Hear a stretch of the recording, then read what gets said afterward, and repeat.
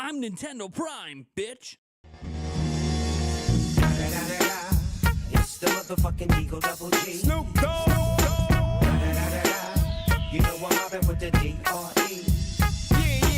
How we doing, everybody? Welcome. We have a special live stream for you guys today. We are live reacting to Summer Game Fest, everyone. Summer Game Fest, where Nintendo Switch 2, Nintendo themselves, this bad boy right here, is an official partner of Summer Game Fest, which means Nintendo might be showing off something new today. A new trailer, a new game, something. Obviously, I don't know what that something is. That's why we're here. It's a game show. The game show begins in about an hour and 42 minutos. So we have a little bit here, a little pre-show action. There's some rumors and leaks and stuff sort of around the event. Potentially some Resident Evil getting shown today. Some sort of game like from Lego called Lego Party could appear today. We have potentially some Jurassic World Evolutions 3 potentially today.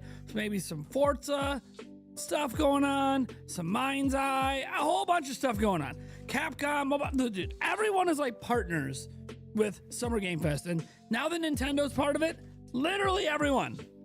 So Nintendo's never participated in Summer Game Fest. That's what makes it so exciting for Nintendo fans today. Is we just launched a brand new system yesterday, right? Nintendo Switch 2, but now they're participating in an E3 style event. So what's Nintendo bringing? What are they going to show? What third-party companies are going to do? What are they doing? What games are they going to show? I don't know. What I do know is Jeff Keighley is going to get it all started in about an hour and 42 minutes. Now, it might be sooner than that. Sometimes Summer Game Fest has like a pre-show. I already have things set up over here. If you look, we got the Summer Game Fest stream ready to go. This is live in 70 minutes. 4K 60. We're not streaming to you in 4K 60 because, well, it's daytime. My kids are using the internet. And for some reason, when we stream 4K 60, my kids using the internet makes me not be able to stream in 4K. So it's whatever. 1080p 60 over here. But yeah, you can just go over to the official stream if you want to watch it without my reactions. All right. We have our first super chat coming in from Hyrule Warrior. Hyrule Warrior says, "Hi, Nate. Hope you got some rest. Long week." Rest? Babe, did I get any rest? Yulia's here if you guys didn't know. She walked by, so I assume you know. But I don't know, did you? you're tired of like. I don't know, did you? Last night, yes. I got 6 hours. Most sleep I've had all Losing week. your voice. I don't know why. Because I've been barely sleeping. No. We should have. No, we should have had. I'll tell you why. Because I've had a long week with a lot of talking and a lot of stuff, and I didn't have the humidifier. Oh, okay. Yeah, I should have filled it up this week, and I just didn't. Anyways, my voice will be think of fine. it. It'll recover in a couple of days. I just gotta put the humidifier on. That's what fixed it last time. So, what does Yulia think of Fortnite on Switch 2? She hasn't played it yet. Maybe she'll try it out. The Switch 2's right here. She can grab it and try on my account anytime she wants. Okay, I'm good. People just want to know if you think it's better than on Switch 1. That's all.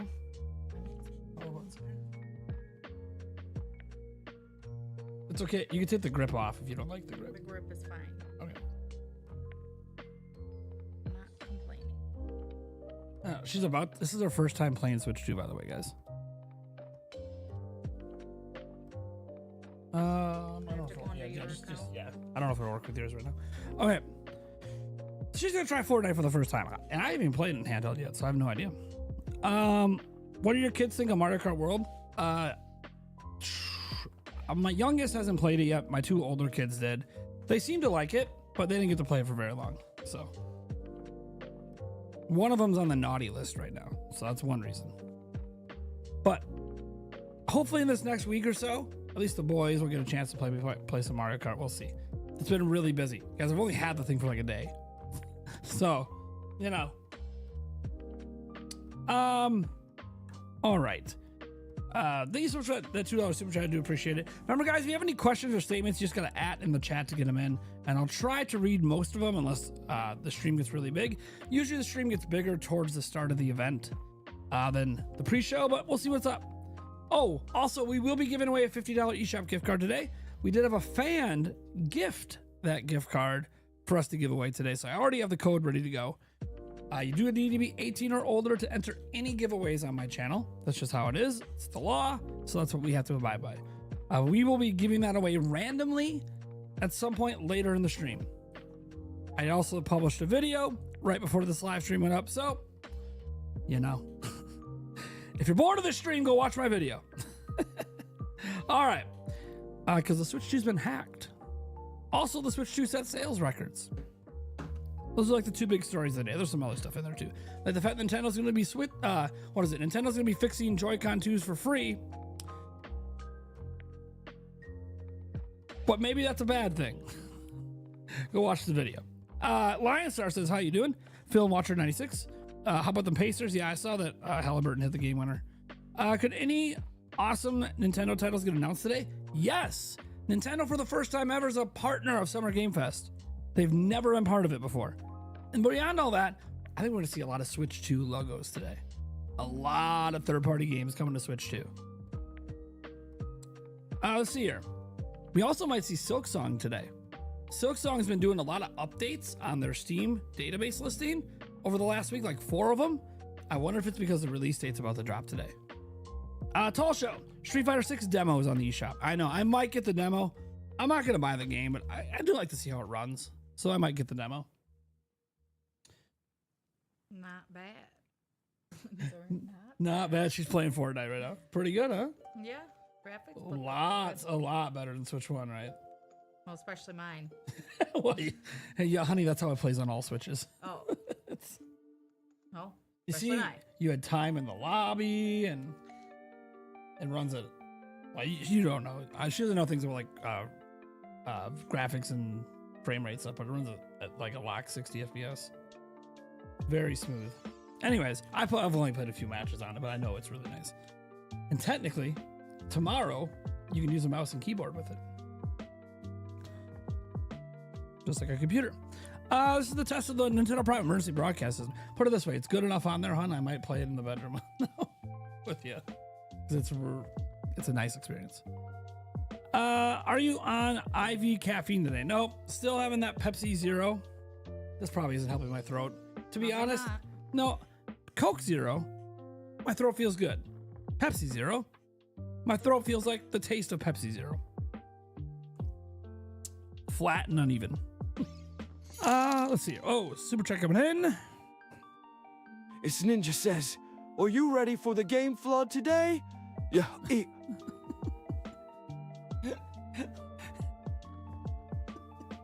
Yulia doesn't have the headphones on, so she can't hear the. Yes, I can. You can hear the AI voice? Yes, I can hear it.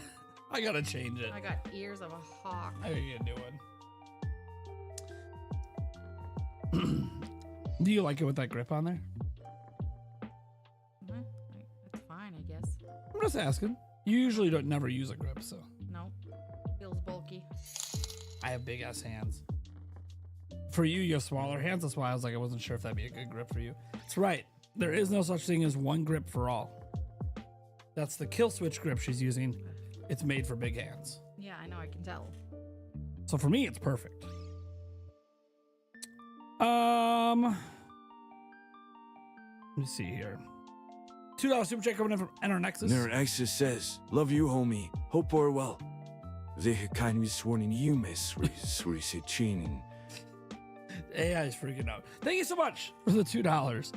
That gets us to $564. All right. So I'm very curious on what Yulia's thoughts, because this is her first time ever touching it, but I'll let her sit there and play her Fortnite match, get through it. I don't have that many opinions. No, I know. But this is a game you play like every day. So Just curious what you think it's doing on there. So is it remind better you? graphics. That's all I have to say. Does it remind you of playing on the Xbox? Yep. Yeah, see, she didn't realize how good the game was supposed to look, and then she played it on the Xbox Series X, and she's like, "Whoa, is this the same game?" I'm like, "Yeah, this is how it's supposed to look." Now, to be clear, guys, on Switch 2, Fortnite doesn't look as good on Switch 2 as the Xbox Series X, but it's close enough that people aren't gonna care. All right, scroll down a bit here. Mojo says, "Is this Prime Gaming Fest?" Well, this is what an event we used to have during Prime Gaming Fest, but no, it's not Prime Gaming Fest. I think this year Keeley might have actually replaced E3. Yeah, maybe. He's got Xbox, Sony, and Nintendo all participating for the first time ever. So, Nick B, your GameCube controller's on the way. Thank you so much, Mandy. I saw your email. I'll hit you up on Venmo. If not today, on Monday. Oh, let's see here. Pokemon fan is it saying, Yulia, what games are you looking forward to on Switch 2? I don't know if she's looking forward to anything in particular. She doesn't really pay attention. Nope, not picky. There's a new Donkey Kong game coming. Wherever they provide, did I show you is DK good enough for Bonanza? me. Did I show you Donkey Kong Bonanza? Yeah, I think so. I don't remember if she was excited when she saw it or not. It looked cool. Yeah, so she might try that one. None of the ones I have at launch, besides maybe Mario Kart, I think she'll end up playing. I'm not big into games. Although you like GTA, you might like this it's game, Cyberpunk. Maybe. Yeah, so she might end up trying out Cyberpunk. It's interesting. Like she'll be like, "Oh, we like Animal Crossing and Fortnite and Mario Kart, and let's play GTA." So I can see her maybe. This is the game I wanted to play with you. Split Fiction. Okay. It's a co-op game. You can only play it with 2 people. Oh, cool. Yep. Anyways, that's one that I specifically wanted to play with you. So we'll see about that one. I already have it installed. Haven't played it yet. Other games I have. Let's see. Obviously, I have the Tears of the Kingdom Switch 2 edition, but you already have Tears of the Kingdom. So, anyways. Yeah, I beat that game. Yes, I know. And it runs and looks even better on there. I'm sure it does. Nintendo's gonna get the Switch 2 ball rolling with Labo VR 2, baby. That would be hilarious. What do your kids think? Again, nobody's really gotten to, I've barely gotten to play my Switch 2. You saw my live stream yesterday? That's the last time I touched my Switch 2. So, if I don't even have complete thoughts, the rest of my family who hasn't really played it have no thoughts either. Other than my kids telling me they want one. The funny thing is, YouTube doesn't work on it, so I'm halfway tempted. All right, let's get rid of your Switch 1s. Why isn't YouTube working, Dad? It doesn't work on Switch 2. Oh, I want my Switch 1 back. Probably. Oh, man. Okay, why can't I have both? Nah. We got to trade in. Yeah, Split Fiction's a game that I do want to play with her. And if she ends up not liking it, I'll play it with Eric. But I wanted to play it with Yulia. So we'll see. We'll see if I can. One's just finding the time, but I'd like to play that with her. And I think I can game share it to Switch 1. I think. I haven't tried. So she can like play it on the projector on her Switch, and I can play on mine. And but maybe game share doesn't work. Maybe we just have to do split screen. No, I just got murdered. What time does Summer Game Fest starts? It starts in 90 minutes. Or as they say, 1 hour. So that means they probably have a pre-show. Or it could just be a half-hour countdown. So, good. Runs well. Yep. Looks pretty. Yep. There you go. That's about all I got. Yeah, I know. Yeah, see, there's a reason she doesn't do this. I do this. Let's see here. The Summer Game Fest video is listed as starting the next hour. Yeah, I know. They usually have a pre-show. That's why I have it up. But it could just be a countdown timer too. So we'll see. I found out last night, I'm like, what the heck is YouTube not working? Yeah, YouTube doesn't work. Yeah, I know. I think she got a phone call or something. I should probably, I got mine on Do Not Disturb. I probably shouldn't do that in case I get a phone call too. I always turn on Do Not Disturb when I go to bed. But I'm like, I'm on bed. Probably shouldn't have it on anymore. All right. It feels weird. I usually have the chat right here. You know what? I'm going to move the chat right there for now. I'll move it back when we stream. The reason I have the chat off to the left was because Summer Game Fest is going to be in the middle, but if I run it on any of my other monitors, they're not 60 FPS, so then it stutters. I know. I need to get some new monitors. All right. I found out. Let's see. Rather, when Split Fiction requires 2 people, I swear I looked that up and said it wasn't because I think that I might like that game. Yes, Evelyn. Yes. So if you don't know what Split Fiction is, okay, you read it on the back and it'll say 1 to 2 people, right? It'll say 1 to 2 people. It'll say 1 to 2, 1 to 2, and then 1. Split Fiction does not have an AI. Okay. So what that means is you can't play like this character here and then have an AI play this character here, or this character and have AI play this character. It doesn't work that way. It is a co-op game. It is 2 people. Now, the cool thing about this game is you don't have to know anyone in real life. You just have to, as an example, talk to someone in our community, because there's things like this. The Split Fiction Friend Pass. Invite a friend to join online co-op for free on any platform. So you can invite someone who doesn't even own the game, because you own the game, to come play with you online. Split Fiction is very user-friendly that way. And I'm pretty sure it supports game share. I'll have to double check on that. I mean, I'll know because I'll try to share it to Yulia Switch 1 and see if it works. But even if it doesn't, we'll just do split screen. It's fine. Let's see here. Other than Mario Kart, any recommendations? I don't know what you're into. I have to know what kind of games you're into to make recommendations. After several attempts to buy the Switch 2 on June 4th and failing, my aunt managed to use my money to buy Switch 2 Mario Kart World Bundle from Sam's Club. But I don't know if it's the new SKU or the old SKU. What are you talking about? New SKU or old SKU? The Switch 2 just came out. They're all new. What do we... You mean you don't know if she bought Mario Kart 8? Like the Mario Kart 8 Deluxe Switch bundle? Is that what you're saying? Well, all you have to do is ask your mom how much money did she spend. If she didn't spend $500+, she bought Switch 1. So just ask your mom, how much was it? How much was it? Or your aunt or whoever, how much was it? Was it 500+? You got the right one. If it's like 350, you bought the wrong one. Nintendo did a great job with their stock of Switch 2 for this launch. Thoroughly impressed. Yeah, in the US, some countries, you know, a little rough.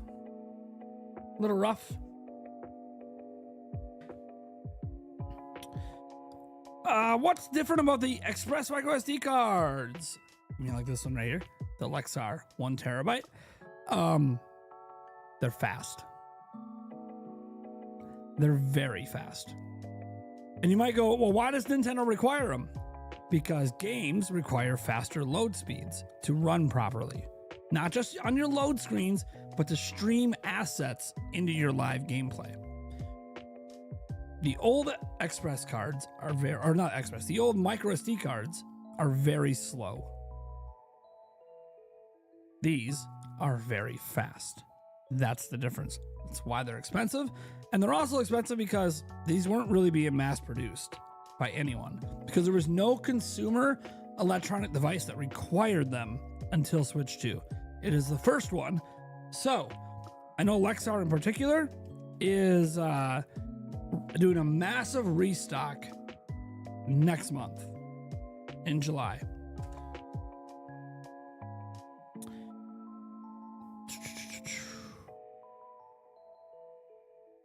And I think this one, the 1 terabyte's 200.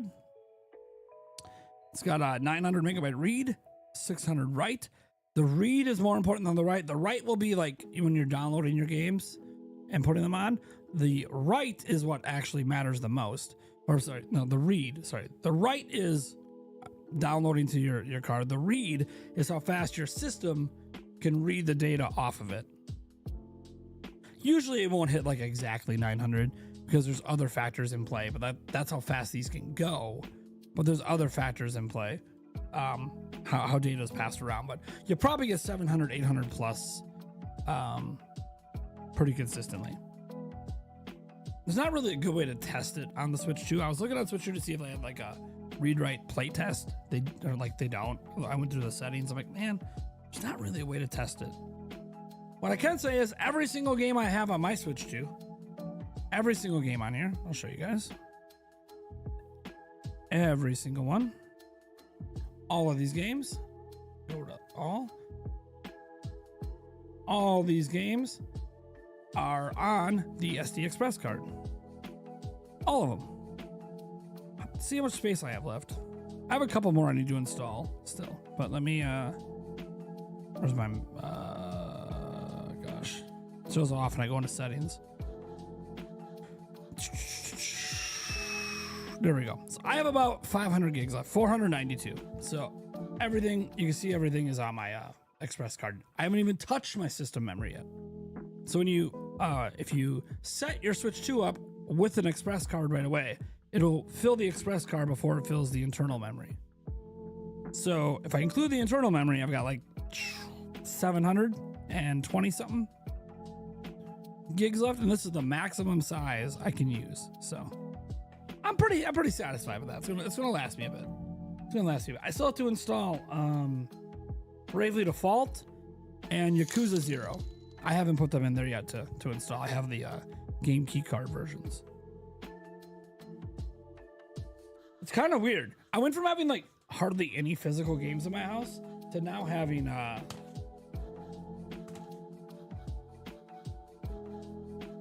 granted, you can argue I still don't have that many physical games.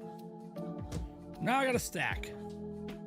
And only 2 of them are technically full physical. Tears of the Kingdom and Cyberpunk. But I got a stack of boxes. You know. $10 super chat coming in from TARDIS. TARDIS76 says, my Switch 2 should be arriving next week or so. My ILR friend who I ordered for with Nintendo got his yesterday, was a tad jelly. He got it Fist XD. World looks so much fun, so excited to play it. Yeah, dude, World is a lot of fun. That's the game I spent the most time with so far. It's a lot of fun. World is, dude, Knockout Tour. Knockout Tour is the greatest revolution to ever happen. Like, I'm going to finish off Grand Prix here this weekend, and I don't know if I'm ever going to play Grand Prix again. Like, maybe I'll do some online races with it. Maybe. But I got to be honest. Knockout Tour is so much more fun than, like, Grand Prix that I kind of don't really even want to play Grand Prix. Does that even make sense? Like, am I crazy? I feel crazy saying that out loud.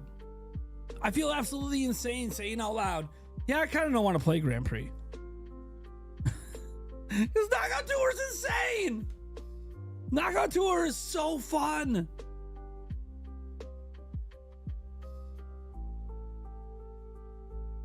Let's see here. Tulsa says, I might get the on micro SD Express to tide me over.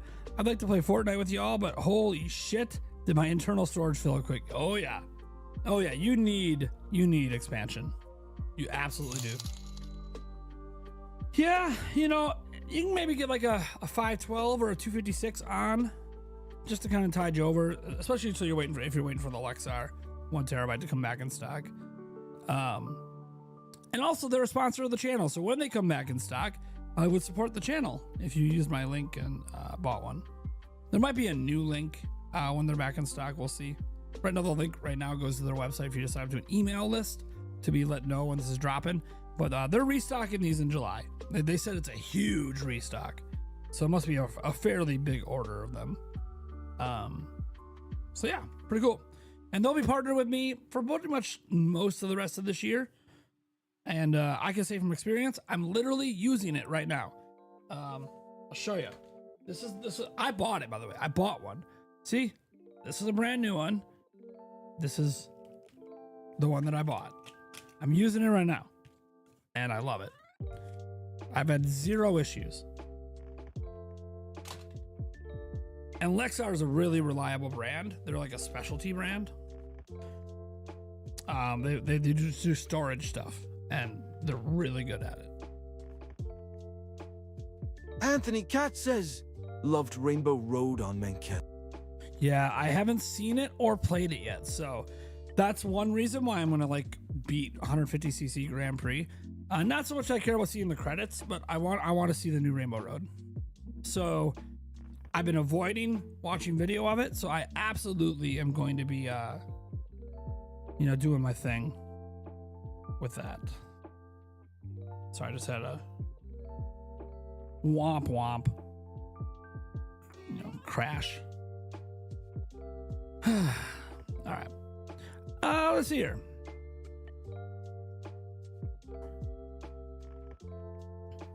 Where's the Coca-Cola, bro? I'm out of Coke. Donkey Kong Bonanza's cool. I mean, it looks cool. You gotta play it still. Jimzo says, you can play as a UFO in Mario Kart World Free Roam High. Can you? It's pretty cool. I've played Free Roam a little bit, but I mean like a very little bit, like 15 minutes. So I'll probably start messing around in Free Roam once I'm done with Grand Prix. I know Knockout Tour is where I'm going to be playing long haul. Let's see here.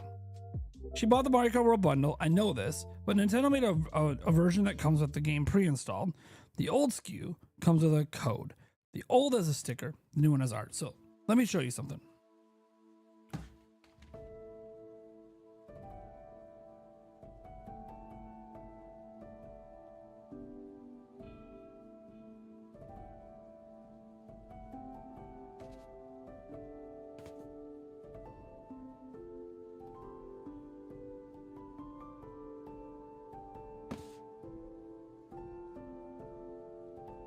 All right, so here's mine.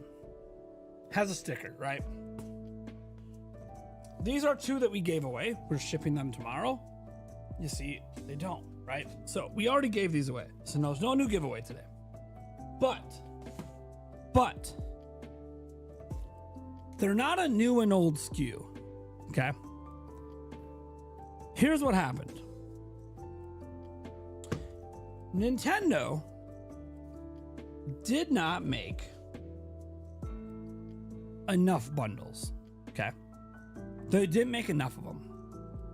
So when they realized that people were going to probably more likely buy the bundle than they were to buy a non-bundle, they took some of their non-bundle Switch shoes and said, you know what? We got to make it a bundle. So they slapped the sticker on and put the code in. They're not like a new SKU versus old SKU. These systems were made at the same time. They had more bundles. So they converted some of their non-bundle ones into bundles by putting the code in the box and slapping a sticker on because they already were packaged. They literally already had them packed up and ready to go. And then they said, God, we need more bundles. So they put a sticker on, put a code in the box. So mine's the sticker one. But absolutely, there's non-sticker ones. And these ones are pre-installed. So they're not a new SKU or old SKU. They're just, they needed more bundles.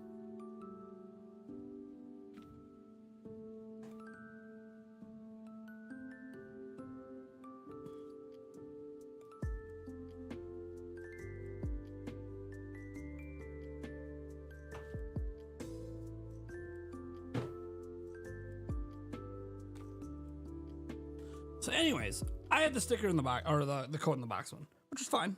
It's whatever. I think all the ones we gave away are the pre-installed ones, but they're getting all shipped out tomorrow. We have 4 of them. I shit you not. Those are 2, and then because people accuse me that my giveaways are fake. They always do this every time. So I got those 2 back there, and guess what?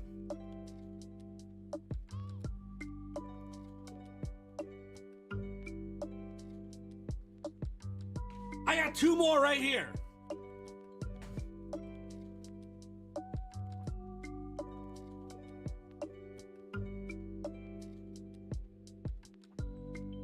So yeah, for a single day, I have 5 Switch shoes in my house.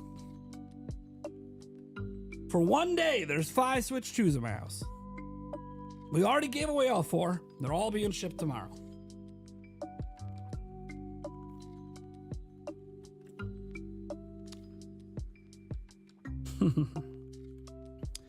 So, anyways, so I got 4 unopened ones sitting in my house. Dude, the load times are crazy. They're so much better. I really hope they show some Zelda stuff. I'm a huge Zelda fan. Hell yeah. Why are there so many people hating on Switch 2? I'm gonna be honest. I haven't really seen a lot of the hate.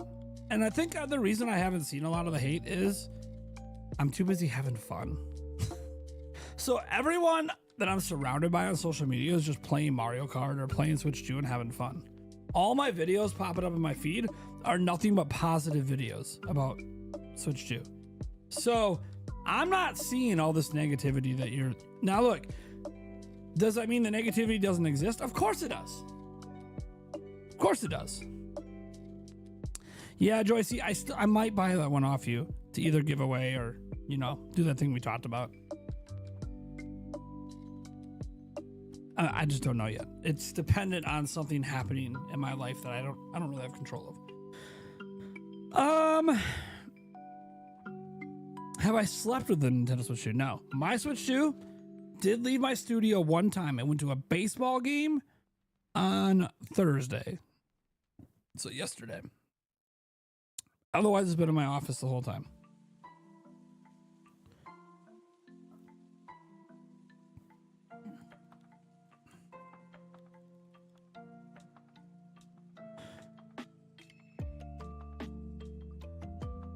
Let's see here. Oh, we have the super chat. Donuts belong to you 3 Val 4411 says, very glad I found your channel when I did. I've enjoyed every video stream. Appreciate you in this community. Thank Stay you. Yeah. frosty. Yeah, thank you. Yeah, dude, I bust ass, man. It's wild out here, you know. Just wild. I've been very, very busy.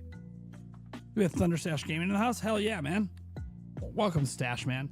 Yeah, Stash said he was gonna have me on in the background today. My voice is a little shot, but what are you gonna do? The show must go on. And I'll be using the humidifier when I sleep the next few days, so that'll be fine. And besides, on Sunday night, Joycey J is gonna be doing a lot of the talking. She's getting to read a chapter of her Zelda script on Sunday night. So I get to sit back, sip some tea, and listen in to Joycey J introduce the first chapter of her Zelda movie script.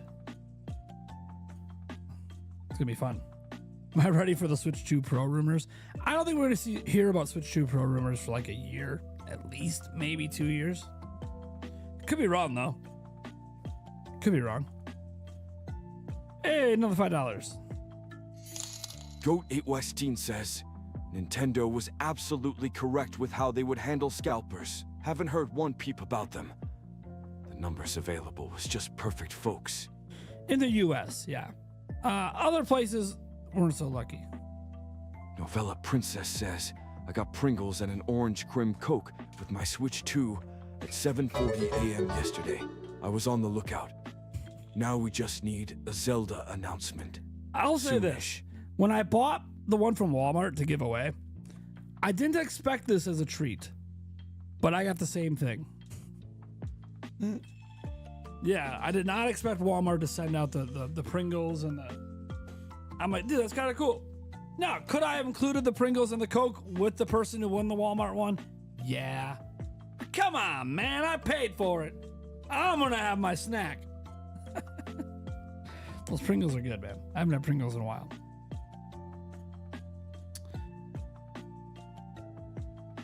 But yeah, I did not expect Walmart to do that. That was kind of cool.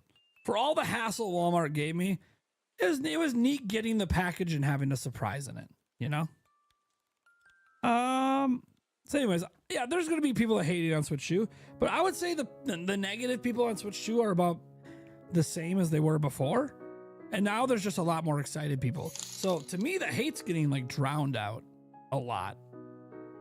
Aaron says, playing MCW, unlocking all the outfits, I love them. Heck yeah, Aaron. That's what I like to hear. Get that stuff unlocked.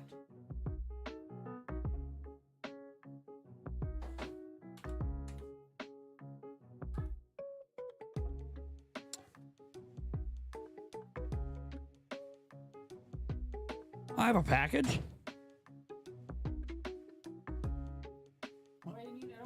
Let me see it. It's for work. This is my job. I'm working. Can I see my package? Why not? Why can't I open it? I didn't open it now. I need to know what it is. It's my job. I just don't show the address for it. That's all. Oh. Outside. Oh, I know what that is. I think I know what this is.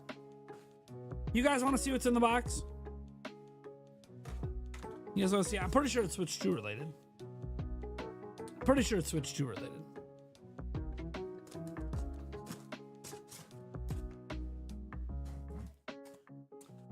I'm terrible at unboxings, by the way.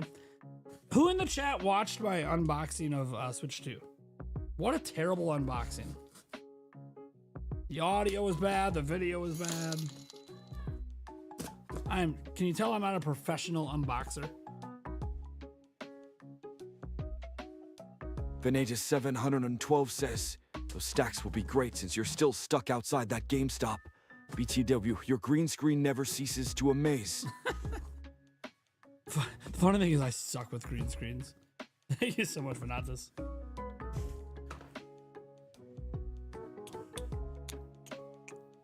Alright, I'll put this down here.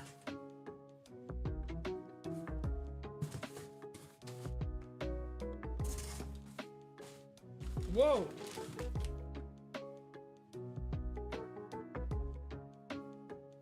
So we got a gaming essential sling bag. It's huge.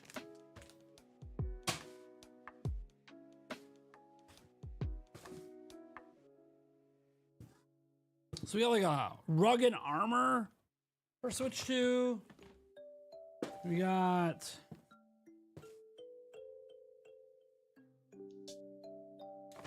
some like silicone things for Switch 2, it looks like.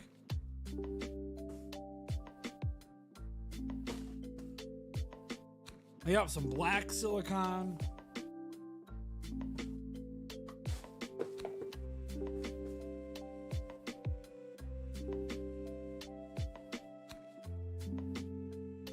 They sent me a personalized, look, they wrote me something.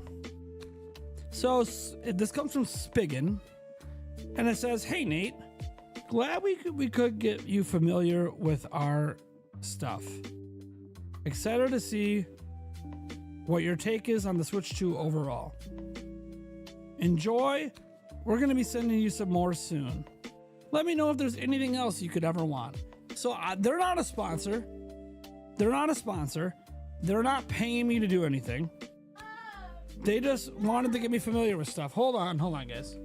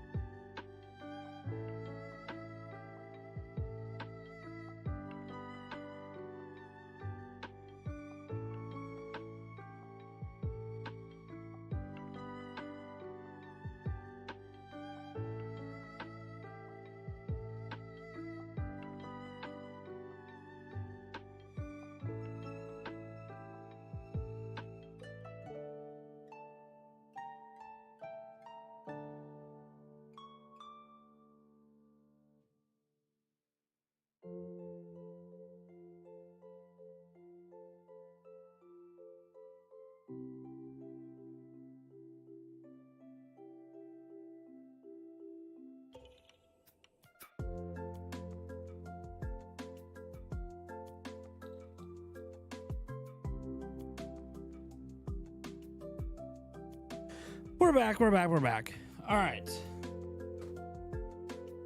Being a dad, it's so fun.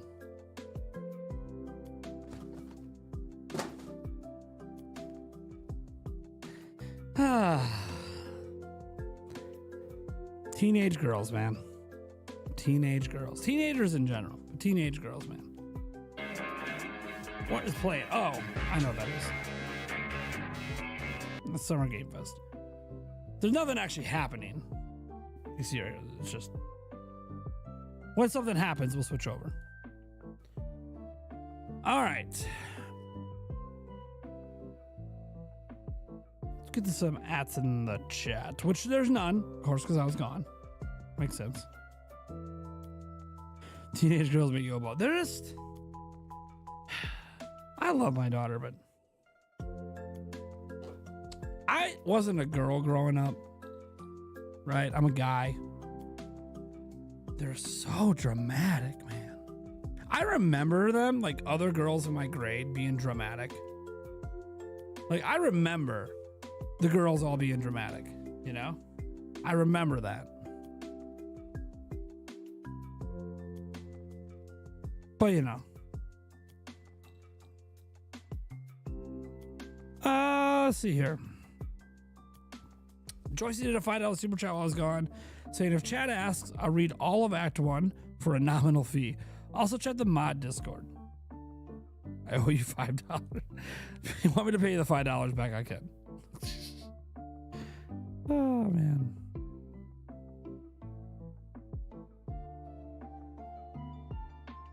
What?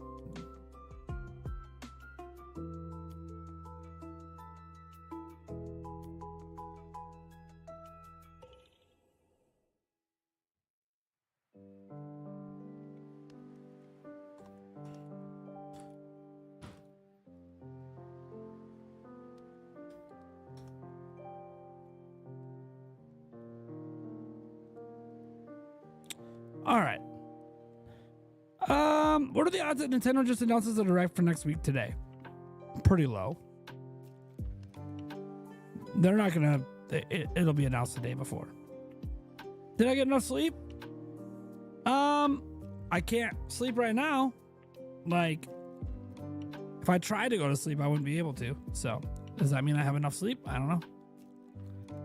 Have you seen Gaming Tech's video of the HDR on the Switch? If so, what do you think of it? I saw I think I know what video you're talking about where he said like, oh, the HDR sucks and blah, blah, blah, blah. I don't know, man. All I know is that when I put it on my TV today behind me, look good. Look good. I don't need to rely on other people's opinions. I have a Switch 2. I don't need to rely on anyone else's opinions. I can rely on my own two eyes. And it looks good. It looks good. The funny thing is, a lot of the stuff in that video that he tested were games not built for Switch 2. So I'm like, cool. I don't care. These games look incredible. Podcast was great last night. Props to you guys for moving it to Thursday and going to those midnight launches. Hell yeah. We try. We try.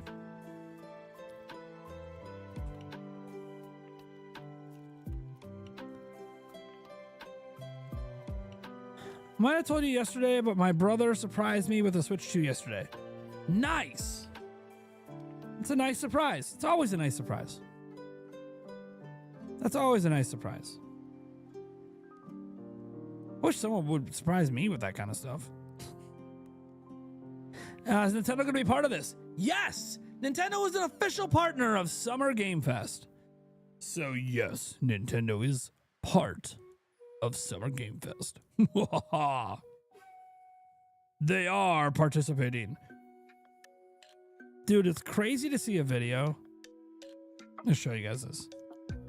So I did a video right before the stream.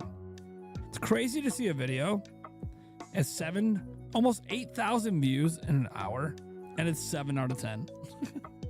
Dude, what is happening? This is crazy. I just randomly checked my back and I'm like, what is going on? All right. Gabe's boat is there. Half-Life 3 copium. Everyone's always got that copium for Half-Life 3. What does 7 out of 10 mean? It means out of my last 10 uploads, it is currently performing at 7 out of 10. So at an hour and 6 minutes, my last 10 uploads at an hour and 6 minutes, this ranks 7 out of 10 in views. Now, usually I want things to be top 5. Well, I mean, what are you gonna do? Some videos pop, some videos don't. And that's okay. Planning to buy a Switch 2 in October, which is probably 4 months away. Also, the fact that some videos pop and some videos don't, that's why YouTube revenue is really inconsistent. That's why this is a very hard job for a lot of people. Because you gotta, deal with inconsistent revenue. Planning to buy a Switch 2 in October, which is probably 4 months away. Also, my credit card got declined, so I need a new card to recover my $2,000. That sucks. That sucks. You did order the TomTalk case? Yeah, it's a good case. TomTalk case is a good case. Yep. I gave my TomTalk case away to somebody at the Switch 2 line. But it's a really good case. And now, I got Spiggin sending me all this stuff. Again, these guys aren't a sponsor. They just wanted me to look at their stuff. They sent this as well. These are screen protectors. Probably 2 in here. Yeah, there's 2. I have the D brand screen protector on right now. So I've got a bunch of, it's kind of neat that, these companies are sending me stuff. Spiggin, again, they're not a sponsor, but they wanted me to know what I think. And I said, well, the problem is, Spiggin, is that I'm working with some of the best, D brand, Genki. So trying to stand out is kind of hard. However, I think Spiggin's products were on the cheaper end. Let me see. Oh, I'm looking at their website right now. Yeah, so their glass is $30. How much is D brands?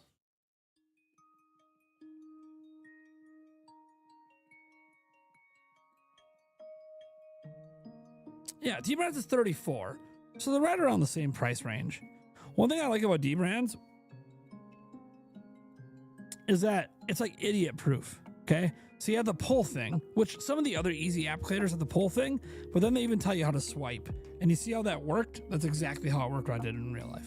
Now, that's how almost all the easy applicators work, but they don't always have the easy indicator. I just like the idiot. I know it's this dumb thing to care about, but you'd be surprised how many people mess up those easy applicators.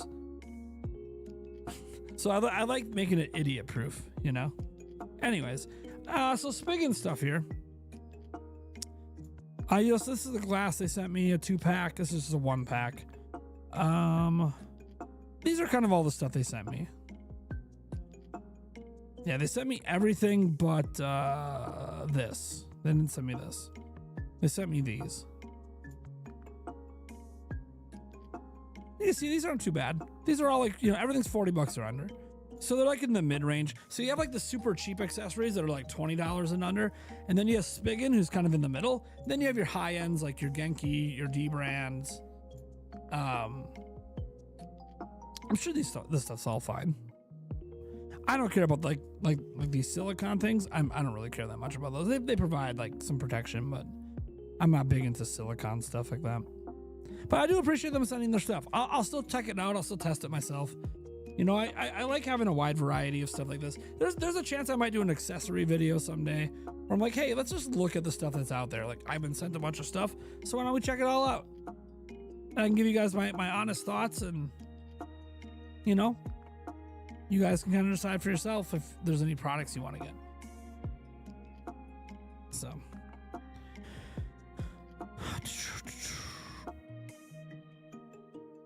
Oh, let's see here. Did you get a skin with your kill switch? No, I didn't get a skin. No. I'm sure I could have asked for one, but I didn't ask for a skin. I like D-brand skins; they're really good. But I didn't ask for one. I told them because when they were saying, "Hey, is there a skin you want?" and I was looking at the options, I'm like, you know what? This is my first Switch 2 ever. I kind of want to go with like the natural look of the system. You know, I kind of want to keep it os natural. So.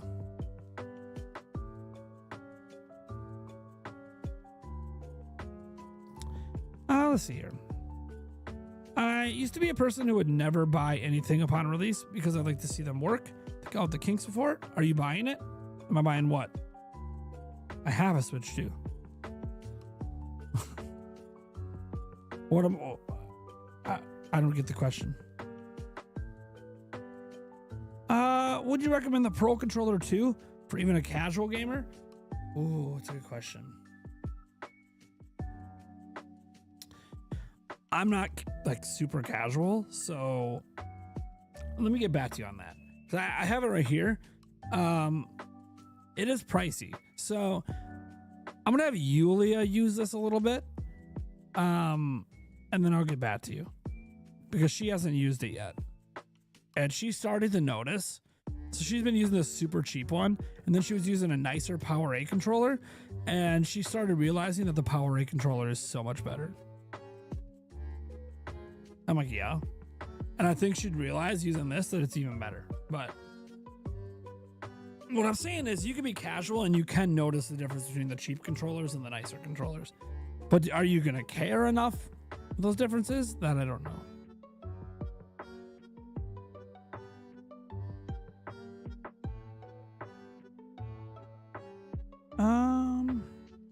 Silicone usually ends up being my go-to for cases with my cell phones because of my latex allergy. So if you do test it, I'll keep an eye out. Sure, yeah.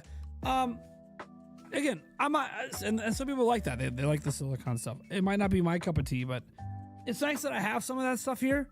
You know, I like looking at a wide variety of stuff. It's not like I don't kind of know what the accessories are going to be like because of all the accessories that existed on Switch 1, but I like trying out a variety of stuff.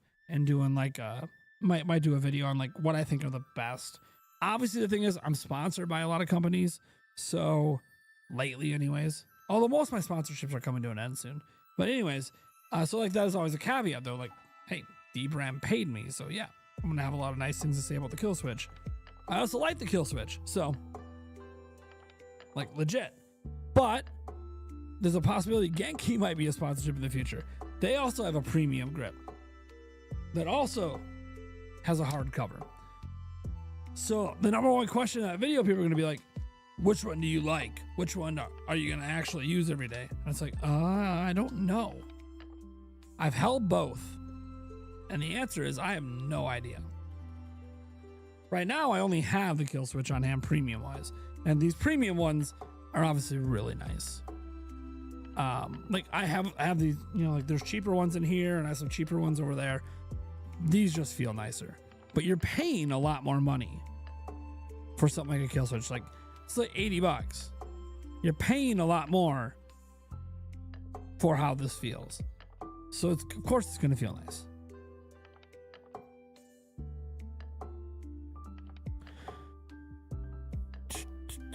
I know the stream's live. It's right here. There's just nothing going on in it. There's no point in watching it right now. There's nothing happening. It's just music. I had to get 4,500 before October for a Switch 2. Do you have any tips and tricks to save money?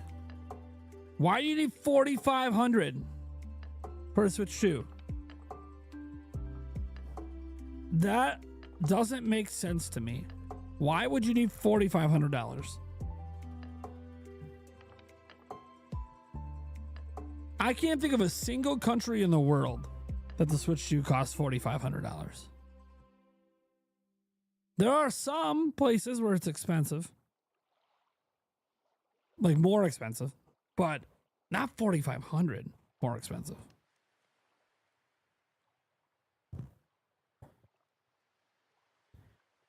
Just over work. Did you miss anything? Not a whole lot, no. We got Zelda and Chill here by Game Chops popping off. We have a new sub. What?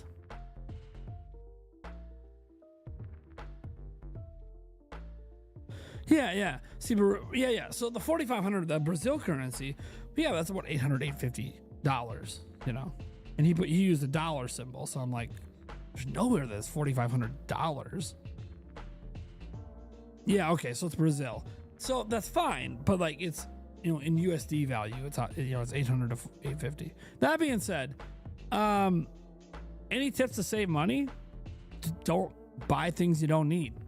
Eat meals at home. Don't eat meals away from, like, don't buy stuff, you know, away from home.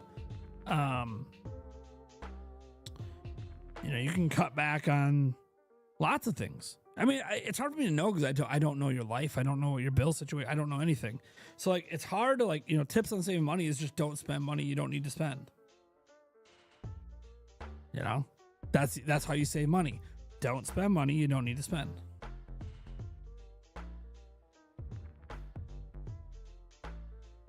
As an example, don't super chat me. Save your money, right? When did Summer Game Fest start? Supposedly in 38 minutes, unless there's a pre-show. Samus Hunter? Why do we... Here she comes to wreck the day! Do you know when Lexar will make that announcement? Yes, they already made it.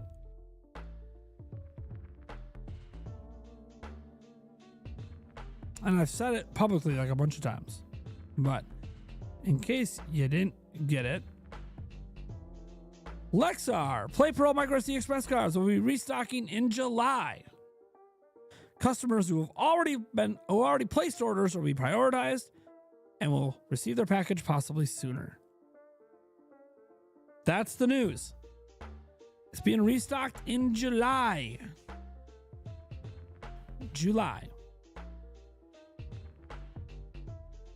Oh yeah, the 1 terabyte, baby. This is the one I used. I bought myself, and then they sent me this one to show in videos. It feels weird holding it because it's like, this is a real 1 terabyte. Someone could use it, but I have to hold it for promotional reasons. But yeah.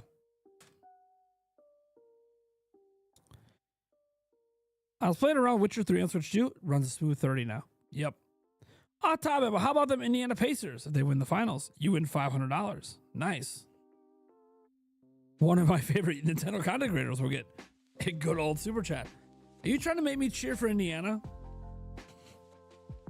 No, I'm a Bucks fan. We kind of don't like Indiana over here. I'll give you $50 for it. Nah, I can't. It's a sponsorship thing. Yeah, this one is going to be in this package potentially forever. I shouldn't say forever. I don't think Lexar is going to sponsor me till the day I die. Yes, cheer for my Pacers. I like close games in the finals, so at least it was close, which means it was fun to watch. Yo, Lexar runs a sale around the holidays. We'll see. I'm not expecting it if they're still in super high demand. Companies don't discount things that are selling well. So if it keeps selling well, there's no reason to discount.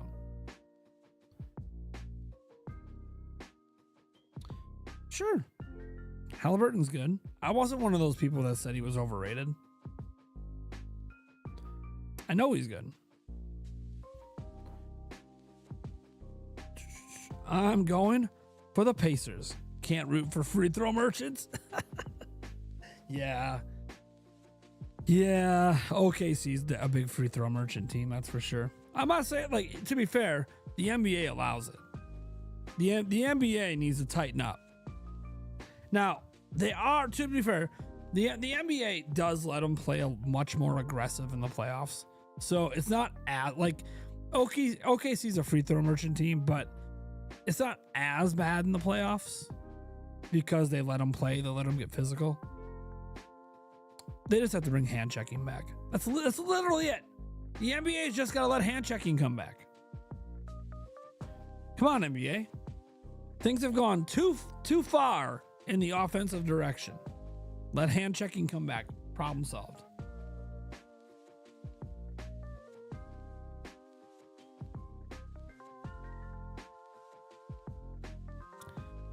Can I share a link of a short showing how to get C? What is C? Like vitamin C?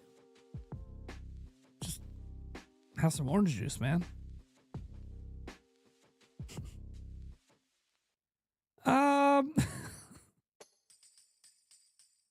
How to get coins in Mario Kart World fast. Nah, we're good.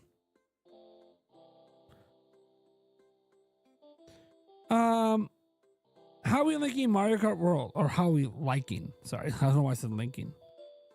I love it. I just can't seem to get the wall riding down. Yeah, the wall riding. So I'm getting a little better with the grinding, the rail grinding, but the wall riding, because it involves. So the best way to do it is like you gotta like tilt while you do one of those charge jumps, and I'm really bad at the charge jump. I'm really bad at it. But yeah, I can still do some wall riding that's just natural off a jump. But if you're trying to go from the ground to the wall, you have to use a charge jump or the feather, you know, but and I'm really bad at charge jumps, which means I'm really bad at getting up on the wall. Can you charge 2x as fast with the top and bottom ports? No, I tried. No, it doesn't charge twice as fast. Should I set up a Switch 2 party when you buy one? I mean, if you want. You know, Mario Kart can be played with a bunch of people, so that's fun. Us and the podcast crew, we're talking about doing Mario Kart when we're all out in Seattle for PAX West. You know, having a night where we're just getting our drink on, playing Mario Kart.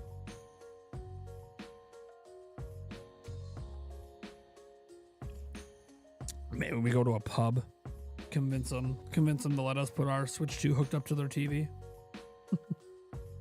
That would be funny. Now from out of town, can we plug our Switch 2 into your TV? We got some Mario Kart going on. They might let us because that means we're buying beer. You have a 24-player LAN party in Mario Kart World? Yeah, I know. Richie Jared, have you got or are you getting Street Fighter 6 on Switch 2? Nope. I'm not that big into fighting games. That's the reality. Just not that big into fighting games. Nothing against it. I'm just not that big into it, you know?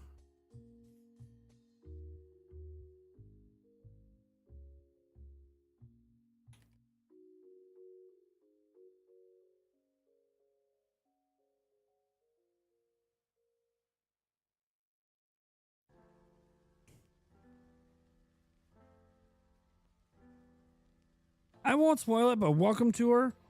On the right Joy-Con, there's a very cool mini game with HD Rumble 2. I don't know if you've seen that yet or not. Probably not yet. Again, I haven't played since the live stream yesterday, so hopefully get to play a little bit this weekend, but I'm so busy. That's the thing. I'm just busy, nonstop, man. It just doesn't stop. We have all this Summer Game Fest stuff. I have streams tomorrow, stream Sunday. I don't know if do things let up on Monday. I don't even know. Let me look. Do things let up on Monday? Or we got Summer Game Fest stuff on Monday too.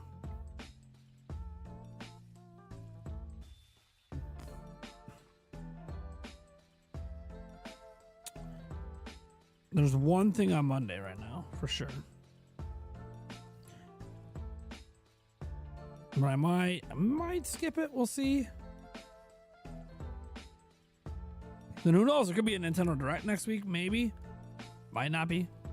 I kind of hope that the Direct's later in the month, personally, but I'm just keeping up the Summer Game Fest thing right now to see if they do any pre-show.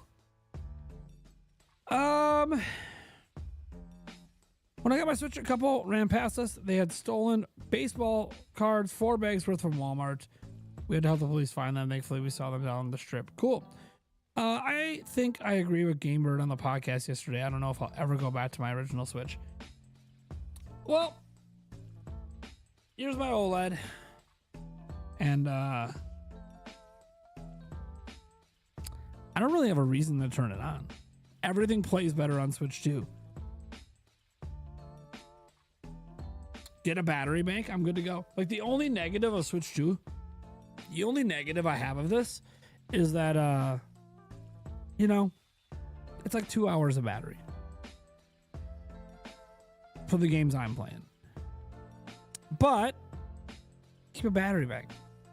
When I'm at home, not a big deal. If I'm up in my bedroom, I can just plug it in. But say I'm in the living room, outside, on the road, on a plane, battery bank. And I've got battery banks. You know, Stash was just showing one off yesterday. Super cheap. An Anchor battery bank. It's nice. Battery banks used to be like really expensive. Like to get like a 20,000 milliamp hour battery bank used to be like really expensive. They can get it for less than like $40. Now, obviously, you know, with this, it's nice to have one of the ones that charges faster.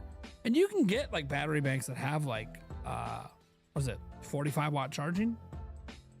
I believe there are some battery banks that support that. I don't know if any of mine do.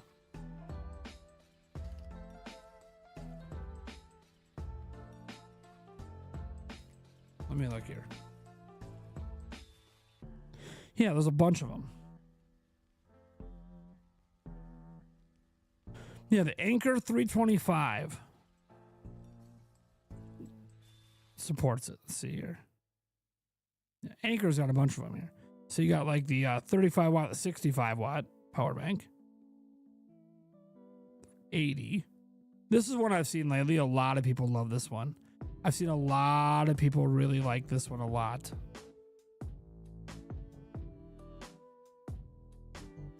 A lot of people seem to love this battery bank. Anyways. Yeah, so lots of options. 30 watts on here. 60, another 65. Yeah. Anchor's also a good brand in general. Belkin makes some good stuff as well. Belkin's another good company for battery banks and charging. There's a number of them out there.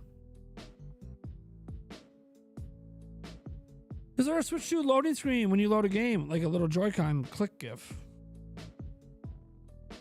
Let me look. Never really thought about it. Pay attention.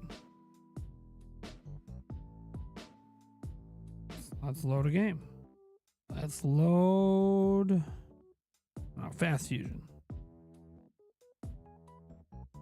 Yeah, there is. Here, I'll show you. I'll show you.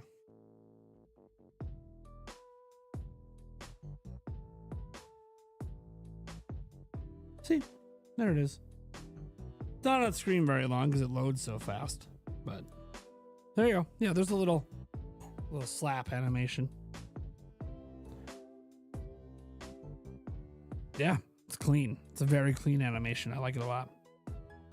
When is Donkey Kong getting released? Are you looking forward to it? Well, when July 17th is when it releases. And yeah, I'm looking forward to it. It's my most anticipated Switch 2 game at the moment. Mario Kart's out now. Age of Imprisonment's up there a lot too. I'm really looking forward to Age of Imprisonment. But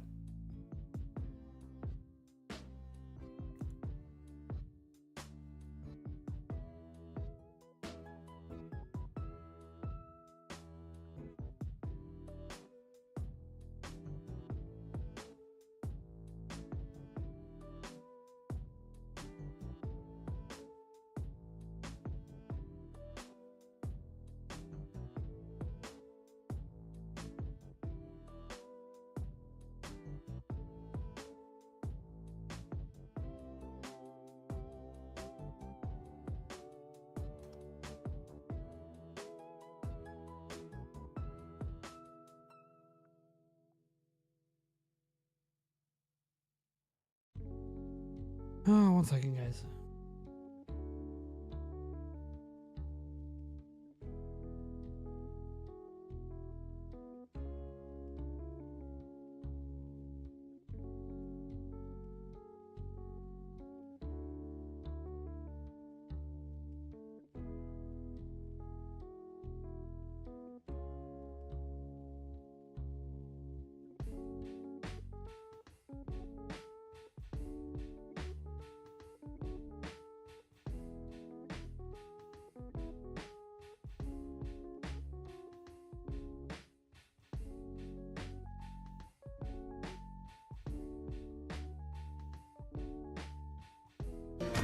Man, pardon me, Mr. Perfect!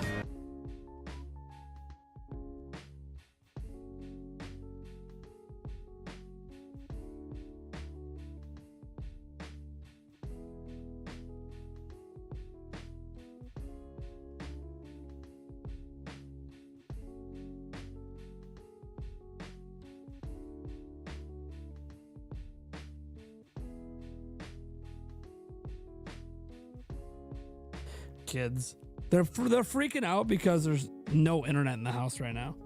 You might as well, what, you're streaming? I know, no internet for them. All the passwords got changed today, so none of the kids' stuff are working on the internet. And they're like, Dad, we need a new password. Dad, no, you don't. There's no internet today. It's an internet-free day, baby. You get no internet today. Go outside.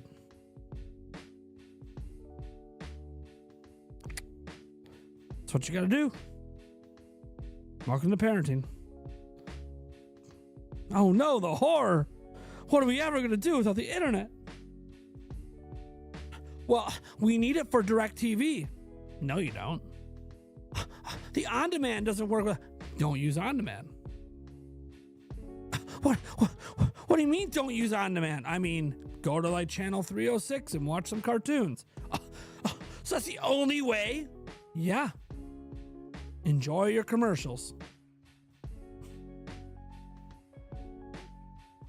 What are we doing? They keep this up. I'm just not going to give them the internet back like for a week. You know? I'll just like take it away for a week. It's fine. Literally, no one can use it but me and Yulia. Literally, I'll just take, I mean, they're lucky I didn't take cable away. They're lucky we even have DirecTV. I can shut that off too. Literally, on my phone, there's one button I press and DirecTV shuts down. So, I don't feel bad at all. I'll take it away for a week if I need to. And get over it. And to be fair, my kids do play outside. My daughter's the one that's like she's got a real problem. She's got a huge problem. But that's because of the other dad's house, so. He doesn't discipline her for anything and just lets her be on electronics literally from the moment she wakes up until like midnight. It's bad.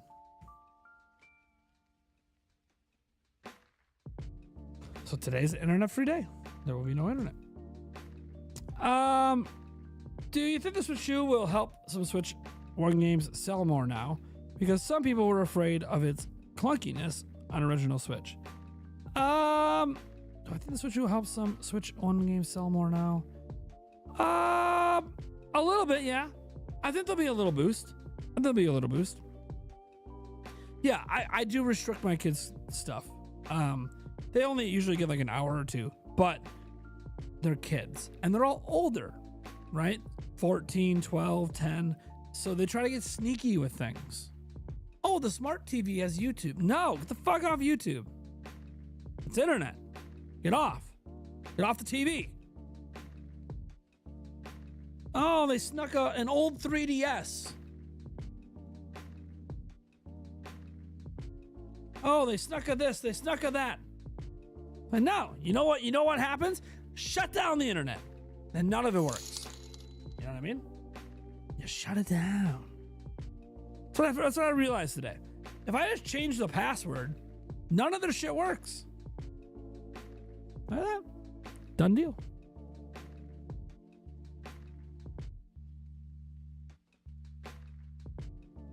Here's my voice. Okay, it's fine. Lovable idiot says, is this man's voice okay?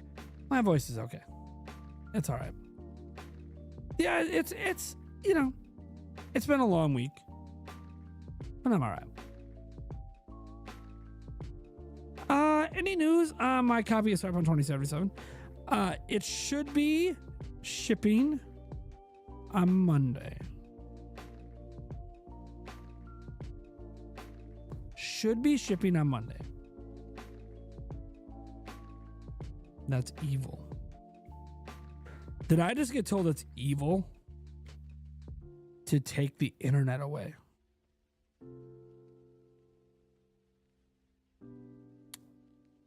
Please tell me you don't raise kids. I don't like to judge other parents. Please tell me you're not a parent. There is nothing evil about taking internet away.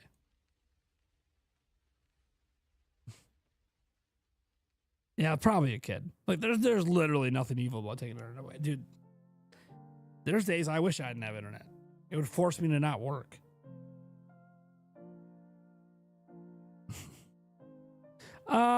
You're nicer than my mom would have been. She would have kicked us out the door and told us to disappear. Been there. My mom did that to me. Been there. Totally been there.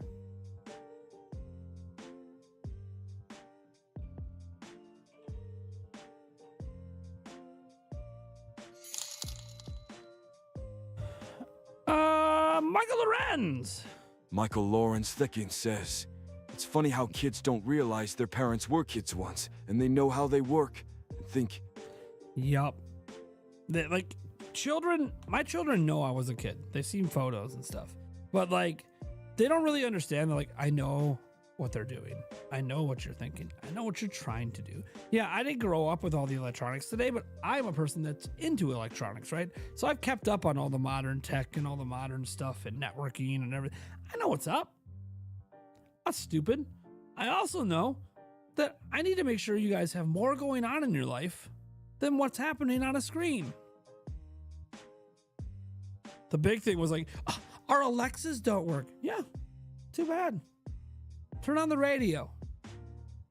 What's that? You see that alarm clock you unplugged over there? Plug it in. Turn on the radio. I didn't take music away. Took the internet away. Use a radio. But it doesn't play what I want. Sometimes you don't get what you want. Welcome to the world. You get what you get. You get what you get. Dude, forget CDs, man. I grew up back in the day when you wanted to listen to a song you liked, you had to listen to the radio and record it on a cassette tape. And sometimes, even like way back when, you couldn't even like you couldn't put a cassette tape in and hit record. You had to hold like a little microphone up to the speaker and record it on a cassette tape. Anyone remember doing that? Anyone remember doing that? Before they made it so you could locally record with a cassette tape, you had to hold the microphone up to the speaker and hit record. So you had like the worst quality recording, but you listen to that shit on repeat. So yeah, I didn't take music away. I took internet music away. There's a difference. Justin Slumsky says, be back before the streetlights turn on. That's what my mom told me as a kid. Yeah, I had that a lot when I was a kid. There's not a lot of streetlights around here, so that wouldn't work, but, you know.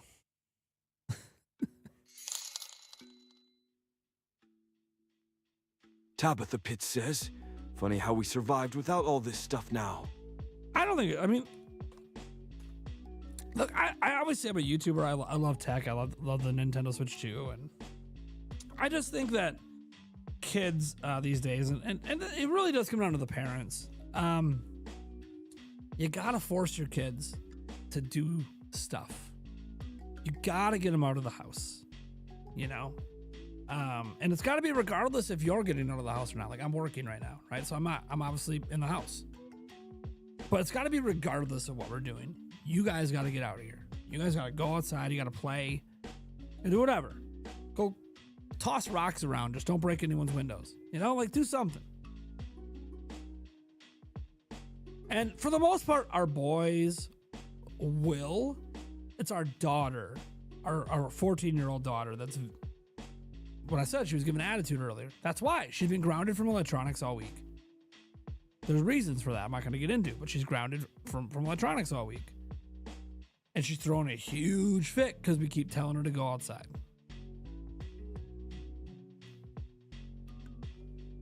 Now, it wouldn't be this bad if she just lived with us all the time, but she doesn't. She's with us every other week. The other week, she's with her biological dad. And he is gone all day at work. And so she just sits on her ass all day, eats junk food, and plays video games. And then he gets home and doesn't take anything away. And then she just sits on social media and electronics again all the way till she falls asleep at midnight. So that's what she does every single day when she's there. So of course, it's very hard for her to come back here where we're like, nah, you ain't using electronics. You just did like 3 months worth of electronics in a week. Ain't happening. Not in my house. Yeah, no, eating junk food. Look, I ate junk food and play video games. But I also was a 5-sport athlete and I played outside every day. Oh, I have my hours of video games. But if my daughter was into athletics, so she was physically active a lot, played outside every day, without arguing about it, would just do it for hours, I wouldn't give a shit if she spent like 3-4 hours a day having some chips, some Mountain Dew, and playing video games. But that's not what she does. It's just not what she does. She doesn't play any sports. She never goes outside. When she goes outside, she just lays on the ground like she's dead. And then she pouts in her room. Why? Because all she wants to do is be on electronics. Period. She acts like nothing exists unless there's a screen in front of her face. You know? It's stupid. You guys might not know this. When I'm not down here working, I'm not really looking at TV. My phone's in my pocket. My phone usage time is like an hour a day. You know, people are like, oh, didn't you play more Switch 2 after your stream yesterday? Fuck no, dude. I've been looking at a screen for like a week because of my job. My Switch 2 stayed locked up in here. I went to my son's baseball game. You know, I chilled and played cards with Yulia. Went for a walk. Then I went to bed. Obviously, we have the podcast. This is stuff I did besides the podcast after the stream. So it's like, you know, gotta have some variety in your life. Anyways, all I can do is try. In the end, you know, when you have the other parent just doing whatever the hell they want, it's life. Nothing you can do about it. I don't think he's a bad person. He just, I don't know. I don't know how you can just let her keep breaking all the rules and then just still give her everything she wants. I don't really know how any parent think that's going to teach anyone anything. Sorry, I'm letting out my parental frustrations. We should probably move on. Summer Game Fest begins in 11 minutes. Should probably move on. Summer Game Fest begins in 11 minutes. So I've been pretty frustrated lately as a parent. So I love my kids. They're awesome, amazing. There's a lot of great quality. Even my daughter. There's a lot of really, really great things about her as a person. But you know, it's summer now, and now the struggle becomes real in trying to get her to have some variety. You work at a 110-degree factory for 10 hours a day, so on hot summer days, I tend to play a little more than I should. It's fine. Look, and when you're an adult, things are a little different. One, you're an adult now. Make your own decisions. You earn whatever you're doing. You want to play video games? You probably were working 40 hours. 40 plus hours a week. You want to spend your free time playing video games after you busted your ass for 40 plus hours a week?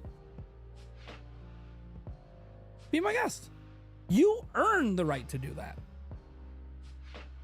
My children, what the fuck did they do to earn that right? They wake up and have nothing to do. They go to bed and they have nothing to do. What did they earn? Play. I'm trying to encourage you to play. Play, damn it. Go outside. We have a basketball hoop. Shoot some hoops. I shoot hoops every day out there. I love shooting hoops. It's fun. Mr. 3D Print Wizard says, do you enjoy board gaming? Family game night. I like board gaming. We have done family game nights before. It usually goes okay for a little bit.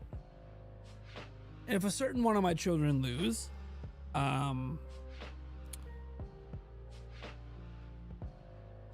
bit of a sore loser. Might flip the whole board game and get it chucked all over the house. But you know, some people need to work on not being okay with losing a game. But it's fun until that happens. But I love board games. Board games, card games, love them. It's fun. Fun stuff. Yeah, and I have that one kid that's like a sore winner. Like just rubs it the fuck in. Just like acts like they're the king shit because they won. I love that child to death.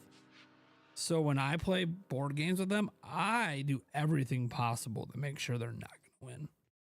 Oh, you're going to rub your win in? Oh, let me tell you. I do the same thing to my kids. Like when we're outside playing basketball, play like pig or horse or something. Oh, you ain't going to fucking I ain't letting you win. Dad's done. You're not. I used to let my kids win when they were under the age of 5. They're all over the age of 5. I don't let anyone beat me anymore. You beat me, it's going to be legit. I don't care if it's a board game. I don't care if it's basketball. I don't care if it's a marathon. You're going to get my best. Every time. You're going to feel a lot better when you beat me one day. You're going to feel great when you do beat me. But I ain't letting you beat me. No mercy. Jimzo says, that's right. When I was 14, I was in a weekly youth group. Idea. Sweep the leg. Yeah. We thought about trying to get her into a youth group, or we even wanted to send her to a summer camp this year, but it got vetoed by the other parent.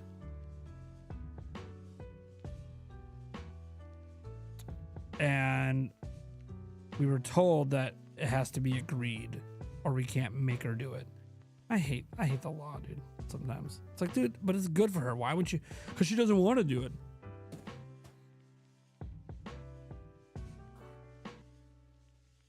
Chris, think about what you're saying. You're saying she doesn't want to have fun at a youth group camp with fellow people her age, swimming in lakes and having fun and doing actual activities. You don't think that'd be good for her? No, because she just wants to be on her phone. Yeah. Most of my frustrations aren't with my kids. It's with the other dad. Again, I don't think he's a bad guy. But I massively disagree with how he's raising my kid. But nothing I can do about it because I'm just a stepdad.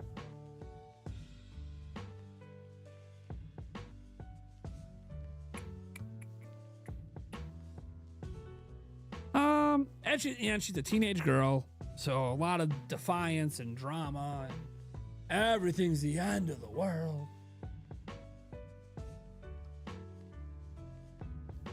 You need to go back and brush your hair again.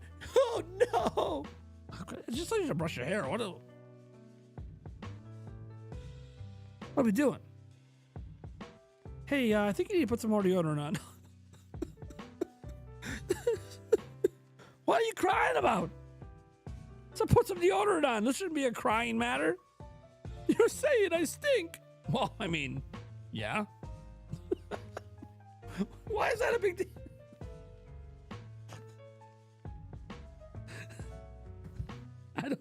I don't get it, man. I don't get it. But I've never been I'm not a girl. I'm not gonna understand, like, you know, the changes she's going through and puberty and all that for a female. I'm gonna understand that stuff. How it makes you like super emotional about everything. Tabitha Pitts says, I am a no trophies for playing mom. You want the win, earn it. My sister thought I was terrible. You can win earn it, my sister. Nyax says, best option to get a Switch 2. Didn't get one yet. Best option. Walk into a store and see if they have any. That's pretty much it. Total is $65.20. It's $65.20. 4 minutes until Summer Game Fest, guys. Are you hyped? Are you hyped? Yeah, the emotionals during the puberty years and the early teenagers. Oh, man. And at least she enjoys camping. So I'm looking to maybe take the fam camping one of these weekends this summer. If I can ever afford to take a weekend off, I'm the reason we're not camping yet, because I have to work 7 days a week. I'm hoping to get a weekend off at some point later this summer. I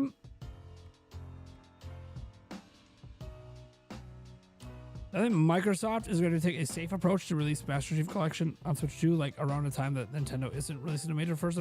Nintendo releases a major game every month, so you can't avoid it. Are we expecting news in this? Why wouldn't we be? I expect to see a shit ton of Switch 2 logos today. How about you? Let's pull it up. Pull it up. Over or under 15 games with Switch 2 logos today.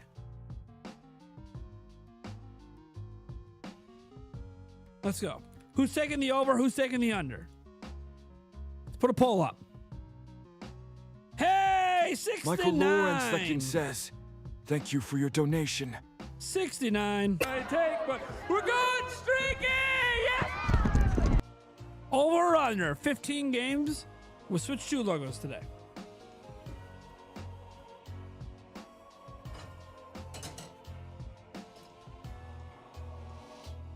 Will we care about games with Switch 2 logos? I don't know. How can I tell you what you're going to care about? I care about third-party games.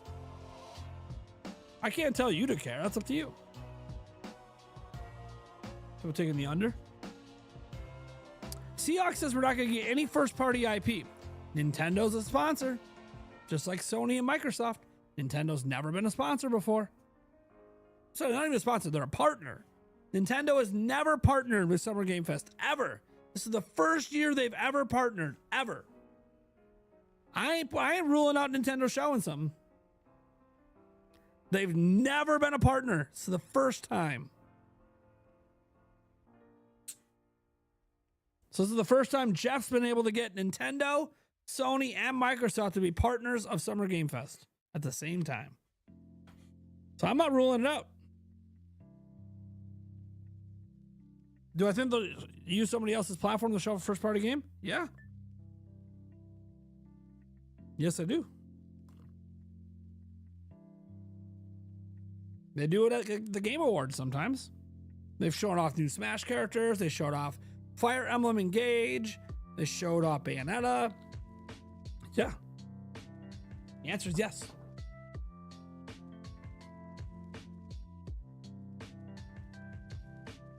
So we'll see what happens. It could just be more Bonanza. I'm cool with seeing more Bonanza too. If like that's what they choose to do. They just want to show off some more DK. I'm cool with more DK. To me, that'd be like the safe route for Nintendo. That's the next big game. Show off more Donkey Kong. I can do that. That'd be cool. Metroid, yeah, sure. You know, if it's something we already know about, cool. Could it be a reveal? Sure. I have no idea. All I know is we're 20 seconds. I'm gonna turn off the music. 20 seconds away. What's the volume on here? We'll leave it at 50%. I'll probably turn it up once the show begins. Kirby Air Riders, yeah.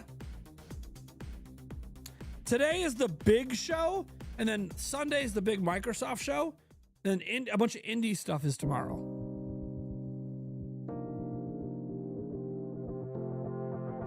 Yep, there's your epilepsy flashing lights warning, folks.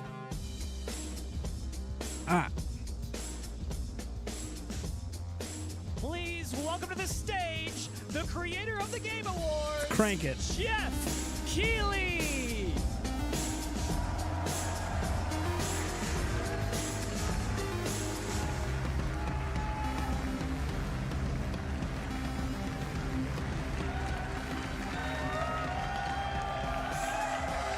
I love the energy. Hello, everybody, and welcome to Summer Game Fest, Hell a yeah. showcase to celebrate what's new and next in video games. Now, every year, we have the distinct honor of coming together to spotlight the boundless creativity that defines our industry. Thank you all for joining us and giving us your time. And special thanks to Dante. I was reading my feed this morning, and saw that he canceled a date and he hopes I don't disappoint him. Dante, we're going to do our best to make it worth your while. We have a really fun show ahead. Over the next 2 hours, we're going to give you a whirlwind tour of dozens of games from studios big and small. From Lego bricks to puppets, zombies to Marvel heroes, this show has a little bit of everything. Hell yeah. Including, yes, some brand new game announcements. Gotta have some of those. Now, before we dive into the excitement, let's take a moment to recognize just how dynamic our industry has become.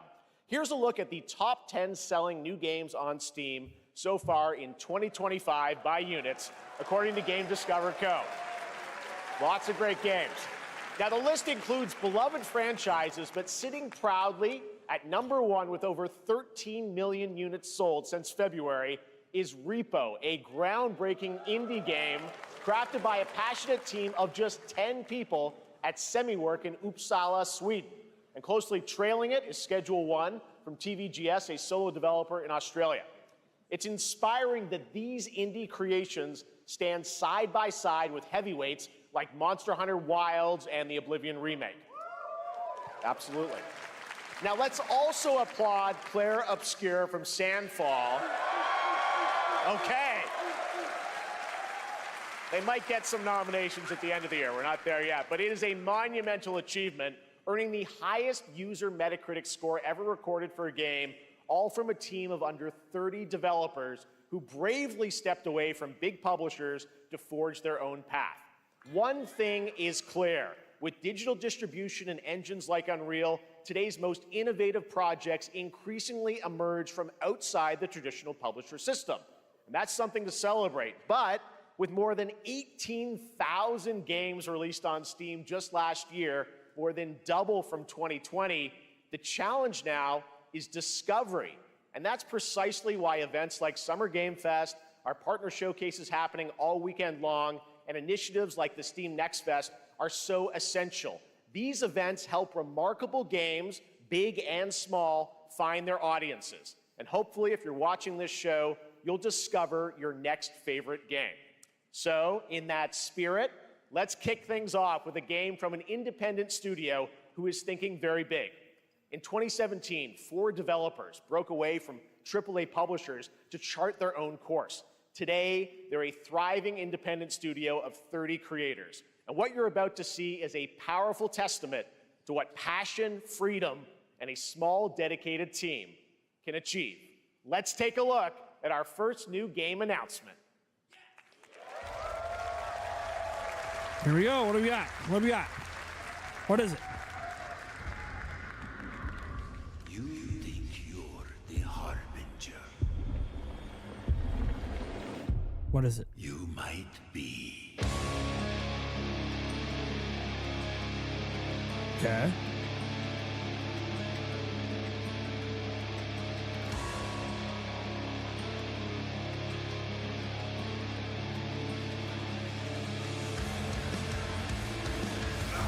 They know naught of your nature.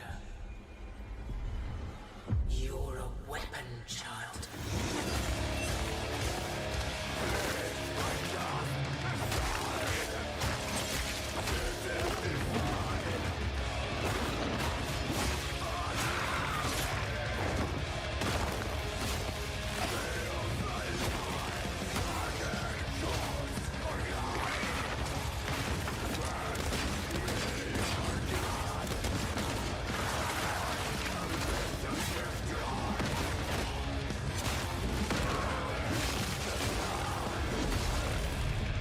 They'll worship you until you fail. Then what?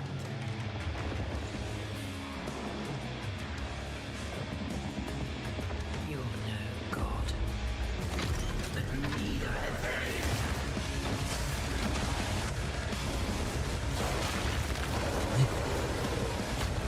Does kind of feel like Elden Ring X Doom.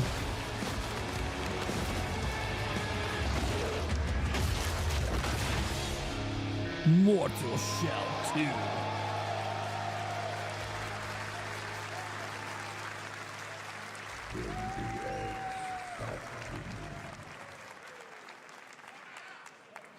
Didn't that look great? Well, we got lots more to come. But right now, the end, the Nexus War, Galactus Fight, or even live at Risky Reels. Over the years, Fortnite has innovated with mass-scale live in-game events. And tomorrow, Fortnite is set to do it again across console, PC, and phones.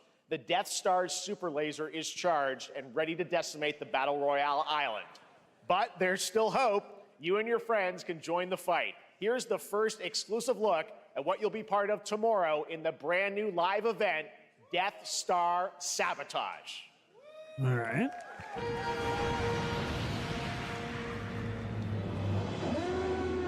Bad feeling about this.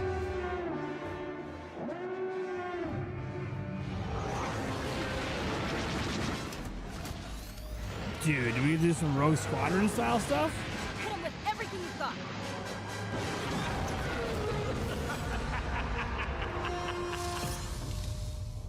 What?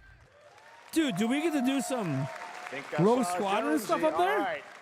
Right now, it is an honor to welcome to Summer Game Fest a legendary game I'm gonna check creator that out who is tomorrow, set to man. release his latest project in just a few short weeks. With each of his games, he pushes the gaming medium in bold new directions, and we are honored to have him with us for the first time at Summer Game Fest in person. Please, everyone, join me in welcoming the great Mr. Hideo Kojima. Death Stranding 2.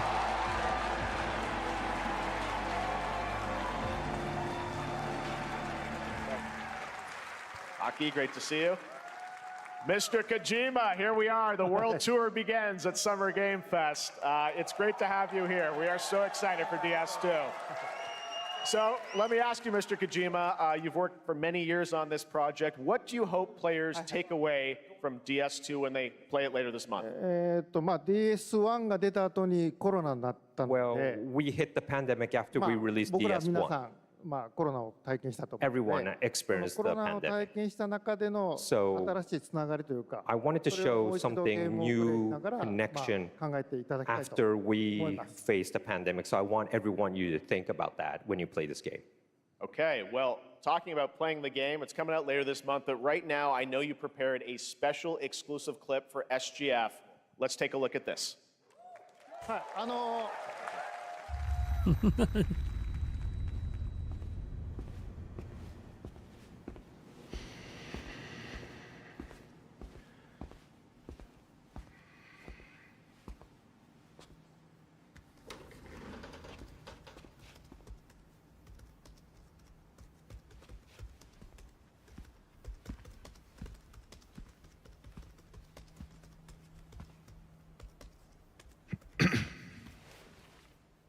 Welcome. Have a seat. Over here, please.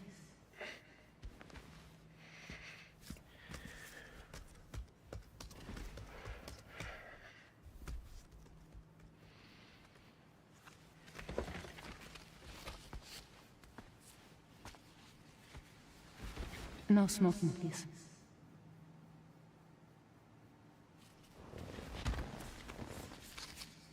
So you are Neil Varner. Mm-hmm. What do you do? For living? I'm a porter.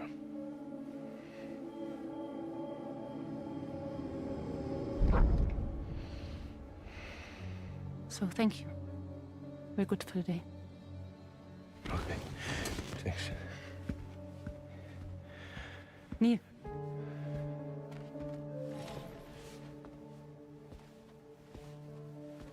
What?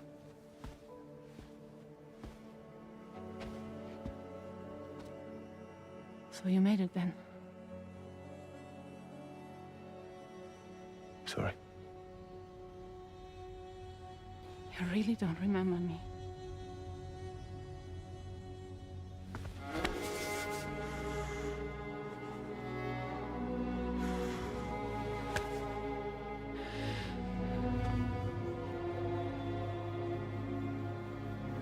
The girl.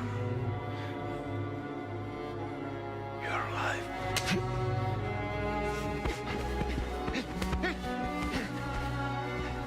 Stop! Stop! Stop!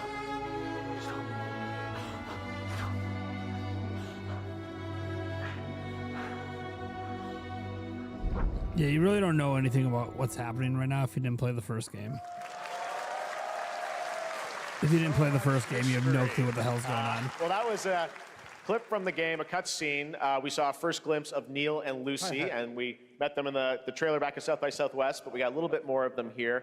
Tell us a little bit more about this clip and the characters of Neil and Lucy. DS2 で非常に重要なキ In ャラクター DS2, です。 it's a very important character, ニールとルーシー。 Neil and で、 Lucy. まあちょっと詳しくは言えませんけ I ど、 can't really say because there'll be spoilers. 手にカニ座の刻印が You 2人ある saw the cancer mark on both of their すごい hands 深いつながりがあって、 So they have これが this 物語に deep 大き connection く関わってきます。 and reveals で前回 throughout the クリ story. フっていう人気キャラクターがい And ま last したけ time ど、 on マツさんがや DS1, って we have Cliff, で who was 物 played 語 by 的には Mats. 彼はもういなくな And っ of たの course, で、 by story, まあ 2では出せ he ない will not be in で今回ニ DS2. ールっていうのが But マツ this さ time, んの代わりというか Neil その will 同 be じような like 役割を担って playing like the role that 登場 Mats します。 did for DS2 で、 this まあ、クリ time. フすごい人気あったので、 And Cliff was a very まあ popular クリフを超えるようなキャラク But タ I ーを作ろ think うとして、まあ、ルカさん We に have お to 願い kind し of て、 like top that 結構いいキャ character. ラクター So に Luca なったと思います。 Marinetti was a great 非 actor, 常に and I 心に think 残る演技もして it いた was だい great. た。 He did a great performance, so I think you'll like this new character, も Neil, う too. 20日後にゲーム出るんで、 Well, the game's going to be out in 20 days, so I'm not going to give any spoilers, you know.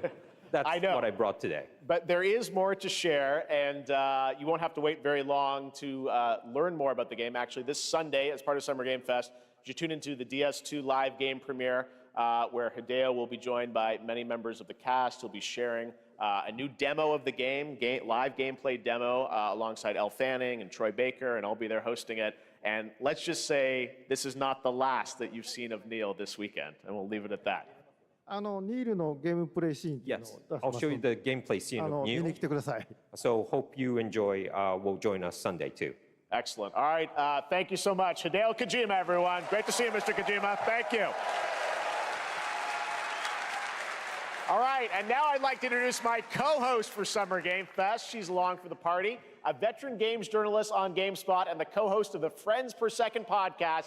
Please join me in welcoming the incredible Lucy James.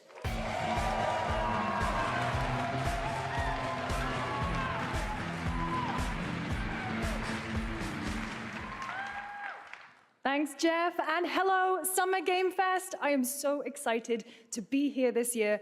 Thank you for having me. Now, we are honored to reveal an exciting new project from Raw Power Games, a new team headquartered in Copenhagen, Denmark. Here, you can engage in intense combat, fight for land, glory, and legacy, and lead massive armies into epic-scale battles, as narrated by actor Tom Hardy. Thou shalt not kill. Why am I not a guest host on the So show? priests tell us. I don't think that's ever going to happen. Just going to be honest with you guys. But ambitious men do not listen. I sought no war, but war found me.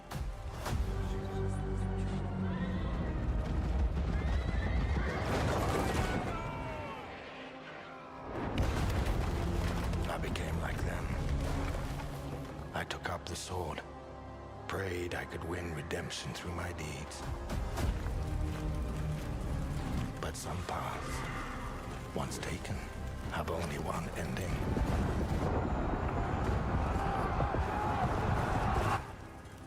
I shall find no peace. On this road, there is only death.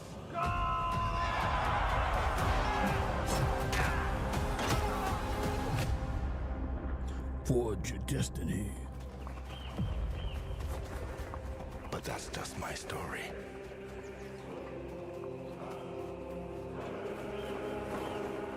Go write your own. You have the high ground! Archers! Dude, I love these kind of games. I love these kind of games.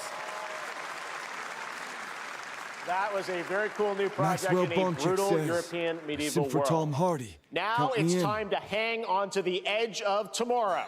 Sonic Racing Crossworlds is a thrilling new Hey, entry Sonic in the Racing. legacy of racing action games within the Sonic franchise. Crossworlds brings other worlds and familiar faces to Sonic Racing, including surprise guest characters being revealed here at SGF for the first time. Here we go. Sonic Racing Crossworlds.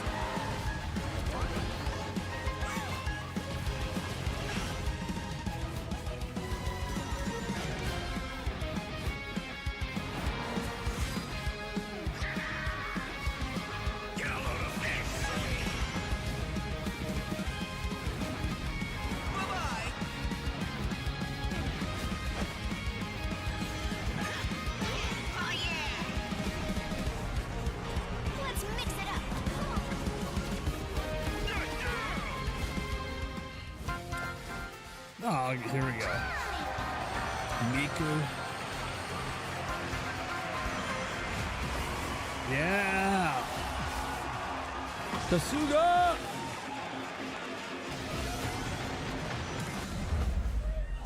Hi. There you go, Joker.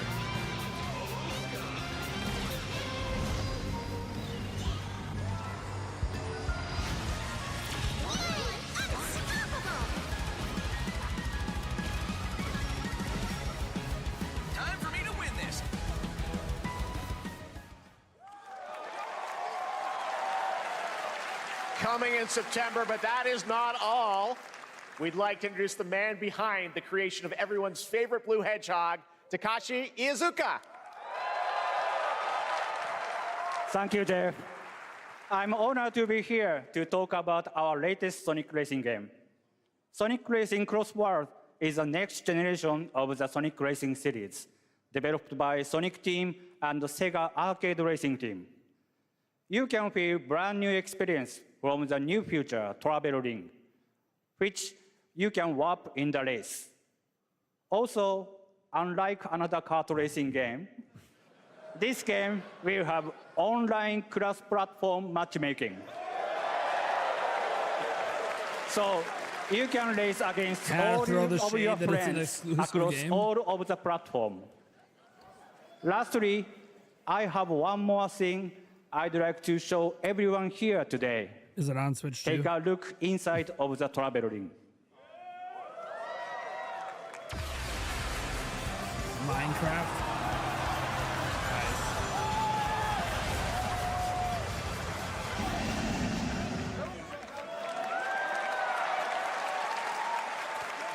Minecraft and Sonic. I guess you could say, you gotta go craft. Well, I gotta laugh. That's all I want. That's all I want. Next, we're excited to reveal a brand new action RPG from Bandai Namco Studios. Embark on a journey across a dark fantasy world and uncover a vast story that eclipses time. No, we don't know if it's on Switch 2. It'd be funny if it's not on Switch 2 and he throws the shade. Unlike another kart game, we're cross-platform. Well, that kart game's exclusive. And then if you're not on that platform, I don't get the shade. You know? Time. So I hope it's on Switch 2. For some, it heals. For others, it wounds. And for our world, it promises only oblivion. Our hopes lost long ago. Code Vein. But you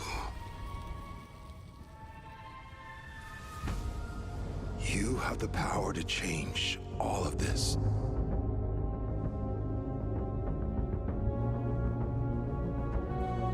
If time were a weapon to wield, could you undo the sins of ruin? In this time, or maybe the next, you'll find how to save us all. I don't know.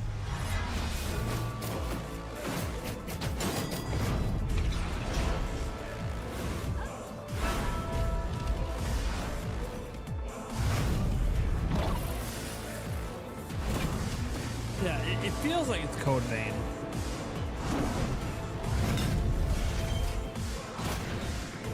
Could be wrong.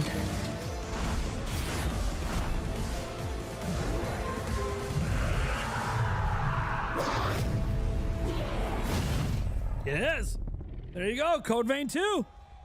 Look at that. No Switch 2 logo yet, guys. We haven't had even one yet.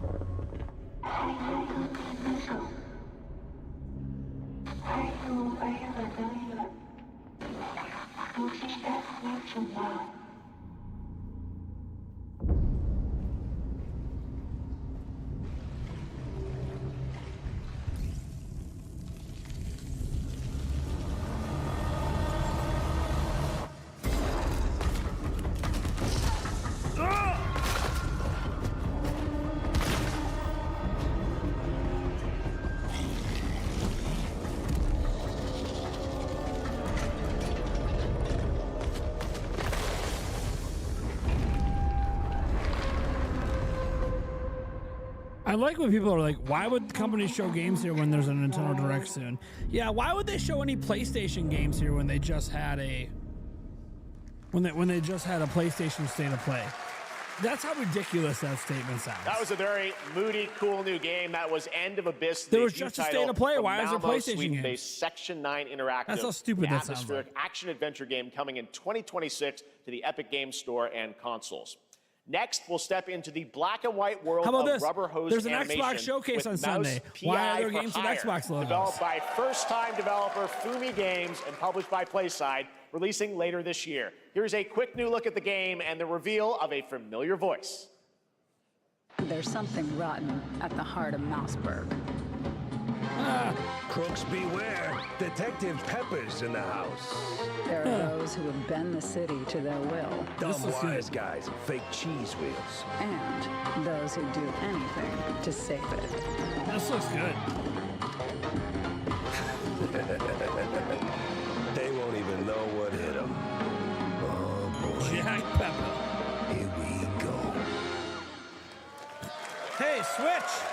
We saw a Switch logo. Another role for Troy Baker. All right, We that's saw not a all Switch from logo. PlaySide. Now comes the announcement of another ambitious project from this independent Australian developer. Switch We've been logo talking to them before for we a saw while Switch about 2. this project, which builds on their recent launches of Kill Knight and Age of Darkness. But Looks this good, takes though. things to a whole new level. It's a premium, real-time strategy game built for PC based on one of the most iconic fantasy franchises in the world. Any guesses? Let's take a look.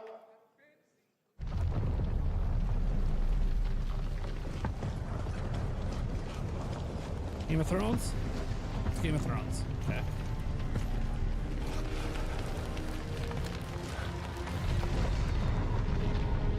Jon Snow versus You the may Night think King. you know how the game is played. But this is not the game you know. Jaime Lannister.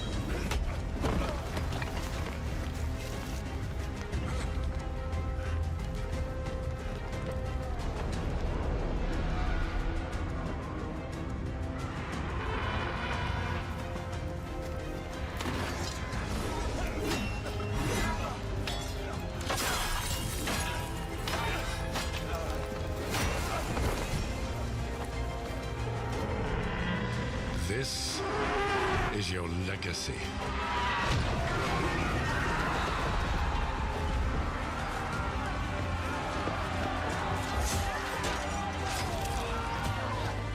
You decide who wins and who dies.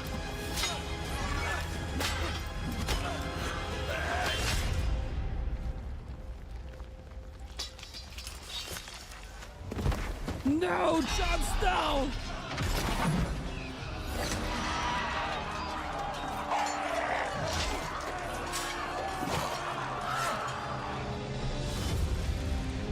Nobody reawakens.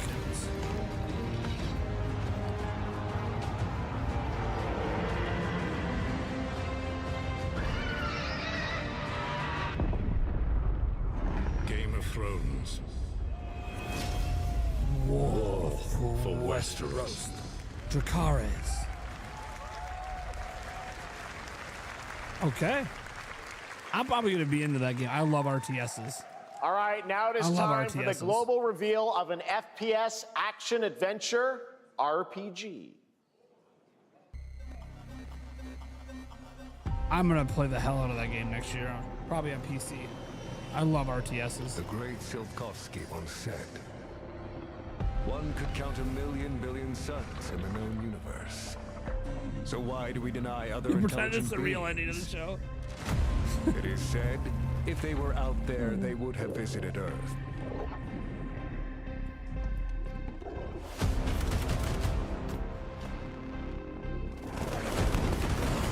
My answer is, maybe they will visit us. But time has not come yet for this. The dawn of a new era. The era of atomic. Atomic Heart 2. What's that? I thought it was Atomic Heart.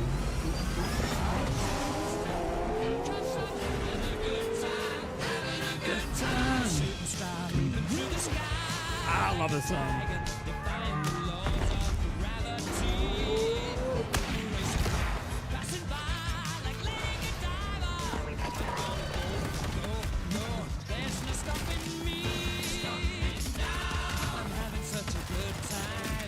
There's copyright music every stream, guys. Good time. Yeah, we've done these events for years. There's always copyright music. Have a good hunt, Captain.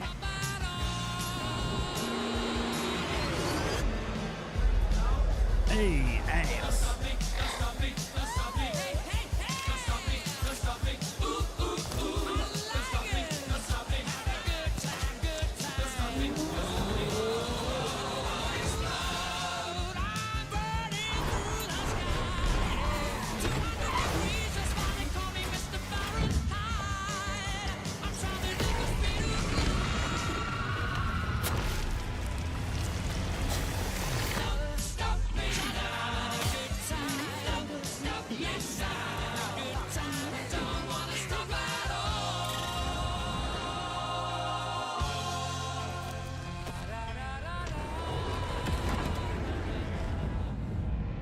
There you go.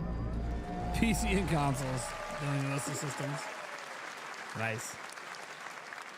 That's right. Atomic Heart 2 is in active development at Munfish on Unreal Engine 5, a spiritual successor to the first game with a retro-futuristic world on a global scale. And this time there's a greater emphasis on RPG elements and player freedom.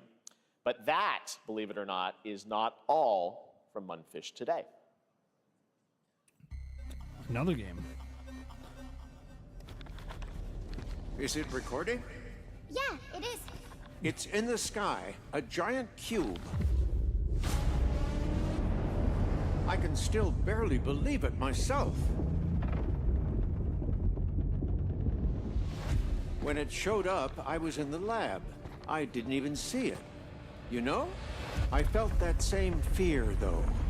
A terrible sense of my own powerlessness.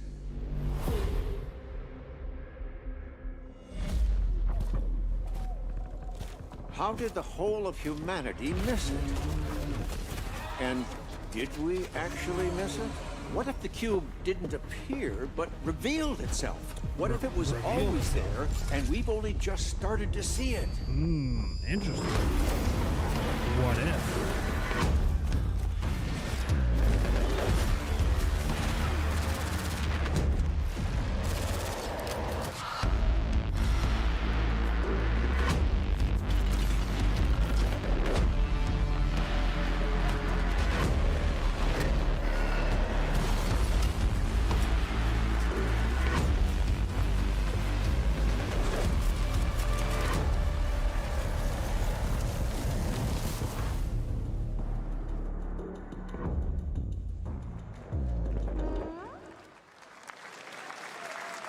cute little guy. The Cube is yet another new project from Munfish, an MMORPG shooter set in the Atomic Universe on a massive levitating cube you can see there, where the edges are constantly rotating to create unique gameplay combinations that are ever evolving.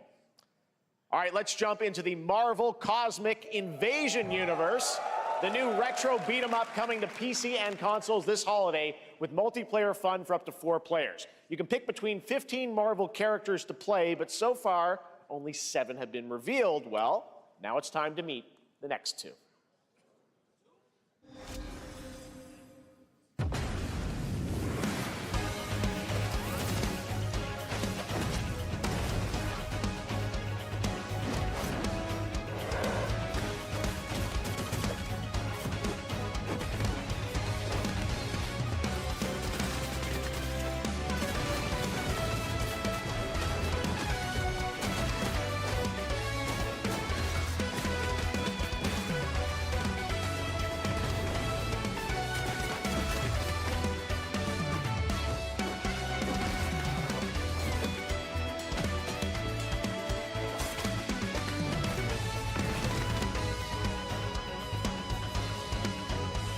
Looks good.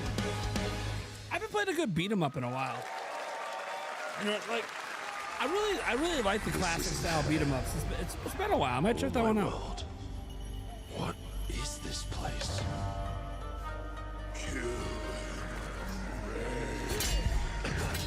Also,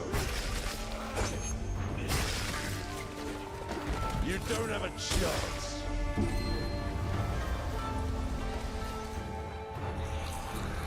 Onimusha!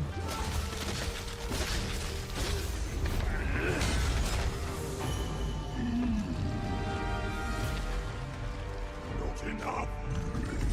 I need more. Pick your battle, piggy.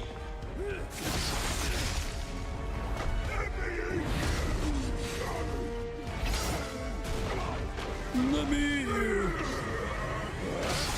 Look, you just gotta talk to Game Bird. He'll give you some milk. Want the same thing, Musashi. But there's only room for one at the top. And it won't be a coward who runs for jewels. Words never did work between us, did they? Words never did work, did they?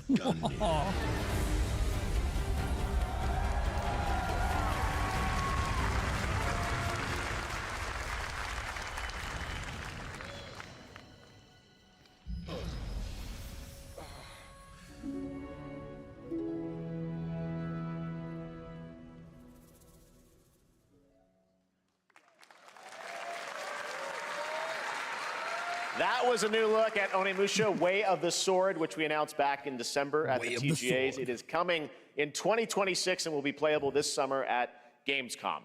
Now let's completely switch gears. You guys all know I love my puppets, and this next project is one I've been tracking for a few years, as a team at Sans String Studios is using Unreal Engine 5 to create an insane digital puppeteering pipeline.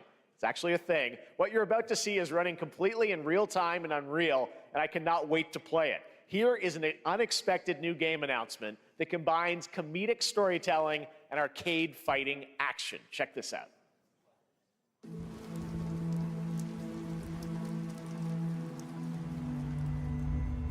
Fuzzy, the tournament of a million punches, you'll get yourself killed! What the hell? You'll get yourself killed. All right, you little sick of fuzzy shit. Show me what you got. What the fuck? What? If you're gonna be champ, we gotta What the fuck? Why are you Dude, even here? what's that one puppet rated R movie that like crosses over real life? What was the name of that movie? Because it was fucking hilarious. Had like Melissa McCarthy in it. The Happy Time Murders, yes. Yes. Kind of reminds me of that a little bit. Boy. Kind of reminds me of the Happy Time Murders. Carb load. This maid ain't gonna beat itself. I've been taking dumps in there all day. Jeff.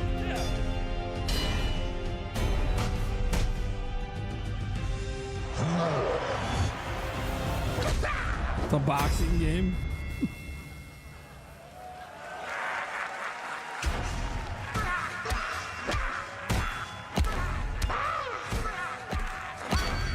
That was pretty good. That was pretty good. Super fun. Got to wish list that, right? All right, well, next it's time to see the announcement of a brand new game in Deception. I like unique games like that. That's cool. I like unique stuff like that. An ancient white castle deep in the mountains, lost to time and legend. Only the chosen find their way here.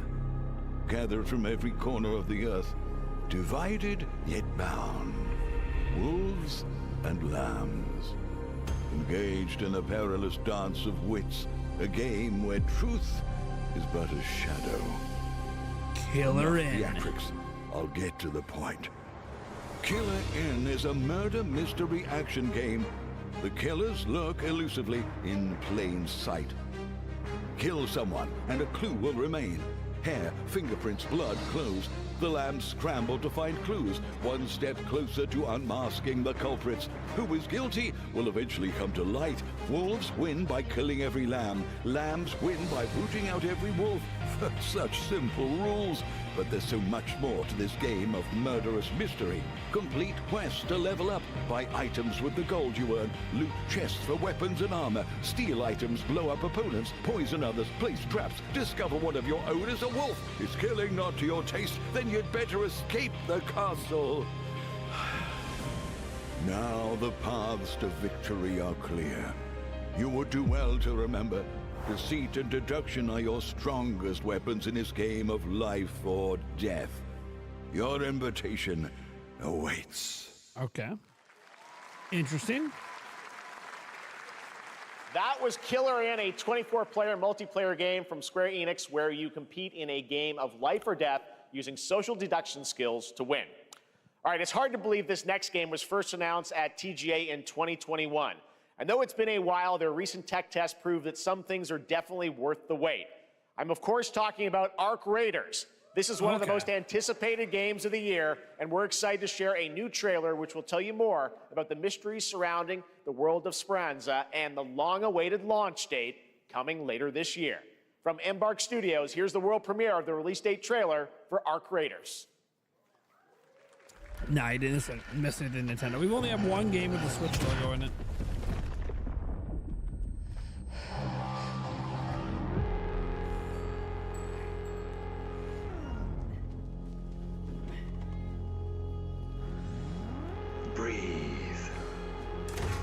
Let your body settle into a Yeah, slow Witcher 3 runs a lot better on Switch 2. Almost everything runs better on Switch 2. Clear your mind of all distractions. You don't have to walk this path alone. Surround yourself with resourceful friends.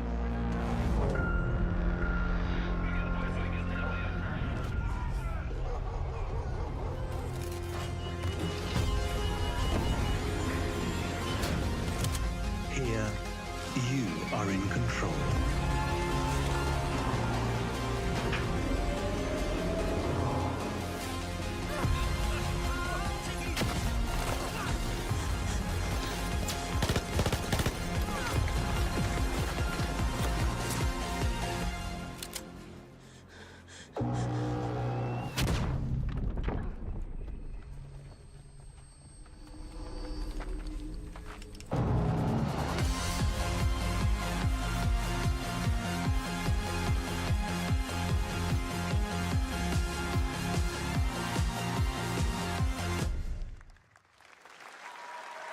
That's right, everyone. Arc Raiders is coming October 30th, 2025 for PC and console.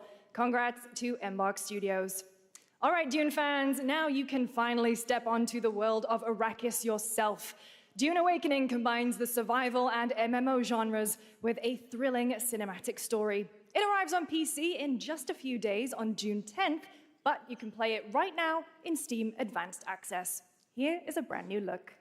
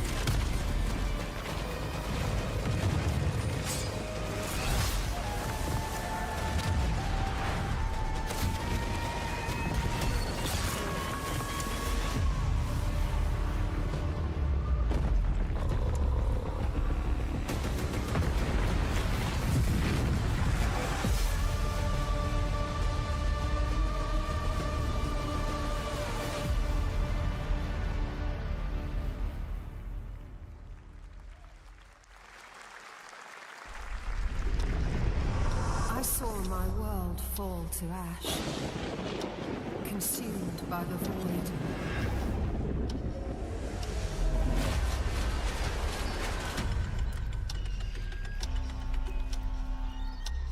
Try as I might to quell their advance, 'twas all for naught.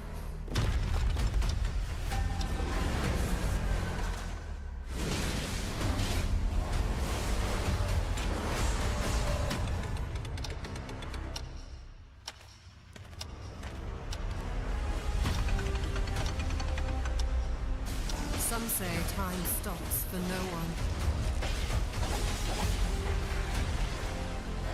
Neither man nor God, living nor dead.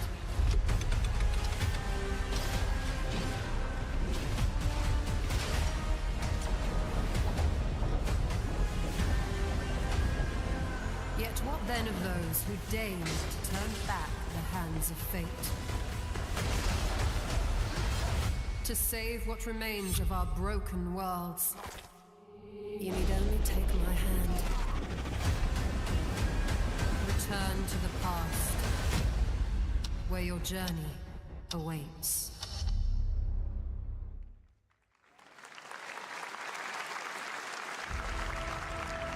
Every hero's tale begins with a trial. But the true lead of the story has yet to emerge. Whatever's coming next cannot be easy. I will never forget my cause. What is more compelling to you, sir? Just as he once came to me, filling that dark tower with light. What happened while I was out? So I hear you're looking for someone? The victors show no mercy to the defeated. People here despise weakness, worship strength, and crave glory. I never doubted that you would end up here. I'm merely curious. What ending have you penned for Septimont this time?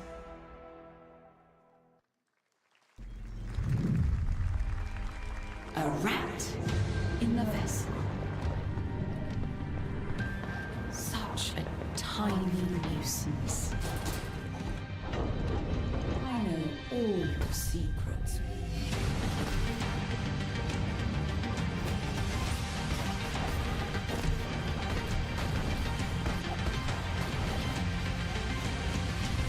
And don't come back. That's Mio, Memories in Orbit, a stunning new Metroidvania platformer that has a demo on Steam you can play right now as part of Next Fest. What you're about to see next is a stop-motion co-op platformer where everything has been crafted by hand. It's called Out of Words, and I'm honored to show it to you today.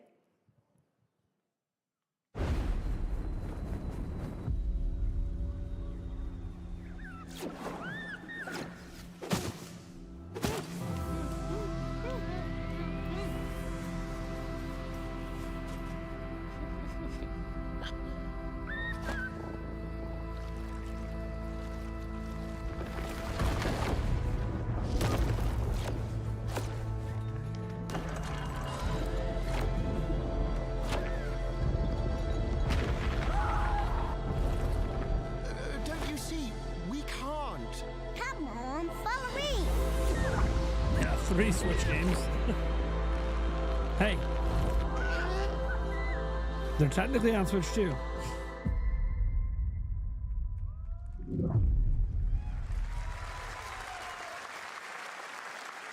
What a really unique and different game.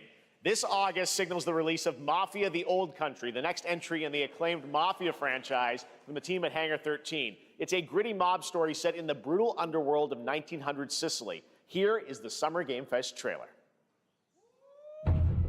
Betrayal burns because it can only come from someone close.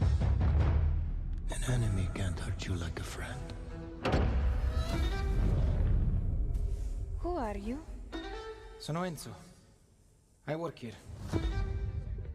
My friends, my family, my beautiful daughter, Isabella. Don Torrisi looks out for people around here. Sometimes the client is feeling less than cooperative and we need to, teach them a lesson. Remind them of their obligations. This is between us and Spadaro. Where I come from, commitment means everything. If this is how he wants it, this is how it'll be. The Dons noticed you, Enzo. This is an opportunity. Do you wish to commit to this family? Enzo! We can't let them get away! When Isabella became involved, it became our business. Piggy Puttana! This family, loyalty is everything. We do not always get to choose what we do. We can choose who we are. And who are you, Enzo?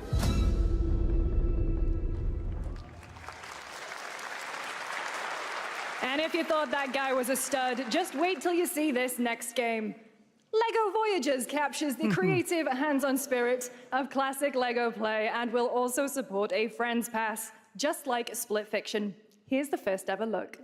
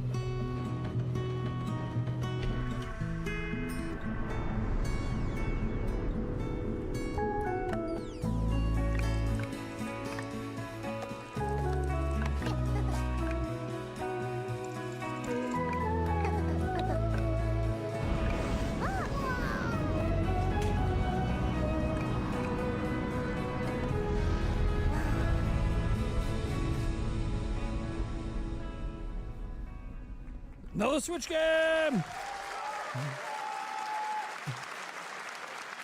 Hello, Summer Game Fest! I'm Carolyn Lawrence, voice actor for a few familiar faces you might have grown up with on Nickelodeon. Some with squirrel suits, thank you. Some with science smarts, and some with serious attitude. Switch 1 games. Nickelodeon has always been about wild Technically on Switch worlds too, and backwards weirder compatibility. characters. And while I'm mostly sworn to secrecy today, I am thrilled to have a hand in revealing something that brings a lot of those characters together like never before. I hope you enjoy the first look at Nicktoons and the Dice of Destiny. Yee-haw! Man, I haven't heard that voice in a long time. A great evil would emerge. However, a brave and wise and powerful and Yeah, it's the voice actor for ridiculously Sandy. handsome Yeah. wizard would call upon his magic powers to summon the most ferocious, most awesome, most totally radical team of adventurers the land had ever seen. They alone would be able to...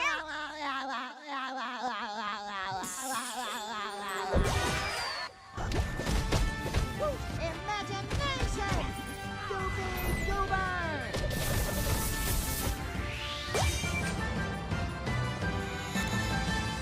There you go.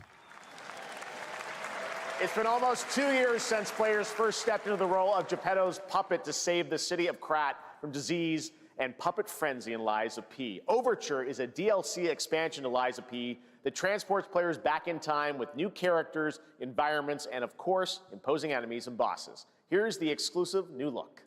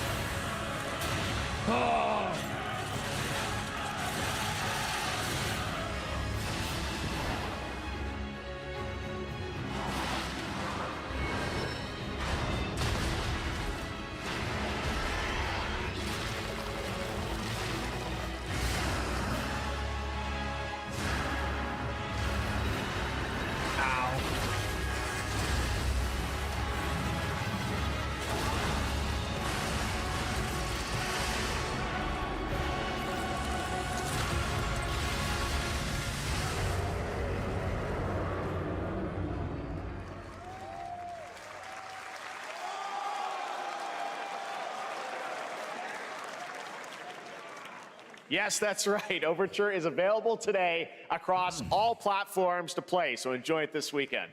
All right, next up, the small video game publisher Serenity Forge, based in Boulder, Colorado, shared this game with me a few months back with a DM that said, Doki Doki Literature Club meets Silent Hill.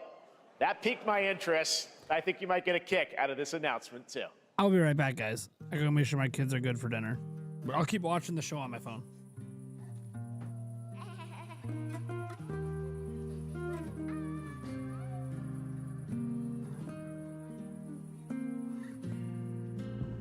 I sit at the front of the dinner table where he used to be. 5 plates full. Plates of food. Plates of tomatoes. Plates of egg. Plates of angels. Plates of her legs. Beautiful. Broken. Plates of flowers. Plates and plates. The garden is lush and green, and everything is focused. Dinner's ready.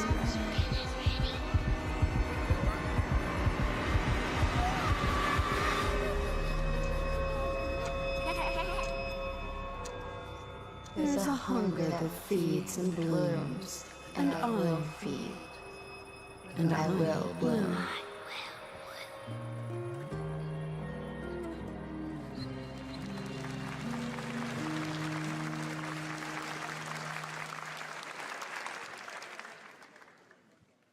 wouldn't recommend eating those tomatoes. All right, NCSoft is expanding its Blade and Soul universe. Let's take a look at the rich lore and dynamic action in Blade and Soul Neo, just out on Steam, and Blade and Soul Heroes coming soon.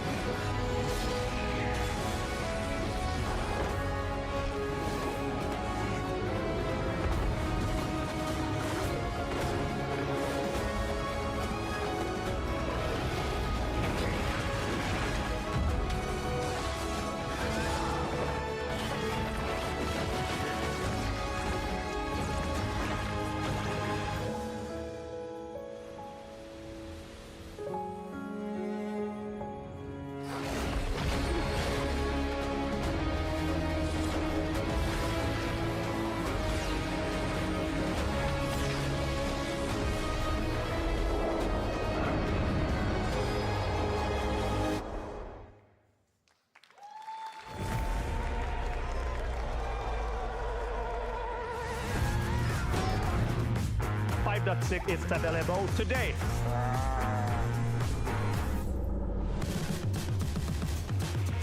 This is a technological showcase set in the world of The Witcher 4. Human Creator is now fully integrated into Unreal Engine. You're seeing me live in real time. Squid Game will be coming to UEFN. It started with an epic mega grant, and it's now a serious contender for Game of the Year. That Mongil Dive will be exclusively on the Epic Game Store.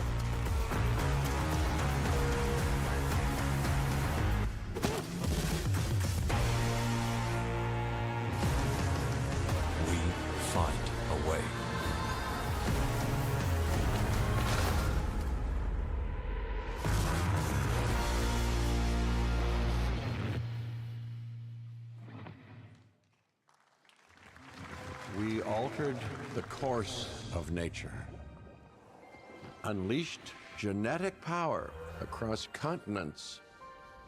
Now it is up to us to nurture what we have set free, to find hope within this chaos.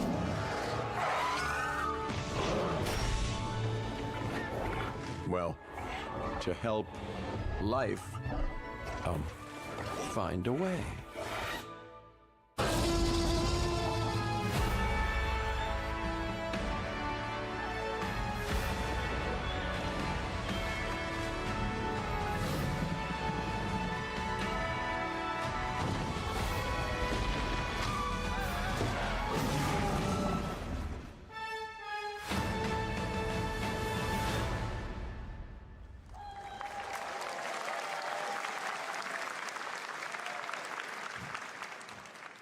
Hi, I'm Celia from Yacht Club Games.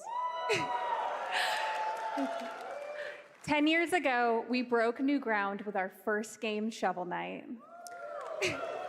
Today, I'm thrilled to share a world premiere look at our next IP, Mina the Hollower. Mina continues our traditions of refining retro gameplay for a new generation. It's a bone-chilling adventure that it blends intense combat, free roaming exploration, and precise platforming. As Mina, a whip-wielding hollower, you'll burrow through danger and unravel the mysteries of a cursed island. A decade ago, we unearthed a groundbreaking legend. This year, we're bringing our next bona fide classic.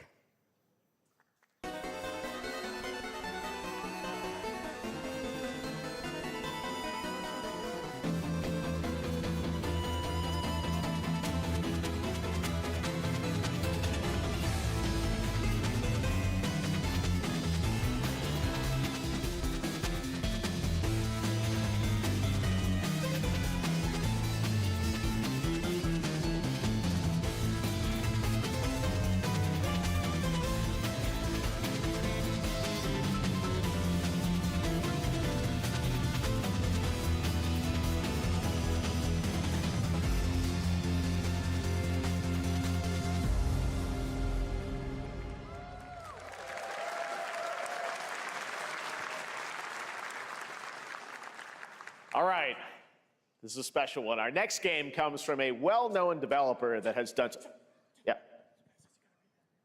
Oh, Kyle Bossman, everyone. Final Bossman, all right, well, let me see what this says.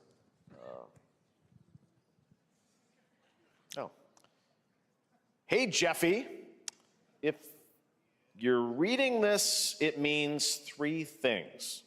Number 1, you're killing it at the fest with your oodles of totally natural charisma. Debatable. B, I'm at your house playing long darts with the fam. And 3, you're gonna do me a solid and skip that Silk Song trailer so you can pimp my revolutionary VR gaming venture that will shock the industry probably. A wet one on the lips, comma, Wade.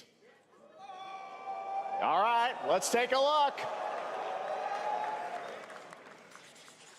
Ooh, Red Band trailer. Hell yeah. Handcrafted with cuddles by the Merc with a MetaQuest. Kick back and bask in the glory of gaming's first quintuple A tropical farming sim experience. Oh, hi, new friend. Oh, yeah! Escape the turd burger of late-stage capitalism and enter a world of VR magic and wonder. You'll care for exotic pets, the elderly, and this fucking thing with hip-hop Satan. Oh, hi, don't worry, he's a fascist. He deserves this big time. This guy's a total dick. What the hell? Who designed this shit? I wiped my ass on this first. You're welcome. Who got the lobotomy with fries? All your dreams of being inside me come true in VR. Spider-Man gets Insomniac, and I get this shit? I'm craving Korean barbecue now. Is that weird? Whoa!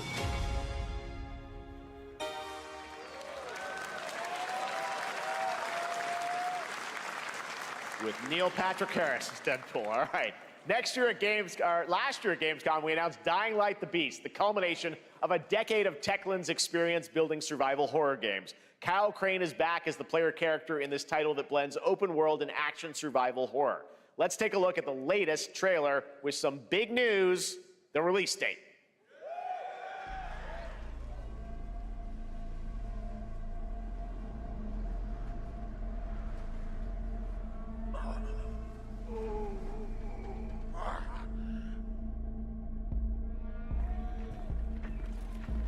What can you tell me about the Baron? He's a narcissistic sociopath. He's experimenting on humans like they're lab rats.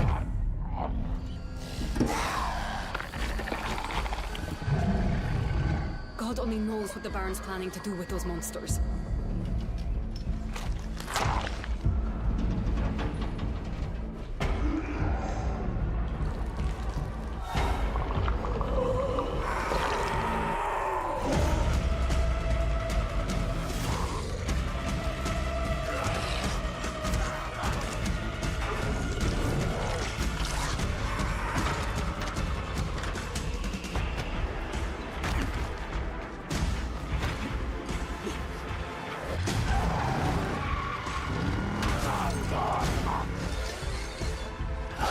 I don't care how high his walls are or how big his army is. That fucker will pay for what he did to me. All the years he took from me. All the agony he put me through. You want revenge? Damn right I do!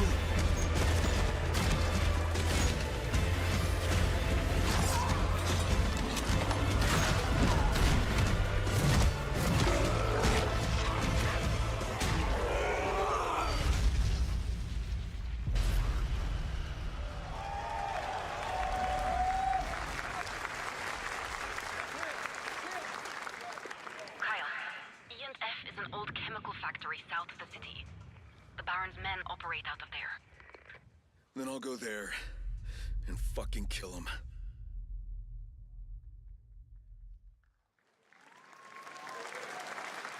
There's the big news. Dying Light the Beast is coming on August 22nd, Gamescom week. All right, this next game draws inspiration from classic coming-of-age films to capture the highs and lows of adolescence, the bonds of friendship, and the nostalgia of growing up.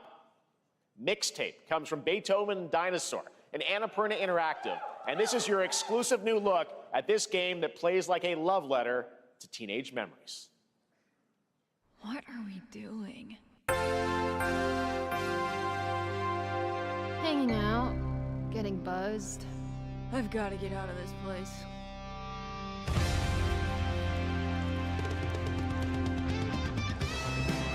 At the end of an era, when everything's about to change, did I miss anything big? It's time to look back on your greatest hits. I did not miss a new Zelda. Get out of here. Mom, who is it? One moment. It's the pigs, darling. Shit! This year, experience a retrospective like no other. Beethoven and Dinosaur invites you to relive the teenage riot, to spend one last night together before school's out forever. And with a soundtrack this good, it's gonna be one hell of a night. And The Cure. I love The Cure.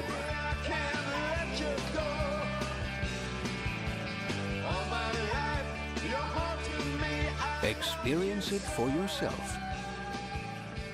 Mixtape. Nothing but the hits. Nothing but the hits, baby. I trust you have seen it. A beautiful world where harmony reigns. Will you struggle until your last fleeting moment? Will you Your struggle? destinies are sealed. No, I will not. There is no escaping them. That is why we must end you. Right here and now. On your guard. This is gorgeous. Take this! and just getting started. Let's put it into action. The surge of power. Savor each moment. Now, get ready. Everyone, are you with me? We will live on in this world, no matter what hardships await. We fight for a future filled with hope.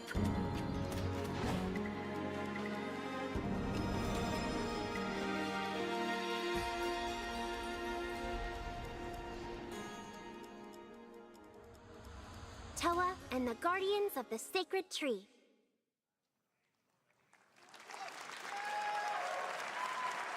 A beautiful game. That was the global announcement of Toa, a new roguelike from Bandai Namco and developer Brownies, a game drawing from classic Japanese art with a whimsical spin on Eastern Switch mysticism. logo. Next, we want to introduce you to a game made by a first-time solo developer in Bandung, Indonesia. With the help of 9 of his friends, he's built an intense action beat-em-up with brutal hand-to-hand combat set in his hometown. This is Acts of Blood. Acts of Blood. They left me with nothing. No justice, no peace, just names on the wall. The hunt isn't over. Not until I kill them all.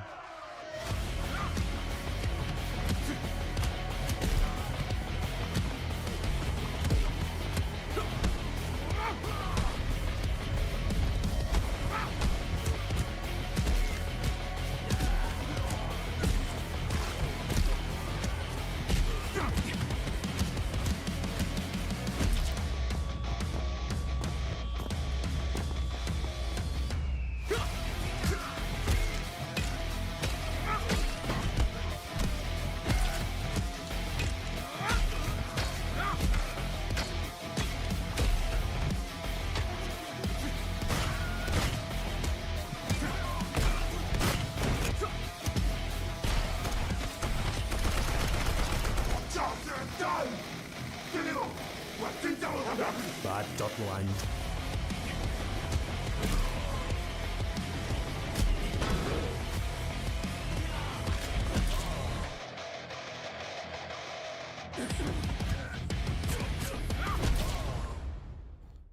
Ooh. That's good. Amazing what these solo devs can do today. Now it is time for the reveal of the next game from Montreal-based Tribute Games, the makers of TMNT Shredder's Revenge and Marvel Cosmic Invasion, which you saw a little bit earlier. If you're like me, you've been waiting for more than a decade for this reveal. What is it? Universal.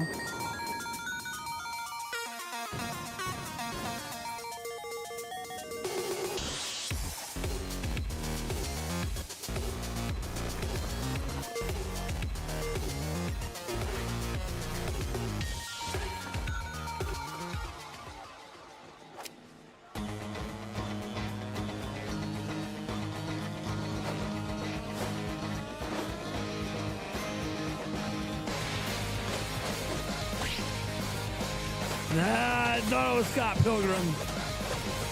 I'm pretty sure this is Scott Pilgrim.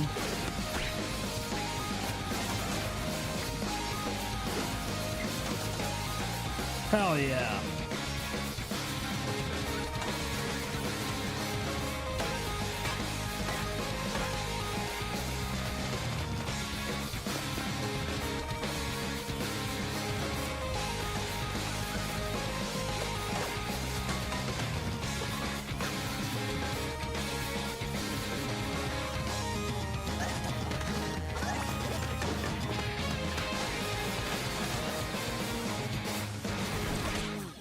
Another Switch game. Nice. Scott Pilgrim's back with his fists flying in a brand new brawling adventure in EX. You'll battle through space-time and the streets of my hometown of Toronto with Scott, Ramona, and 5 of their former rivals in this online 4-player co-op adventure with a story written by Scott Pilgrim creator Brian Lee O'Malley. All right, we're going to be right back. But first, we have a very special message from Maggie Robertson, TGA winner in 2021 for her performance in Resident Evil Village. Ah, there you are. Wait long. We've been preparing delightful ways to make you suffer. So enter the village if you dare. We've slashed the price to be lower than ever for you simple little man things. Still thirsty? Worry not, you ungrateful wretch. There's plenty more fun to go around. Now cease this foolishness and make your decision wisely.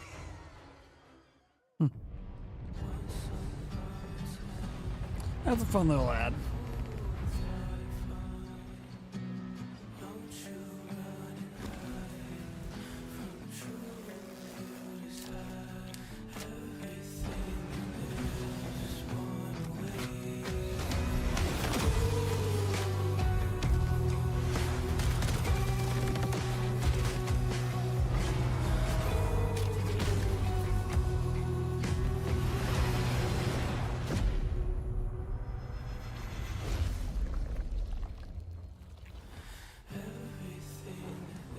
So the only thing I got out of this, the only thing I got out of that was guns and ass. Since the dawn of time, We shoot things and we have lots of humankind ass. has been obsessed with the hard. It knows its audience. Guns and ass.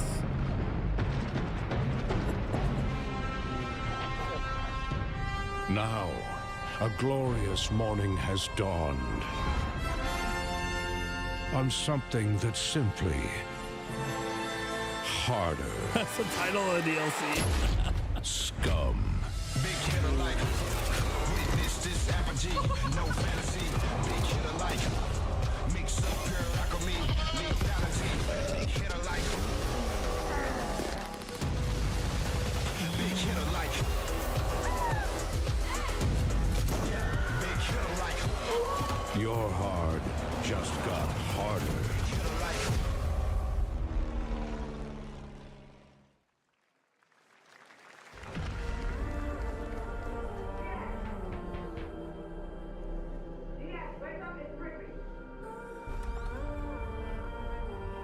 What are you doing here?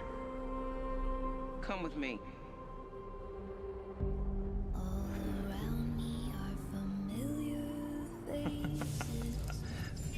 At first, I thought it was just There is quite the debate going on between Mona and Mr. 3D Print. Damn. Take it to Discord, guys. I've been seeing things. Like a part of me that's been buried down deep feels like it's just knocking to get out. I'll be seeing you around, Charlie. Maybe this is the real me. Diaz, you were a good soldier.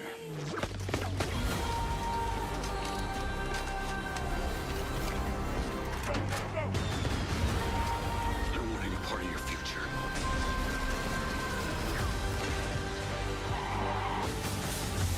It's activating.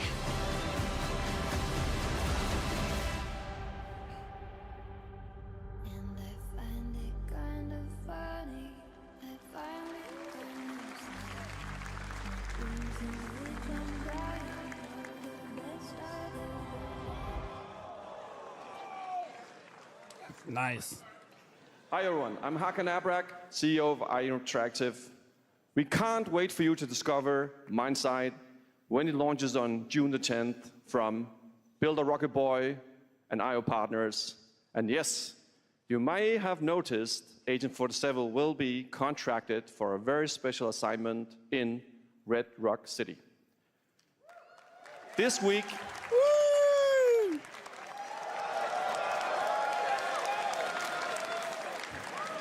Heck yeah. This week we finally revealed 007 First Light to the world, and your reactions were heartwarming. It's one of my favorite. It's coming in reveals 2026. from the PlayStation show. But we want to make the wait more exciting. We are bringing someone into Hitman, the World of Assassination, who is very dear to the Bond universe. Let's take a look. Huh?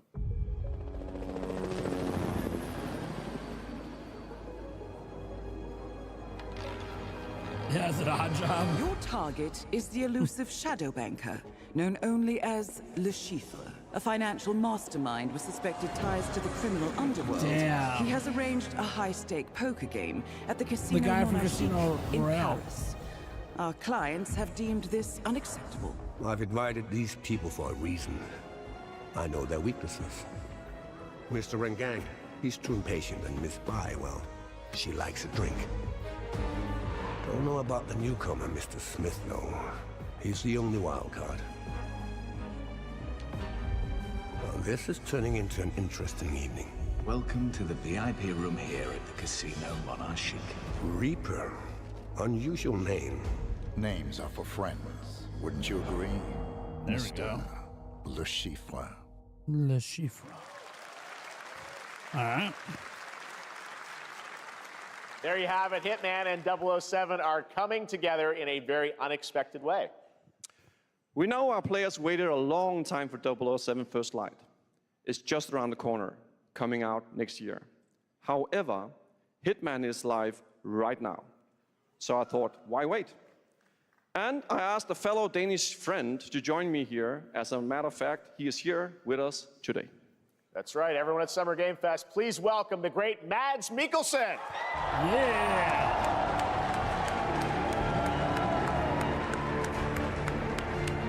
I like this guy, man. I like him as an actor. Good to see you, Mads. Thank you for joining us, and thanks for coming to Summer Game Fest. Mads, you are Cliff, but you're also Agent 47's next target as Le Chiffre, the villain we know from Casino Royale. Yep, that's it. And you know, this is, I've always had a deep love for this character. It's a role that means a lot to me because of a lot of reasons. So when Haggard gave me the chance to step into the shoots of Le Chiffre once again, I did not hesitate for 1 second. But this time is a little different. He's more confident. He's dangerous. He's not just a brilliant mind hiding behind a desk. He is visceral, unpredictable, and ruthless. And let's just say this time he doesn't outsource the violence anymore.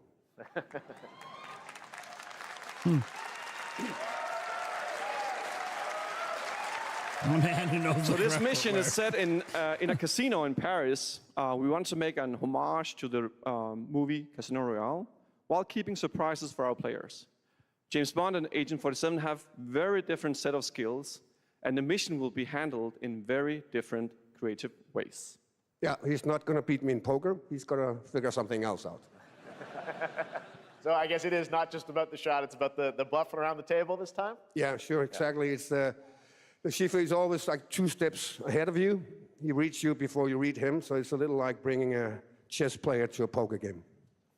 We built the mission to allow several parts, unexpected characters, appearances, and even custom poker mechanics. Wow, all right, well, when do we get to play this? That's the best part. We wanted to surprise you, so the team is updating the game as we speak. Le Chiffre, Elusive Target mission starts today in a few hours. For only 30 days, and if you play it, you will unlock a unique reward in 007 First Light. Amazing. All right. Well, Hakan, Mods, thanks for joining us for Summer Game Fest. Appreciate it, guys. Thanks for having me. So much. Thank All you. right, great to see you. Nice. Great stuff. All right, now here's the announcement of a new party game coming later this year that will delight LEGO fans, made with over 1 million LEGO bricks, 300 minifigures, and over 700 trillion minifigure combinations. It's Saturday night somewhere, so make some noise for LEGO Party! Get ready! For a nail-biting competition. We're minifigures, Dad. We don't have nails. It's an action-packed contest to collect the most golden bricks.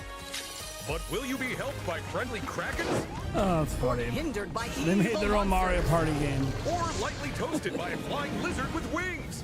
That's a dragon, Ted. And what about our amazing mini-games, Ted? We've got more of them than you can count. More than 10? It's actually more like 60. Whoa, More like that's a 60. lot.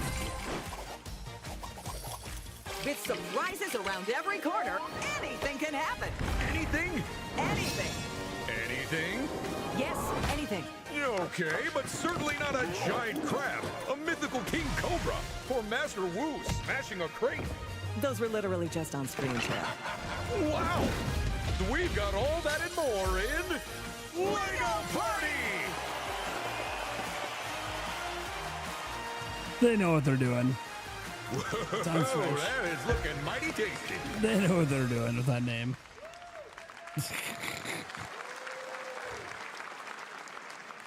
All right, next, a new look at a new team shooter from Dreamhaven and Moonshot Games. 20 players across 5 ships venture into the most treacherous region of space, hoping to get their hands on the artifact. The game is called Wildgate, and the open beta starts next week during Steam Next Fest. And we're also very happy to announce the game will launch on July 24th for PC, PlayStation 5, and Xbox. Let's see what it means to get into some serious space shenanigans.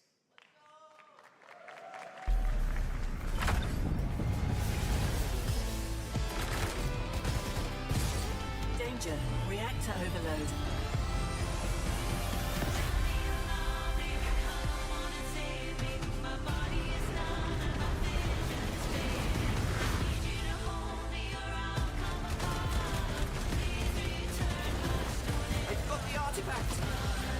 I've got the artifact. Laser round installed. This feels bad. Now their ship is flying. The ship is flying. Is that the artifact? Safe with me. This'll be good. Good thing that wasn't our ship.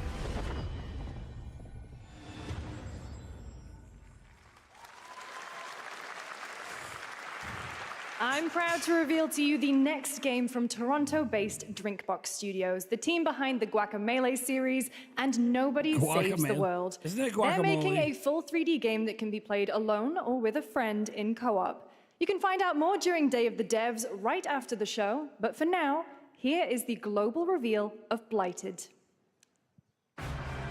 Looking over this decaying world, one can only wonder, how did it all come to this? It began with the ancient rituals, the dead buried with a seed from the trees of memory.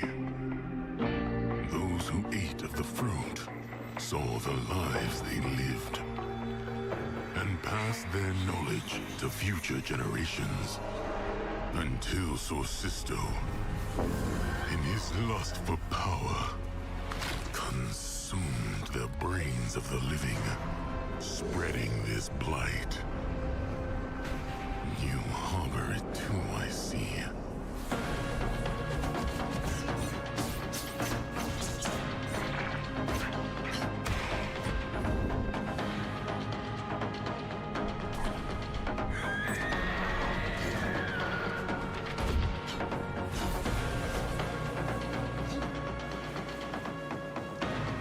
Should you fall, pray the vultures consume you before the blight does.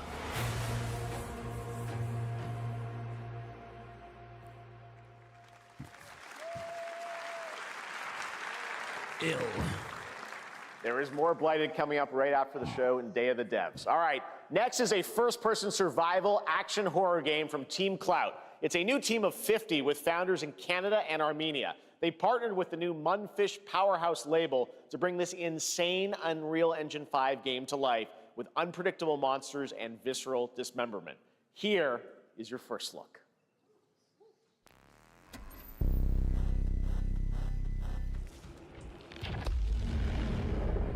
Team Clout.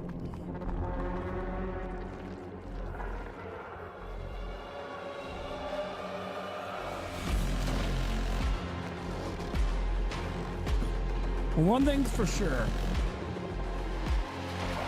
I've seen quite a bit of ass today. Now, everyone likes good ass. I'm just saying, zombie ass, man ass, female ass, all sorts of ass today.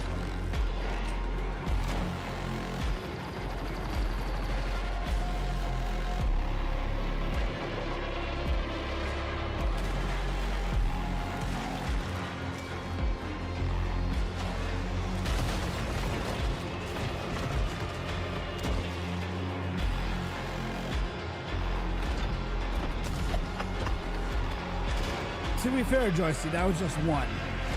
That was just one.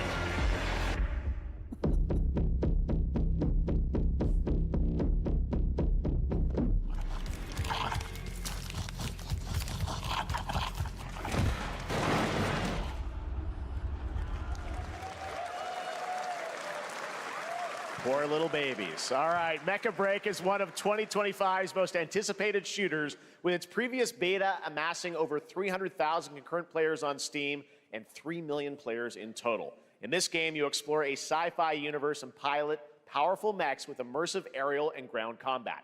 As a top wishlisted game, players are clamoring to know just one thing: when is the release date? Well, here's Mecha Break's latest trailer with the answer you've all been waiting for. Growing Martian zones force the Thalassic Federation to advance its Project Enterprise.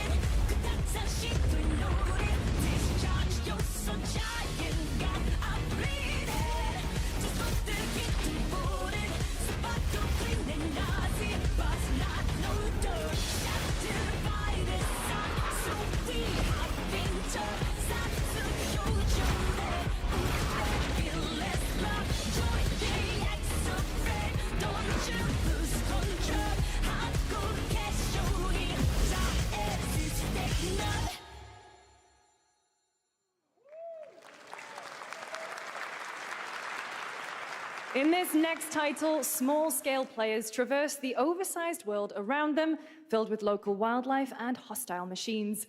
Built by a small 8-person studio, this is Infinitesimals.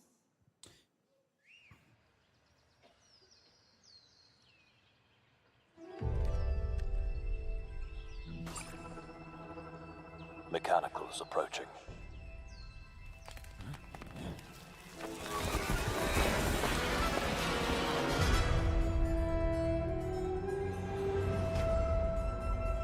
We must now face a stark reality.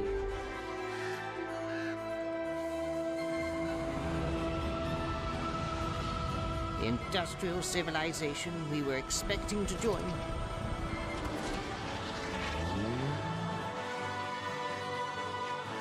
is no more.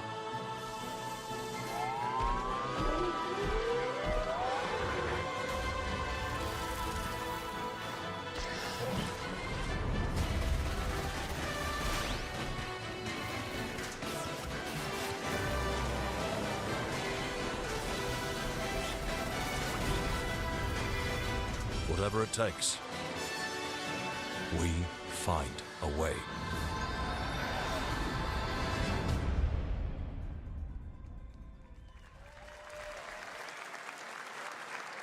All right. 2026 marks the 30th anniversary of a legendary video game franchise that I think we all know very well. Please check this out.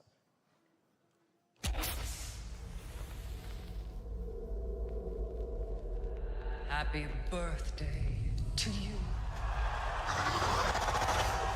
Yes! Happy birthday to you. Resident Evil, let's go, baby! Happy birthday. Hell yeah! Happy birthday What are we doing? Happy birthday to you. And to celebrate early, a special message from Takeuchi-san. マギーさんありがとうございます。カプコン竹 What's 内 going で on す。 now? What's going on? 皆様のおかげでバイオハザードも30周年を迎えることができました。ありがとうございます。さてお待たせしているバイオハザードの最新作なんですが、もう少しだけ、あと瞬きするぐらいの間だけお待ちいただければと思います。それではこれからもバイオハザードシリーズよろしくお願いいたします。ありがとうございました。You tease RE9? Oh, that's it. I need a glass of wine That's too. it? All right.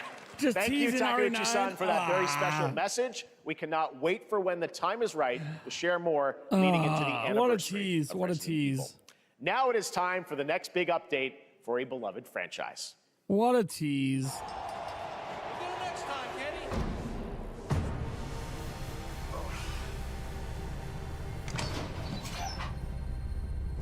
Let's rumble.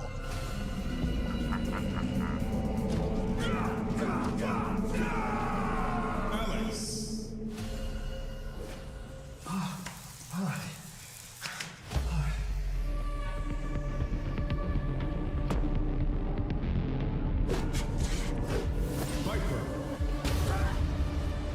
Damn it, just a tease.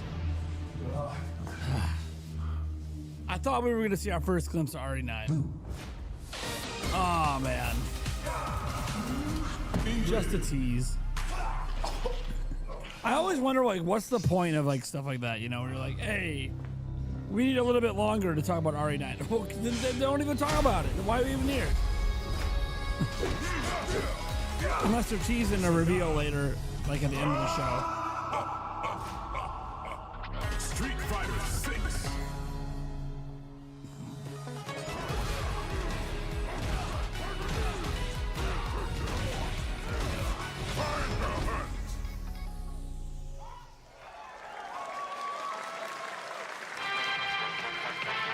Night Street. I mean, that's technically a Switch 2 thing.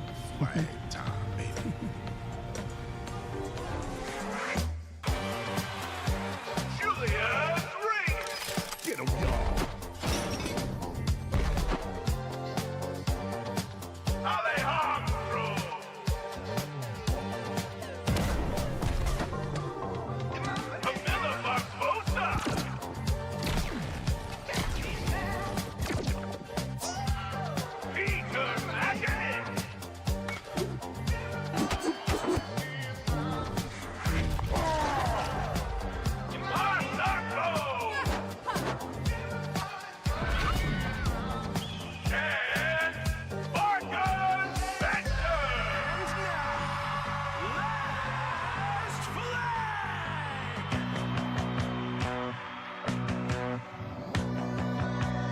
Countdown begins.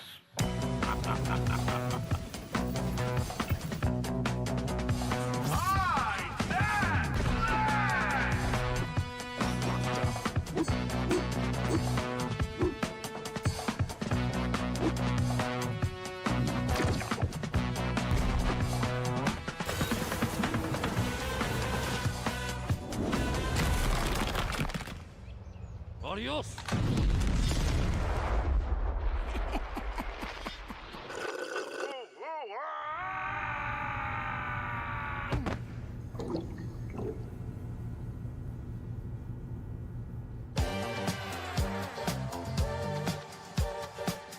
Wish list now.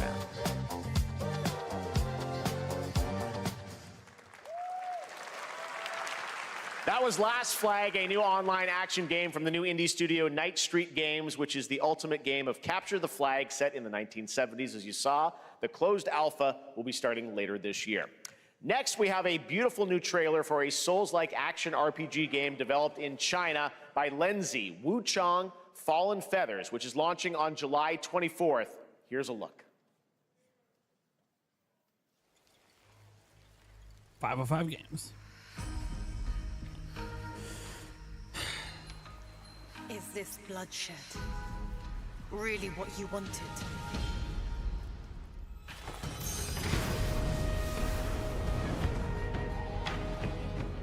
Fate is is all set in stone. You can't change how it ends. You can't change how it ends. Watch me try. I'll try to change how it ends.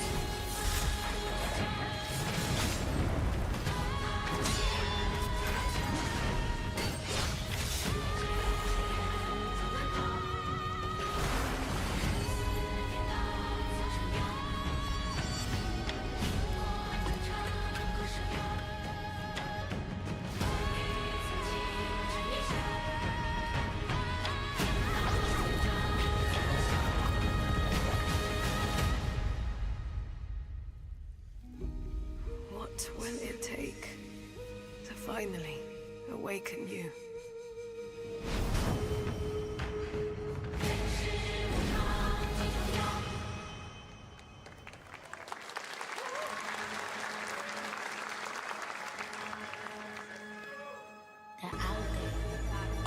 Gotta rescue them. This is what we gotta protect. We cannot choose when people's dreams get snatched up out here. Inspector Death, find Rizzo, find Master Kill, find Jill, find Method, find Rico, you find Kappa, find Ghostface Killer. Where is the Wu-Tang Clan? Find them.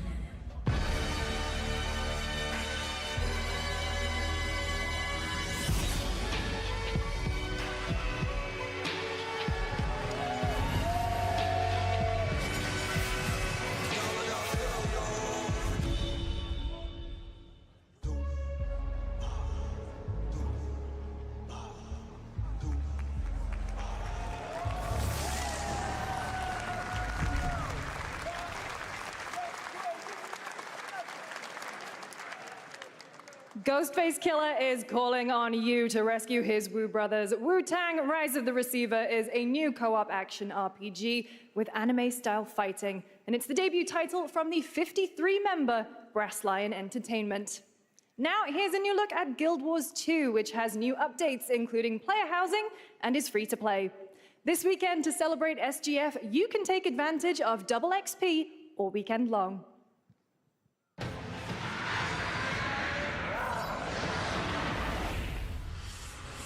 My calling takes me far from home, where shared struggles form fast bonds. My greatest advantage? Adaptability. Their greatest weakness?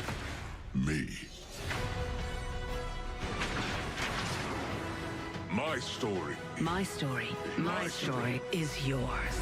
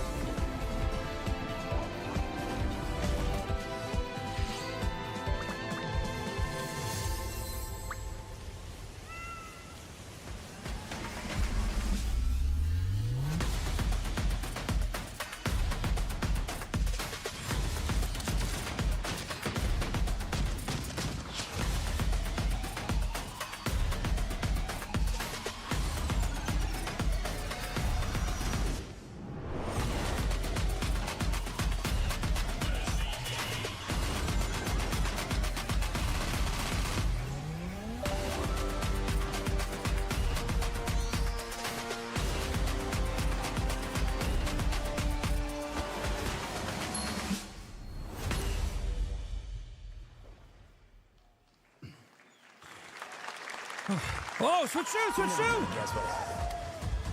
There's a switch shoe ad. Bullet, I died. I came back. There's your switch shoe partnership. And I met Johnny Silverhand. Chip. Long story. There's your switch shoe partnership. Cyberpunk. Here is another game throwing back to a classic animation style. It's a Enter cyberpunk a ad. surreal world where you're a down-on-his-luck outcast who has to battle his inner demons, literally, in Like this three- action roguelike. 3 Here's seconds. Into the Unwell. 3 seconds. We got 3-second cyberpunk ad. People got excited when they saw the Switch 2 logo, and then they're like, oh, it's just cyberpunk again.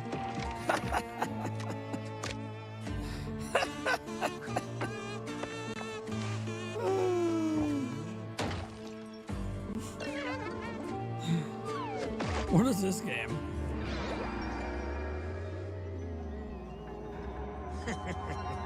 Another relapse, huh? Get well soon. The crowd got excited for like a brief moment when the Switch 2 logo popped up, and then it was just cyberpunk. It's like...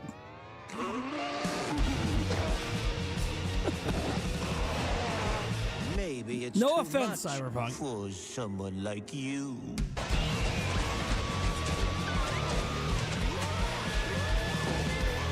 See, no offense, cyberpunk. I got you. Delusional. I got It you. won't always be so easy.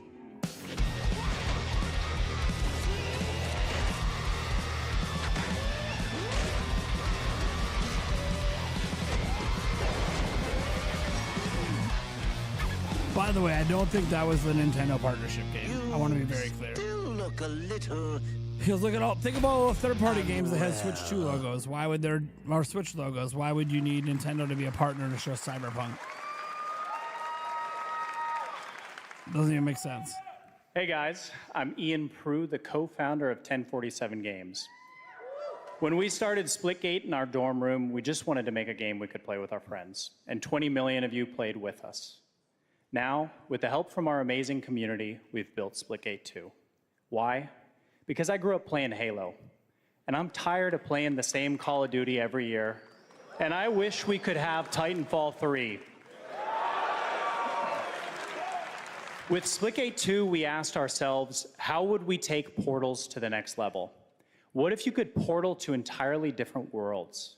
So we combined the action, movement, and gunplay of arena shooters with the scale and intensity of something much bigger. Splitgate Battle Royale launches free right now, and it's fucking awesome.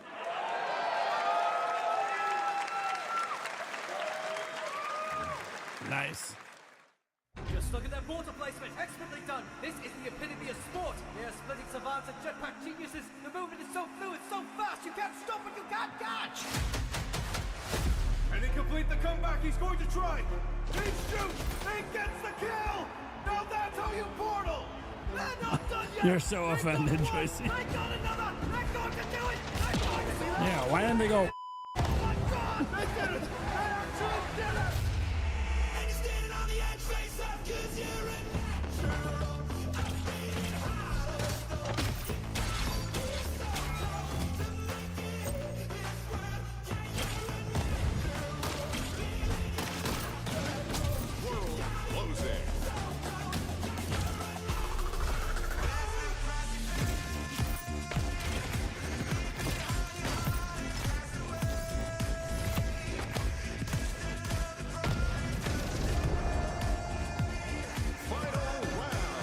Hitman just got the update. Nice.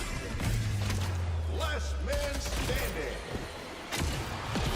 Victory. This is Splitgate.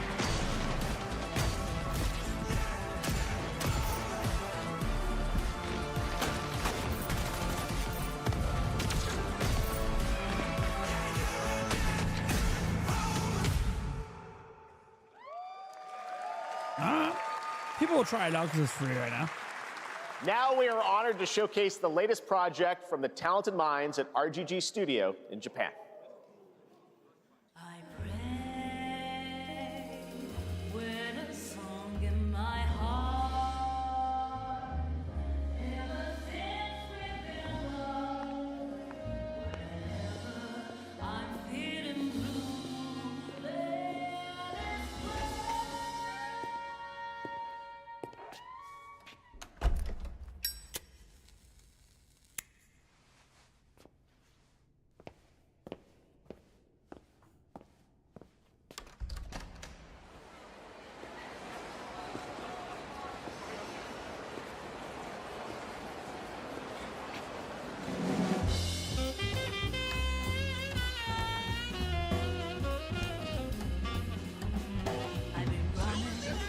1943 Japan. No words to speak. It's time I close my eyes till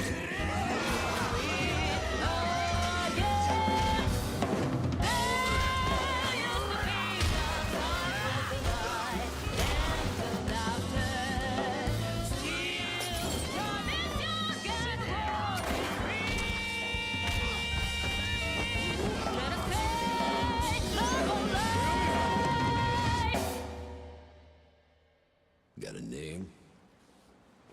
Mako Daito. Daito. A Jap then, huh? Don't I look like one? You're not? So, what are you then? Sana. 俺が知りてえや。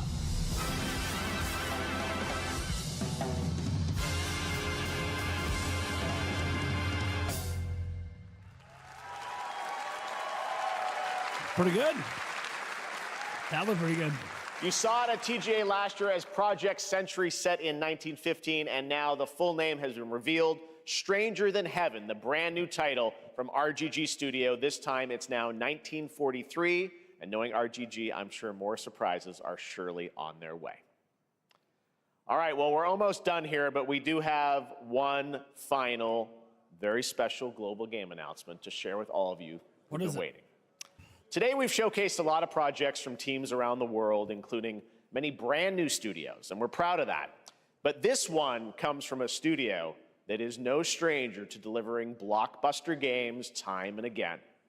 When I first got a glimpse at this project last summer, I was absolutely blown away by the scale, scope, and ambition of this developer's vision. Can't be Nintendo. And while there are many places, really any place this game could have been revealed, we are so deeply honored that we get to share it with the world It's right not here Nintendo, guys. at Summer Game Fest. He's about to cry, but yeah, no, it's not Nintendo.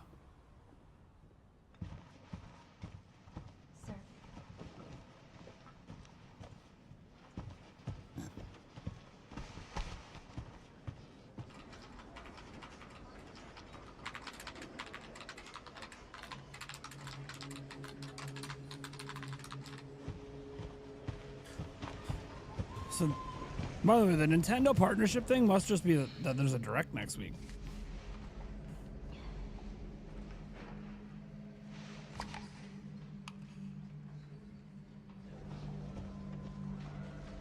There really wasn't anything big for Microsoft Grace. in this event either. Grace. Grace Ashcroft. Yes? My office. Oh, coming.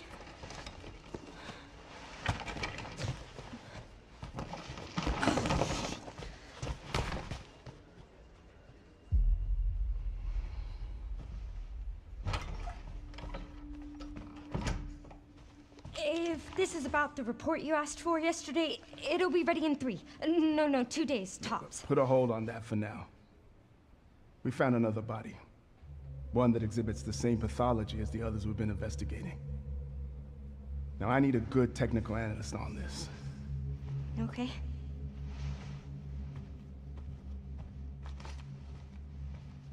I need your eyes on the crime scene. The Renwood Hotel.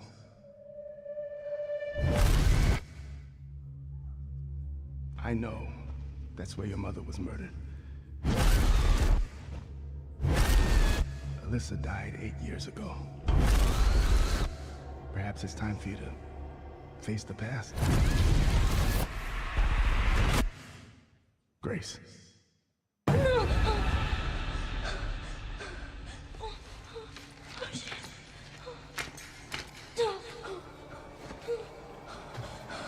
What is this? Hey!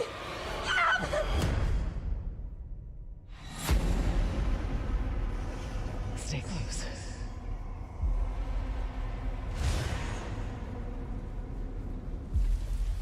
They're coming. I know now that you're the one that I've been searching for. Special one. The chosen one. Miss Ashcroft. Investigating all these strange deaths, huh? We need to keep our voices down. Have you seen the same shit I've seen? Please know that you are my hope. Everyone's gone.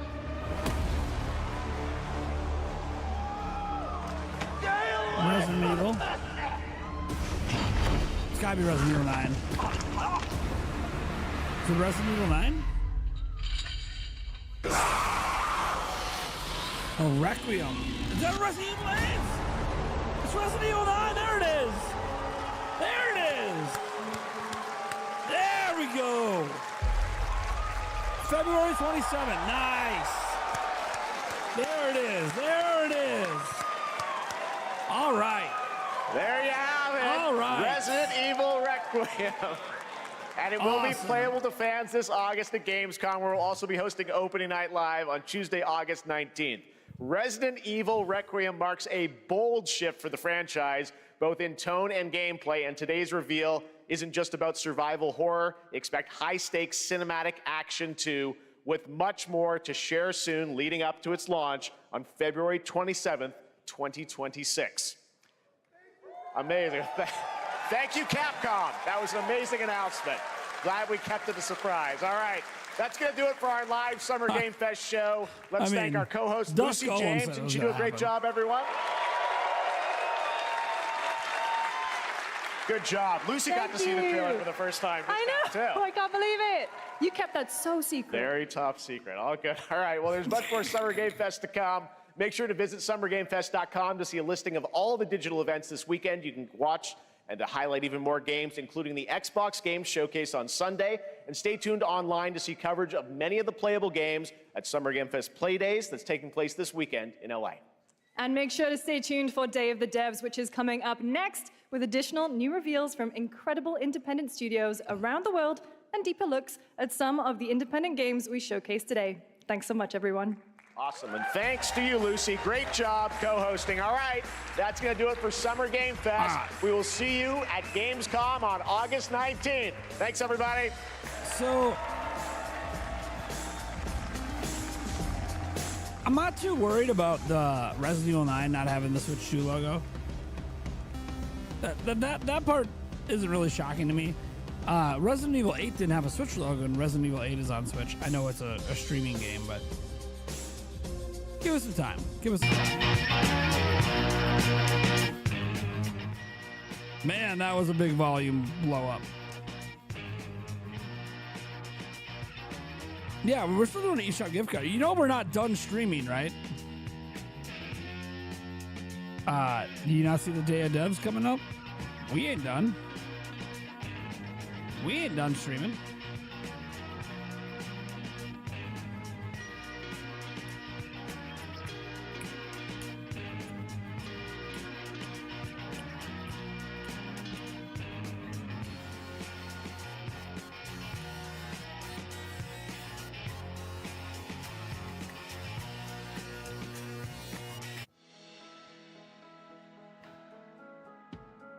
Oh, this is Summer Game Fest. This is part of Summer Game Fest. Your video games?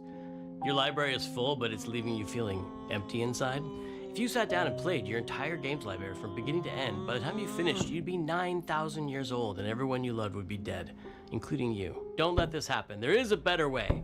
Hi, I'm Tim Schafer from Video Games, and I'm here to tell you the good news about Day of the Devs.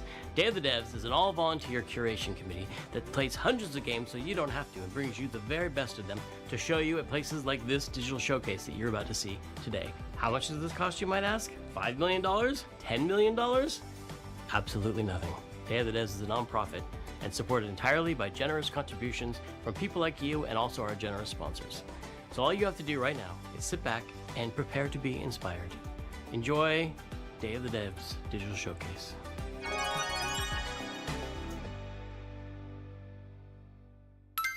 I'm excited to introduce the first look at a new title from Annapurna Interactive and the developers at No Goblin. Ever wanted to live the fantasy of casing a place, gathering intel, and pulling off a heist, all as a mysterious master thief? Well, in Snap and Grab, you'll be able to, and the developers are here to tell you how it's done. Hello! I'm Sassia, Senior Level Designer and Artist at No Goblin. I'm Jamie, Senior Animator at No Goblin, and we're excited to share with you No Goblin's new upcoming game, Snap and Grab.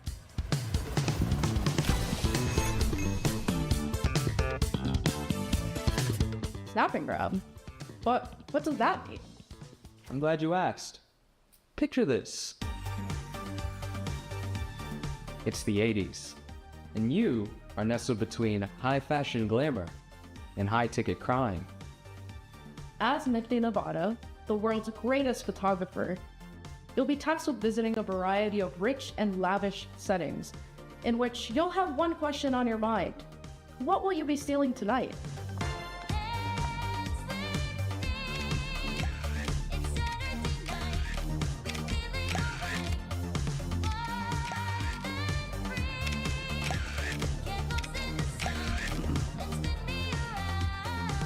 You know, the interesting thing, Benjamin, in Snap and Grab, when you scream about with when only you your scream camera about GameCube and your crew, supposed to come to Switch As you One. visit each menu, right?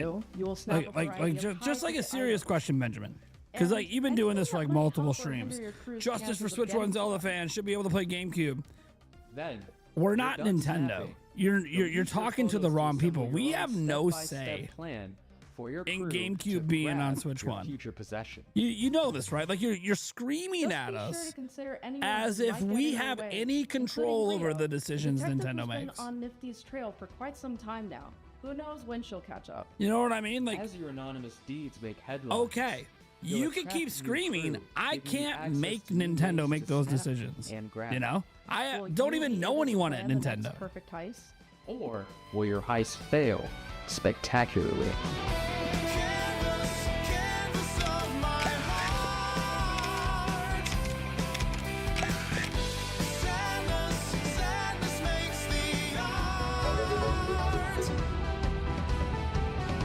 We can't wait to see what you plan next. In Thank Snap and you, Grab. Dren106. Available early next year For on becoming a PC, leader. PlayStation 5, and Series X and S. Does Untitled Goose Game ring a bell? It was one of the very Yeah, let me just get early days let me of get Dub games, Bowser so on the early, phone. in Hey, fact, buddy. That when we asked Release them it on what the name Switch of the game One. was, they asked, do they have to have a name? You know the rest of the story. House, based in Melbourne, Australia, is developing a brand new kind of experience that's unlike anything else you've ever played. But I'm not the right person to describe what it is. Better served that these anthropomorphized, Put my foot down. wobbly creature things do it. Okay, my foot is firmly planted on the floor. Hello. Nintendo's still not bringing it to Switch One. House. You What? might know us because of our I don't Goose know Game. what you expect And we're me here as a today content show you creator to around our do. new game. Nintendo doesn't give a shit what I think. It's a cooperative They do multiplayer not adventure care about made me. for friends to play together. It's called Big Walk. It's a tricky game to describe, but it's mainly about doing two things, talking and walking. So talking. Why am I still streaming? If you didn't know, I and you stream put a lot of all of work Summer into Game making a Fest. We'll be proximity streaming voice all the chat indie system. events tomorrow, the Feels natural Xbox and stuff playful. on You'll sound different Sunday. if you're speaking We up stream close, the whole Hello. thing. We do this far every away. year, guys. Or in a tunnel. Hello. Or over a walkie-talkie. Hello. Over. Or behind soundproof glass. In a situation like this, where you can't hear each other, you'll need to find other ways to communicate. So we've given you lots of ways to point and gesture, Oh, there they are. and plenty of tools to stay in touch when you're out of earshot. And if you can't use voice chat, or you just don't Again, feel like it, Benjamin, we've also made a proximity nothing text you're chat system, saying is going to make so you can play Nintendo the change entire their game mind. that way as well. Like, you can come up with all the reasons you think it should be on Switch Game is 1. set in a big open world Nintendo's that we not fill going to with do all it. kinds of stuff. So see it your all, you'll need to level go of for a big anger walk. is practically pointless since nothing's going to come of it. Exploring as part of a group is So a it's just special not worth feeling. it. Our chat system makes it important to stick together. So navigating the world of Big Walk requires lots of teamwork and talking. Oh, that's not like paths. As you explore, you can split up and go off on your own adventures, or even lose each other accidentally. When you're apart, you won't be able to talk face to face, and so finding a way back together isn't always straightforward.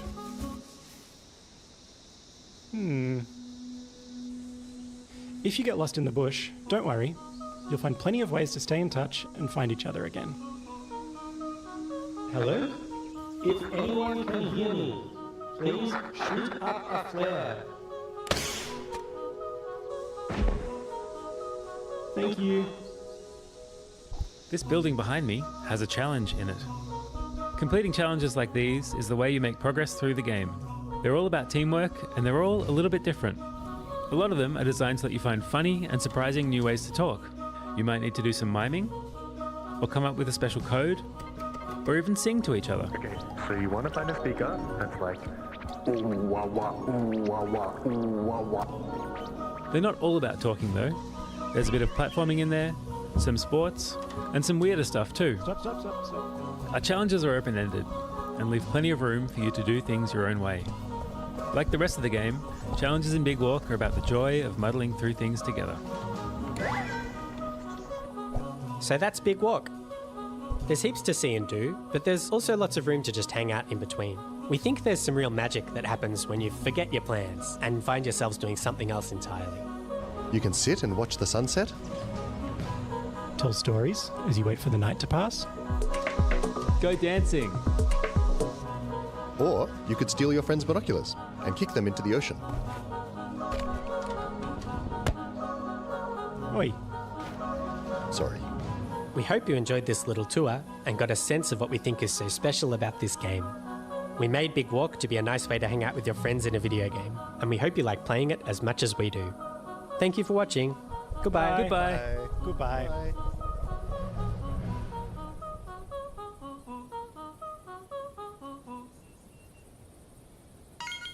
This next title is from the art director of Journey and the team at Giant Squid, who brought you beautiful titles like Abzu and The Pathless. You'll see the DNA of all those games in this one as you surf the sand on your sword and bring the sea back to life. This is Sword of the Sea. Hi, I'm Matt Nava. I'm the creative director at Giant Squid, and I'm very excited to share with you our latest game, Sword of the Sea.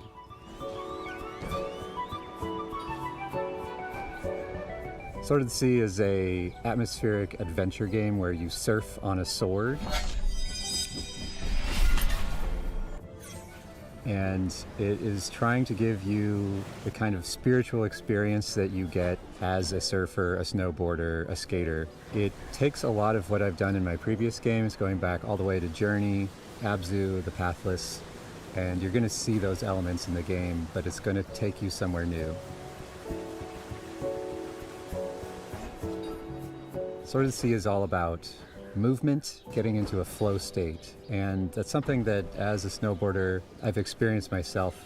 I feel like there's this kind of magical experience that you have with these extreme sports. When you're doing it, you actually find this kind of meditative quality.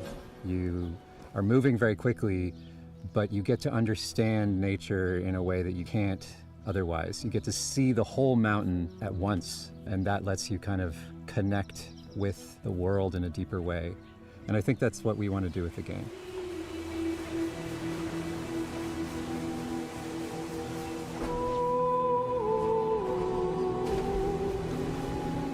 I'm really excited because Sword of the Sea has music written by Austin Wintory, a longtime collaborator who I work with on Journey, Abzu, The Pathless, and he's done countless other games scores. It also has movement inspired by the old skating and snowboarding games. So if you played the Tony Hawk games, if you played the old snowboarding games, you're going to love the way that you move in Sword of the Sea.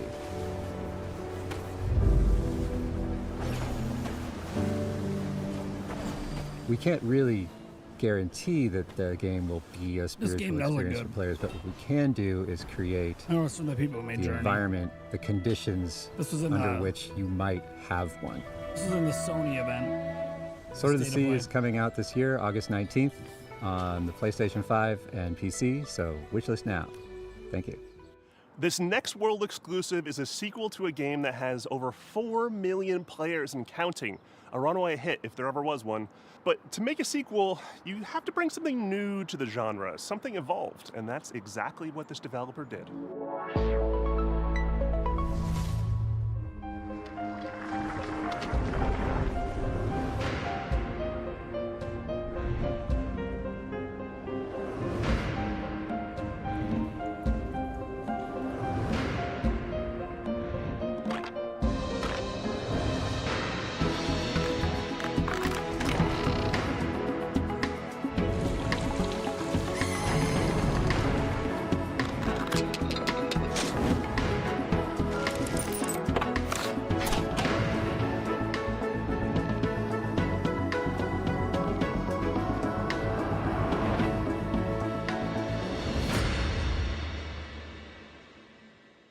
Hi, I'm Wyatt with Coin Crew Games, and we're here to announce Escape Academy 2, Back to School, the sequel to Escape Academy. Escape Academy 2 is an open-world escape room game, where between your escape room classes, you can explore a living and breathing campus that functions as one big escape room. We felt inspired by games like Animal Well and the Legend of Zelda series, and how they leverage free roam puzzle solving, so we're really excited to bring that into the Academy. Our background as a studio is in building immersive narrative escape rooms. So when we started making a sequel for Escape Academy, we asked ourselves, how can we push that even further? We looked at feedback from the first game, and the #1 most requested feature by a huge margin was more Academy to really get to be a student. No indie dev had Switch 2. Dev kits. Doesn't mean all of this won't come. To Switch 2 is Switch 2. Is successful. Yeah, I mean, this Summer Game Fest was probably never going to be like a big one for Switch 2 because not even all the AAA developers had dev kits, and like almost zero indie devs did. So it's one of those things where it's more like next year is when you start probably seeing the Switch 2 logos and a lot of stuff. Now, Microsoft, I think, is possibly the exception. I think they've had dev kits for a bit. So I think we might see some announcements at their showcase, but I could be wrong about that as well. It'd be very strange if Nintendo wouldn't even let Microsoft have dev kits. So we'll see. We'll see. Nerdy Seb. Nerdy Seb says, Nate, nice beard. Thanks. All I did was trim it, but thanks. Michael Lawrence says, it looks like someone on some haterade. Yeah. Things happen. It's whatever. What are you gonna do? Curriculum and the game's central mystery. If you want to get a sneak peek at the game and help us unlock its full potential, join and as for what I'm eating, guys, it's just some Chipotle. Little cheat meal this week. I've had a long week. Needed a cheat meal. Back to school. So stupid. Devo, Smashing Pumpkins, Lush. All these bands are part of the 80s, 90s vibe that is mixtape, from the prolific creators of The Artful Escape. But this is not a music game or a game about music. It's a game about life and friends and the music that gets us through it. Oh hi, I'm Johnny Galvatron from Beethoven and Dinosaur, here in Melbourne Rock City. This is our secret hideout where we make video games. This is one of our artists, Arden. Fuck off. We're the BAFTA award-winning team behind The Artful Escape. But who cares? What's next? We're making a mixtape. I thought we were in Jeff Keighley's thing. We're in Davido's too. Oh, cool. Mixtape is a coming-of-age action-adventure game about 3 friends on their last night together, listening to a perfectly curated soundtrack. It's a psychedelic retrospective, a musical journey that documents the breadth of their friendship and their greatest hits.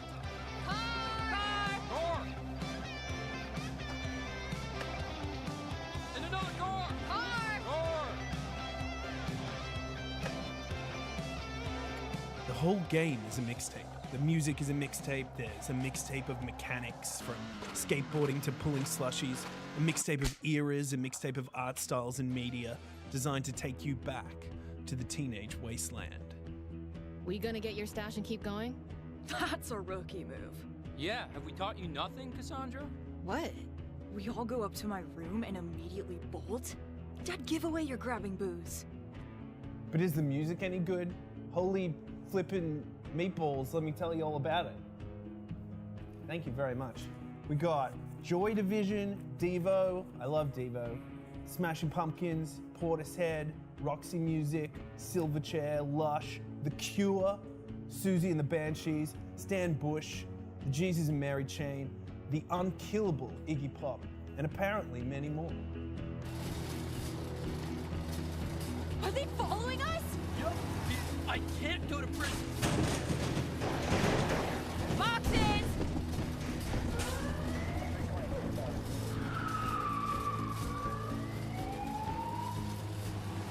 This is a terrible idea! What are we doing? If death looks you in the eye, dude, don't blink! Play it on Game Pass day one, wishlisted on Steam, play it on a PlayStation or Epic or whatever. thought we were riding together. I didn't want to get all sweaty and shit. Fair. Mixtape. Nothing but the hits. Did you see that Drinkbox Studios just announced their next title, Blighted, moments ago? You know, Ben, I'll entertain Well, you a now little they're bit here to give you an in-depth because look at the game. Hey, I wasn't that entertained by Summer Game Fest. So let me entertain your comments a little bit. Now, this is about both game preservation and consumer advocacy, right? That's what you're arguing. GameCube games didn't go anywhere. They still exist. You can still buy them. They're expensive. And almost every single GameCube ROM has been dumped online. The games are preserved. Okay? We're not missing out on GameCube games. They are preserved for the whole world to play them pretty much anytime they want for free, even if not legal. Okay, so let's start with that. Let's just be completely honest. Stop bringing up game preservation for a console where every game has been preserved. Every single GameCube ROM is on the internet. All of them. It's one of the most preserved systems of all time. Now, the consumer advocacy part. You just believe fully that because you're an NSO subscriber, the game should be on Switch 1. That is your opinion. You are free to have that opinion. But we're not owed anything. NSO is a service, and if you're not satisfied with that service, you can stop paying for that service. It's just like Netflix. If they remove stuff that you like, you can just stop being a subscriber. We are not owed anything. GameCube is a generation that happened when I was in high school. I never once in high school thought I'd be giving a shit about GameCube games 25 years later. I feel like I would have moved on in life. They don't owe me anything. I already lived through the GameCube era. I'm not owed old games. And they're already preserved. So it's like, it's cool that they brought GameCube at all to NSO. But who are you advocating for? You argue advocating for the consumer. But you're advocating for a system that's going to be on the way out. They have a new generation. Eventually, they're going to stop supporting Switch 1. And we're excited to craft another one that will put your skills to the test. They need to create sales points for people to buy the new system. Like many of our past games. And we're working with composer Janc to so if you're not satisfied with the service, just unsubscribe. We're excited for you to try the game, and we're aiming to have a play like, I'm not saying that the game shouldn't be on Switch 1. What I am saying is, they don't owe us. These games already exist. They don't owe us these games. If you didn't keep your GameCube games, that's your problem. Like, I don't get it. It'd be like me bitching that like we're on Switch 5 and I don't have Switch 1 games anymore. Motherfucker, I already own the Switch 1 games. If I don't have them, that's my fault. They don't owe me games I already previously owned. Like, it's weird. It's just weird, man. I get that you're upset they're not on Switch 1, and that's fine to be upset about it. But nothing's gonna change just because you want it to. All this consumer advocacy stuff does is it just comes across as whining and complaining, and you're doing it to the wrong people. I am not Nintendo. My audience is not Nintendo. It's like all these hater channels that make all these videos about all of Nintendo's fuck-ups. But instead of focusing on Nintendo, they focus on a content creator, right?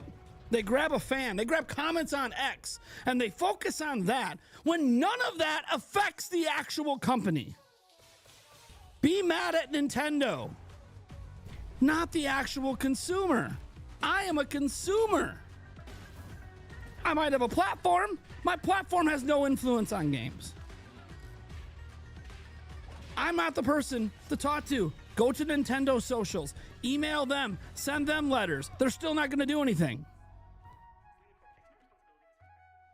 Hi, I'm Eka. All these companies exist to make money. And I want to introduce you to our new That's game, reality. The Divas, a spicy narrative-based RPG. You know?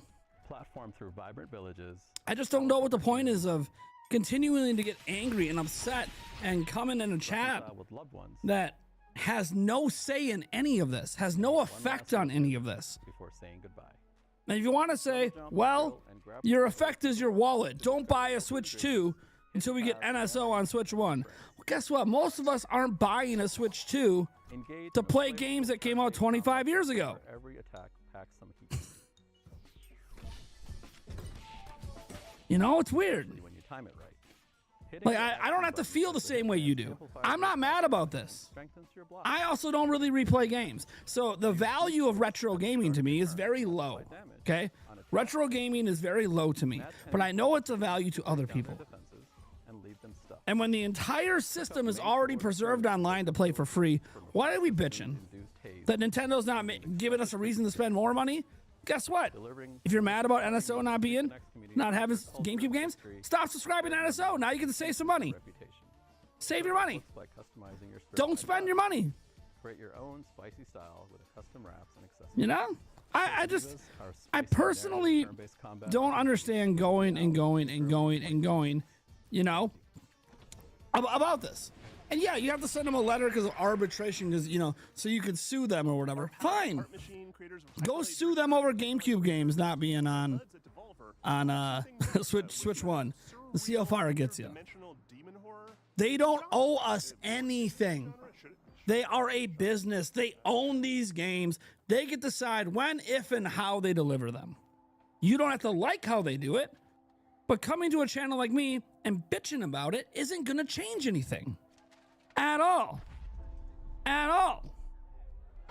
And yeah, you can argue, oh, they made a 25-year-old game a selling point for NSO, an optional subscription service. Nintendo Switch Online is optional. It's like you have a TV. You don't have to own Netflix. The TV does other things. Are you just that like dense that you can't comprehend that these devices do multiple things and all of it is optional? I have a smart TV. Doesn't mean I have to have Netflix. I have a Switch 2. Doesn't mean I have to have NSO. This is perfectly usable without it. You know, that's what I mean. You're not owed any of this. You are making the choice of what you're spending your money on. If you don't like what's offered for the money, don't spend it. That's it. That's your consumer choice. The choice of the consumer is you choose where your money goes. If you don't like what's offered for your money, then stop spending it. Hi, I'm Miriam, producer at Heart Machine, working on Possessors. I don't get what you're coming on my channel, in my chat, bitching about things none of us control other than our own spend. I control the money I spend. You control the money you spend. You coming at me is not going to teach me to spend money like you do, because I don't care about the same things you do. In Possessors, you play as Luca, a teenager. GameCube NSO is irrelevant to me. Luca was forced In fact, the entire NSO, NES, SNES, N64, GameCube, Genesis, I don't care about any of it. I subscribe to NSO because Nintendo's making me do it to play multiplayer games. That's it. That's the only reason I have it, so I can play multiplayer games. I don't give a shit about any of that shit. I don't play retro games. I don't care. Which comes out later this year. But I know you do, and I can respect that you care. But you can't make me care. A demo of the game will be available. That's kind of my point.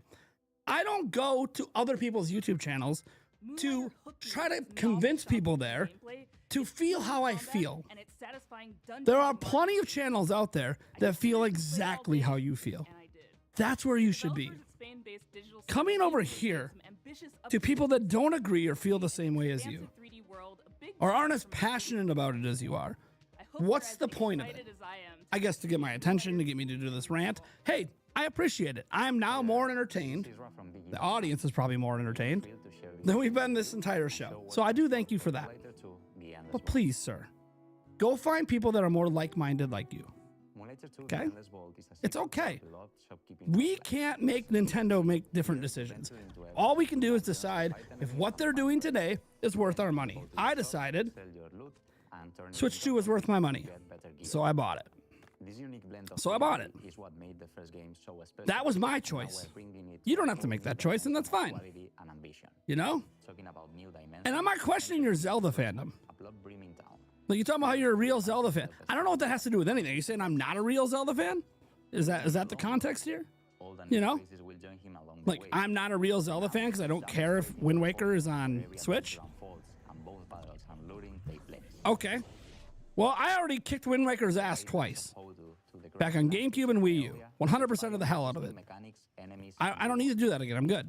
Combat has been vastly improved, with some enemies specialized in ranged weapons, while others focus You know, like, on close combat. I don't care about your Zelda fandom. I don't know what that has to do You might find a perk with coming to my chat and bitching at me like I'm Nintendo. and unlock new abilities. So that's why I likened it to when people come at me and scream, drop the price. I don't control the price. Inside, you'll I find don't. tons of prices to relics. I just don't control it. You know what I mean? Depending on where you So, place them, relics will I unleash can all respect kinds you're upset and really upset about of this. will influence the outcome of You your know? expeditions. Unlike in the first game, you'll be able to Sure, the Switch is selling bad. back effects can double or And? triple your profit. Let's say And? that you keep the adventure running. Let's say And? you even feel brave enough They have a to new take system one out of setting records. these battles will put your You think they're worried about Switch right now? You think they're even concerned with Switch? They just launched a new platform. That's like getting mad at Sony for launching PS5 and stop caring about PS4. No shit. forcing you to find Like, I don't know. I think it's all just interesting. You know what I mean? you'll need to deactivate before I starting back. I can respect people that are into retro. You know, Thunderstash Gaming, Gamebird Classic, big into retro. I respect the hell out of it. Doesn't mean that I'm going to care that much. So, and try to get the best deal. thank you for your opinions. And now I feel like it's time to move the conversation onward. All I can say is Because some of these indie games actually look kind of cool. well, there's actually something I can already share with you. Just like the perks in the dungeons, you can also unlock special effects each time you open your shop. Plus, I'm hungry. I gotta They can eat. potentially skyrocket your profit, unleashing powerful synergies and selling streaks.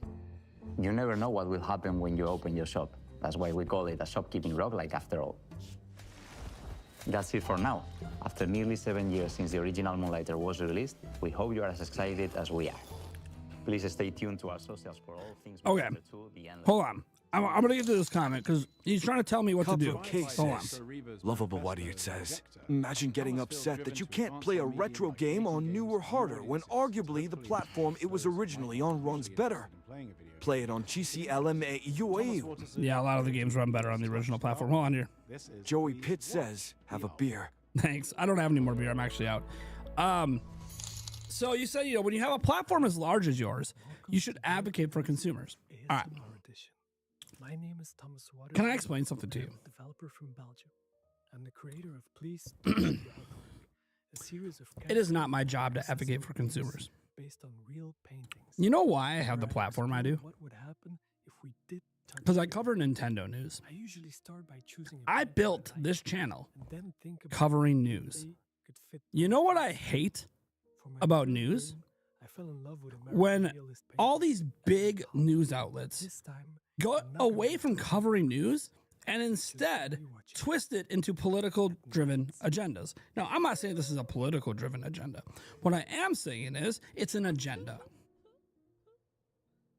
Why would I push my personal agenda into news coverage? That would actually completely change what my channel's about. My channel's about covering news, discussing news. That's it. I don't walk into your work and tell you, you know what? You're really good at being a manager of Domino's Pizza. But I think your pizza sucks. So you should start offering fresh wings made with the bones in. Domino's doesn't provide that anymore. They don't even sell those. But you should switch your whole business model. You know what? Put meatballs on the side as well. Edward Hopper, no worries. You know why? Because you should be standing up and saying your business sucks. But he's most famous for Yeah. his painting. Watch how long you last at your business and your job. He depicted You're going to thieves, get fired. loneliness, Now, no one can fire me. But if I start switching my channel from what I built it with into what you want me to do, it's no longer my channel anymore. And my career comes to an end. This is not a consumer advocacy channel. This is a Nintendo-based news channel. We cover the news. It is not news that GameCube isn't on Nintendo Switch. It's not news that it's not there. It was news on April 2nd. It's not news right now. It's no longer relevant. It's relevant to you. It's not relevant to the news cycle. The news cycle has moved on.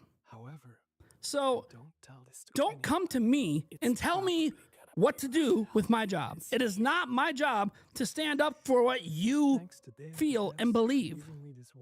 That's not what this channel is. Go watch Oh No It's Alex. Go watch Fratanga Plays. Go watch all these channels that all they do is just say, hey, oh, we're just consumer advocates. Yeah, right. They built their following being consumer advocates. Sure. Let's pretend they didn't build their followings being rage baiters and getting rage baiters to send them money.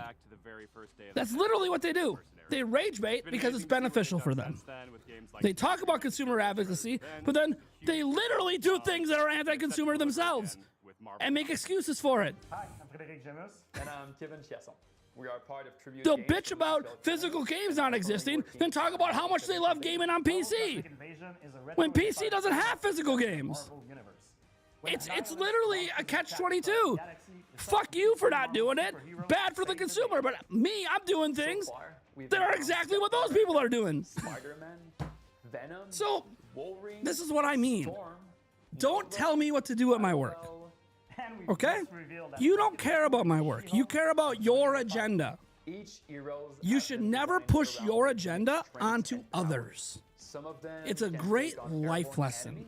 I have a lot of my own opinions, a lot of my own stuff, and I can state the opinions here because this is my space. I built this place. This place is built on what I want to do. If I wanted to be a consumer advocacy channel, that's what I would be. But I'm not, and I have no interest in it. For level design, we recreated iconic Marvel settings such as the Mutant Heaven of Genosha. If you want to be that way, go build your own channel. Go do your own thing. We had a lot of fun inserting fan favorite references for you. Seriously, like there's nothing worse than like a person comes to your work and tries to tell you how to do your job that has no idea how this even works. They don't even know how this job even functions. And you're trying to get me to care about something that I don't even care about in the first place. We hope that Marvel You know, I literally don't even care about the thing that you care about. And yet you're mad at me because I have a platform. Yeah, a platform I didn't build on consumer advocacy. A platform I built on the love of Nintendo. You know? Oh, man. Lovable idiot says, I didn't think I'd see boobies on a live stream. That happens. It happens. We saw a wiener on yesterday's live stream. You know? Happens. Anyways.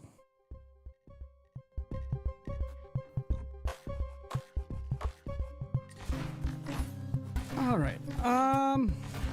I know Joycey's just waiting over there for me to tell her to ban him. I can just see it, unless she already did it. She's waiting. She's waiting. She wants to wait till I'm done with him. Hi, I'm Isa, programmer and writer of Neverway. And I'm Pedro, artist and designer of Neverway, a horror RPG in light sim, and the debut title of our new studio called Blood Inc. You play the game as Fiona. After quitting your dead-end job, you try to start over on a farm, a place where you can escape from all your problems, and finally it starts fresh. But it gets darker. I would say that news would cover a scam like locking retro games behind a console after an 8th year wait. Okay. Okay, hold on. Sorry, indie dev. We gotta go full screen for this. You think news should cover a scam like locking retro games behind a console after an 8-year wait? Okay. All right. Do you know the definition of a scam? Seriously, do you know the definition of a scam? Do I need to read it to you?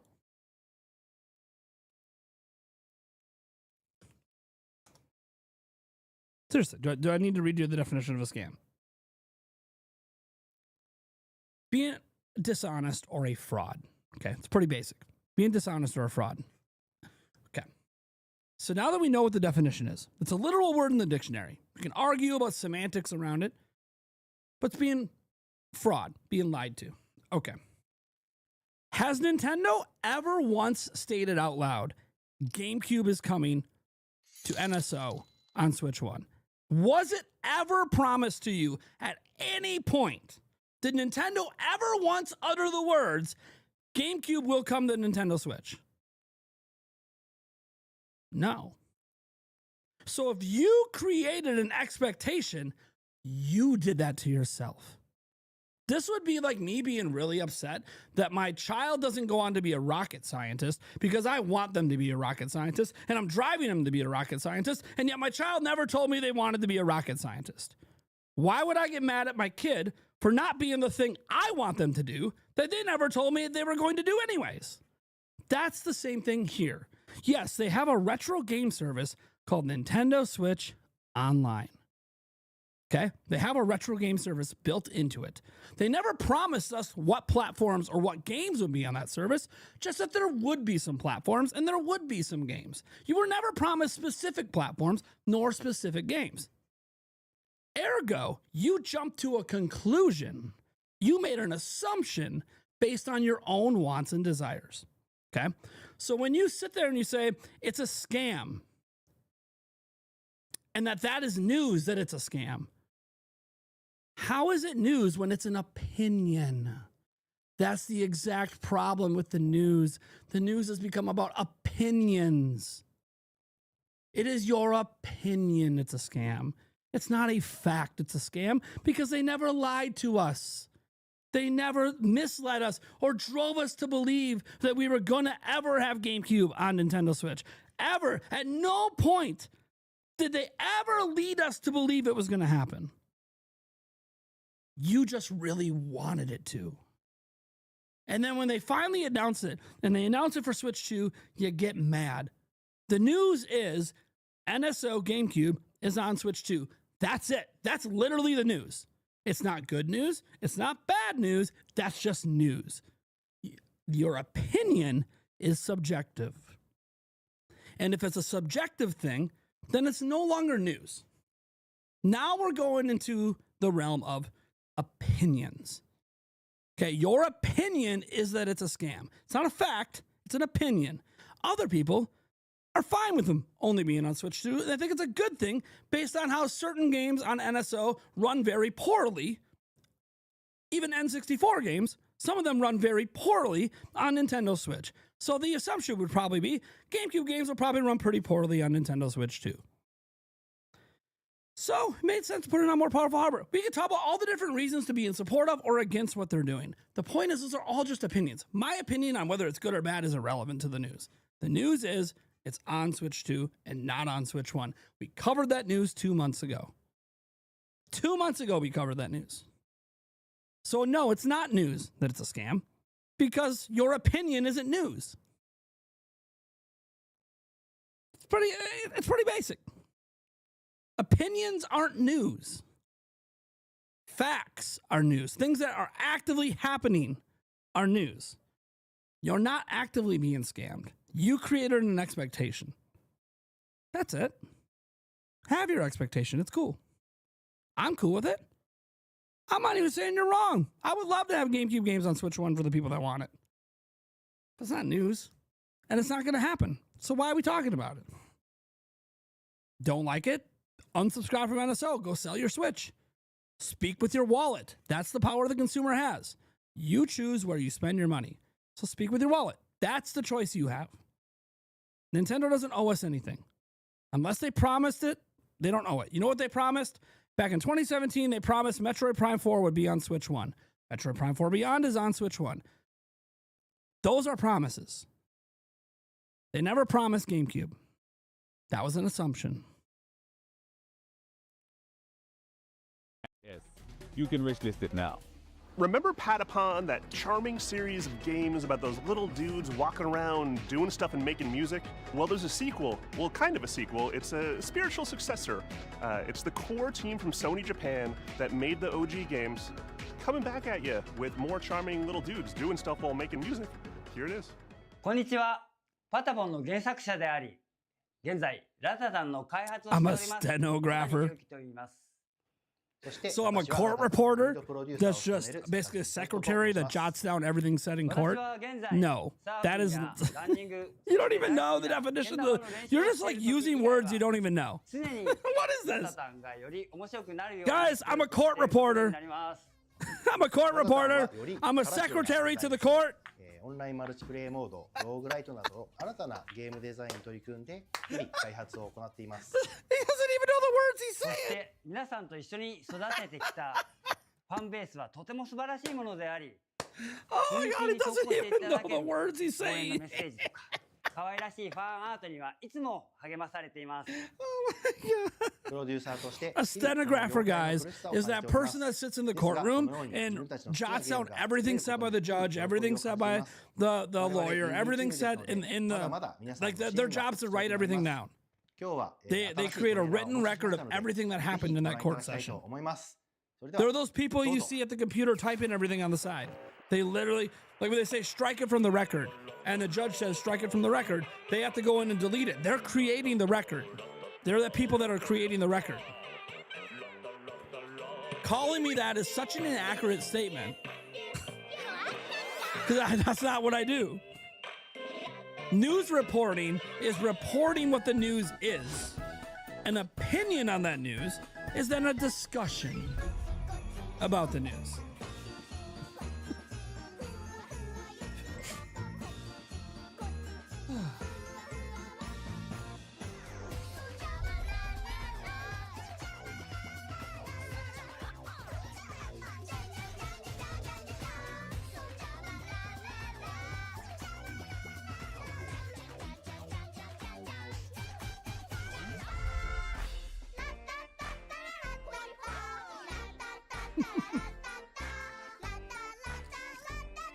I don't know, I had fun. Did you guys have fun? I had fun.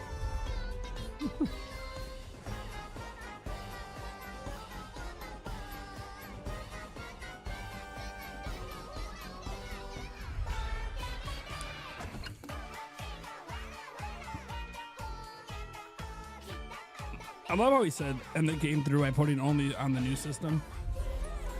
Yeah, geez, imagine a company releases a new system and then puts exclusive things on that system. Man, that's such a negative. Damn you, Nintendo. You're such an evil company for wanting to create selling points for your new system by putting some exclusive things on it. Damn. You're so bad, so naughty. Naughty, Nintendo. What's one of the #1 complaints with PlayStation? That almost nothing's exclusive to it. You can just play on PlayStation 4. Damn.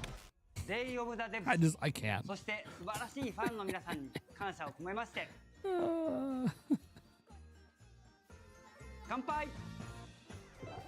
This next game, led by the legendary Warren Spector of Epic Mickey and Deus Ex fame, is a totally new take on stealth. His talented team is making something like nothing else. It's an evocative game set in a turn-of-the-century universe. That's why comrades fought bravely. To play it. Hi, I'm Warren running Spector, out of accounts. Chief Creative Officer at Otherside Entertainment.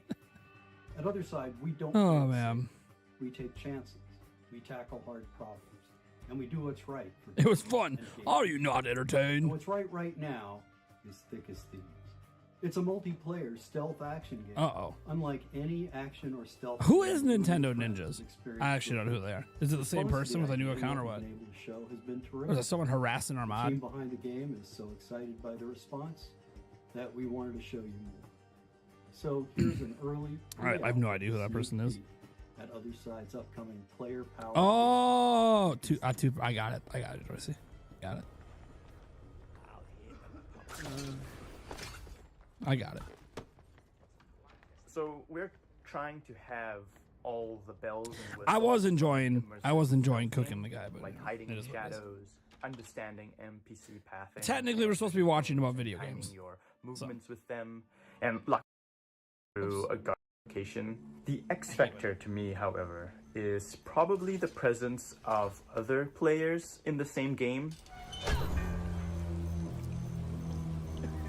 The thing is, I could study the AI all day long. I could study the levels all day long. But the other thing is, I don't know what another player is going to do. Are they going to actually pickpocket me? Making, situations that are just so fun. Something that won't happen in another match ever again. I think that's the thing that I'm looking most forward to seeing players do. I can feel like a real master of stealth or I'll be back. or cunning. I go check on my kids, because I I'm not gotta just start going to bed. outsmarting NPC AI, which can be satisfying, but it's an actual human being that I'm getting the best of. So one of our core design pillars in Thick as Thieves is to play with your ears. And to me, that means a lot as audio director because you understand your surroundings at all times. You understand where you are on the map. You can hear where other thieves are. You can hear other threats like guards. You could also be able to tell like, oh, I'm in this quiet environment and then I can hear outside it's very loud. So I'm thinking to myself, wow, okay, if it's raining and there's a thunderstorm, maybe that can mask some of my sounds so I can kind of go in undetected. And a lot of this is not faked. If you hear a train in the background in the distance, there's actually a train passing by in the world. Every thief for themselves, right? Thieves going at it 1v1v1. And one thing that I really like to do is kind of stay back in the shadows and watch everyone go at it. People are falling into my traps and then just waiting for the right moment to swoop in.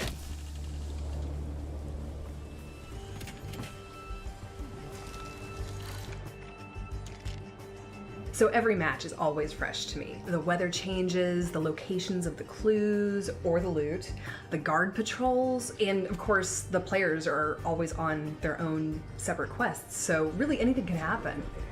London out! That's far enough! We've been working on this game for a while now, and I'm just totally stoked that other people are excited about it too. I really want to get this game in front of more players as soon as we can, and I'm hoping that many of you will sign up for a playtest. We'd love to get your feedback on the game, and we'd love to show you what we've been putting together over here. So, thank you very much. This is a new title from a longtime collaborator of ours, both at Double Fine Presents, where we published our game Kids, and here at Day of the Devs, where we've highlighted titles like Time Flies. Here's a first look at their new game, Pocket Boss.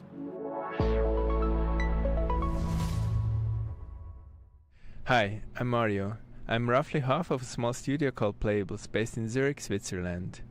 I worked on games like Plug and Play and Kids. But now I'm looking forward to show you something brand new, Pocket Boss. Pocket Boss is a short game about the small joys of manipulating data. As a remote worker, you're in touch with your boss through a chat interface and will get all kinds of requests. Be smart, erase competitors with one swipe of a finger, navigate the stock market without crashing, and generally find easy solutions for hard problems. Your boss will verify if everything looks correct, and most importantly, beautiful. But as you do all that, the charts start to get a life of their own. They go wild. Will you be able to tame them? Or maybe even find your own satisfaction on your way to success? Pocket Boss is an intimate encounter with data exploring the secret life of charts. The game will come out later this year.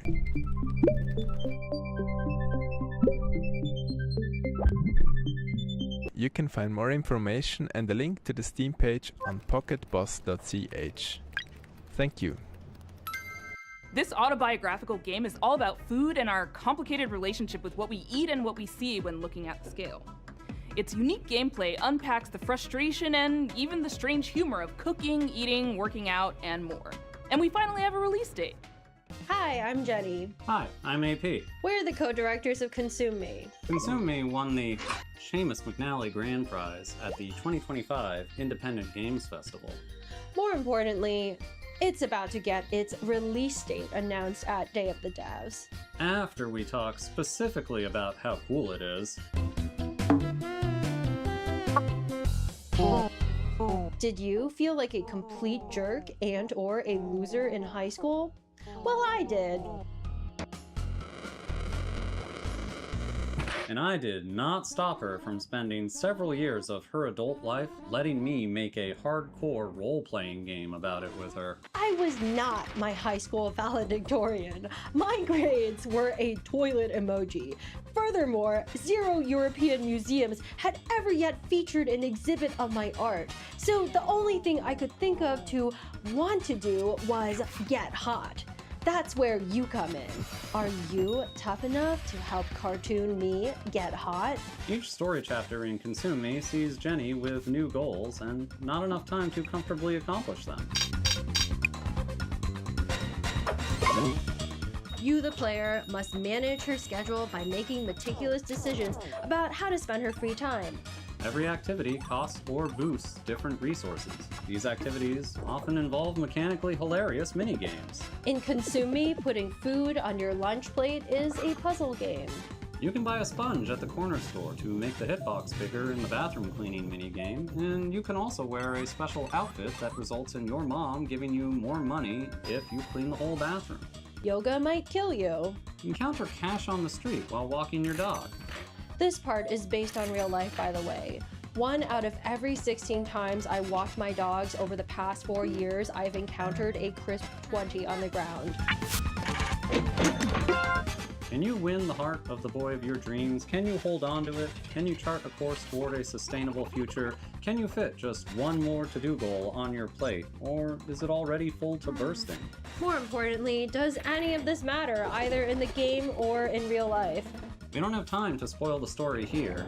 So you'll have to find out yourself when Consume Me comes to Steam on September 25th, 2025. Please wishlist it as soon as you can. Seriously, at the rate of $20 per 16 dog walks, it is going to take me 1,095.89 years to earn $1 million, and we need to make another game after this. Thanks. Thanks. Sometimes great games can go unnoticed. Consume If you're lucky, Me. maybe you build a small cult audience, but very rarely do those games go on to inspire huge games like Undertale. That's exactly what happened with this game. Originally released in 2008, and now seeing a release on Steam and Switch, this is off. Hello, I am Mortis Ghost, a Brussels-based comic book artist and creator of the game of... Oh crap, I don't have my stream set up for tomorrow.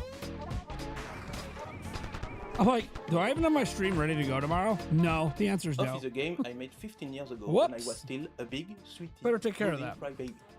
It's a Japanese. You guys know we're streaming tomorrow, right? Where you control a baseball batter chasing ghosts in a cubic, strange world. I made this game with no other ambition than to create something funny to show my friends. Summer Game Fest is tomorrow. But it got out of my control and became very famous. The reason Funny is that how like the everyone game just thinks is Summer somehow Game Fest blessed. is like one of It the. harbors a diabolical force that When I it's can not. destroy. I ask you please not to It's a play bunch it. of events.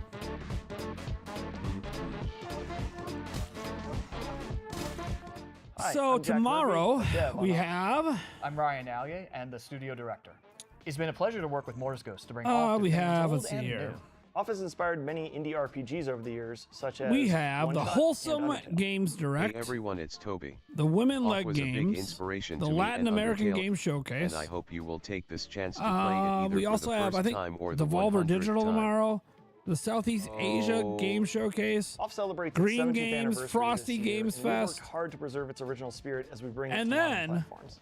In addition, Mortis Ghost has designed We 6 gotta new bosses remember- for returning controllers. Plus, we have a new soundtrack, which you're hearing Sunday, right now, and revamped we have the combat. Xbox Game Showcase, the PC Gaming Show, the Death Stranding 2 game premiere.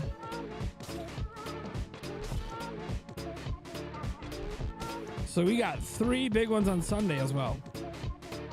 We're proud to announce Off's release date for Nintendo Switch and Steam.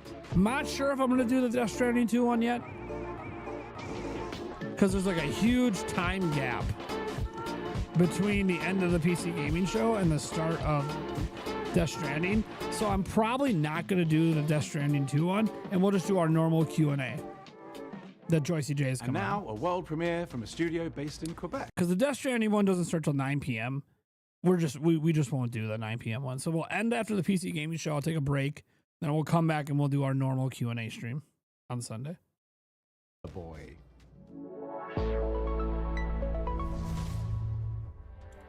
Hi, I'm Corey Martin. I'm Thomas Wait, Tobin. what? And I'm Andy Chmelenko. Yeah, Sunday. We're co-creators of Game Not Team tomorrow, 6, Sunday. a small studio from I gotta Canada set up my stream for making tomorrow. heartfelt games with big ideas. Hold on. I have We're a so thumbnail made for excited it. to introduce you to Tire Boy, a playful action-adventure platformer about a tire person. Tire Boy is fast and nimble, leaping through lush environments, solving environmental puzzles, and taking on heroic battles. All while helping locals and uncovering his own past. Tire Boy may be the last of his kind and was lost as a child. At the start of the game, we learn how he was raised by a large owl named Nestwick and doesn't know much about his family or ancestors. It's a story about connection and curiosity as Tire Boy journeys through a vast, unfamiliar world, I'll just reuse the searching same for thumbnail, purpose whatever. and traces of his forgotten origins. Many of the locals Fine, have my grown thumbnail- fond of Tire my Boy. thumbnail They'll lost often it. ask him I for lost things my ranging thumbnail. from small favors to the game's main objective, which is to repair a giant radio transmitter to help the local community make contact with long-lost travelers. In spite of its silly premise, we're striving to make the world feel really grounded and genuine. Another thing we've emphasized throughout development is being playful with the scale of things in the world, wanting to make the player feel small and make you feel like a kid, giving you that childlike experience of feeling like everything around you is impossibly big. And that has a meaningful impact on gameplay, given that you move fast and it feels more satisfying to do so in a big, sprawling world. Tire Boy is weird, heartfelt, and full of little surprises. And we've built it to feel like a place you'll want to come back to, whether you're chasing big moments or just soaking in the quiet ones. Wishlist Tire Boy Hold on on. Steam now I'm setting and up follow my at live stream for tomorrow, so give me a second, tireboygame.com guys. on Blue Sky to keep up to date. Thanks for watching and enjoy the rest of the show.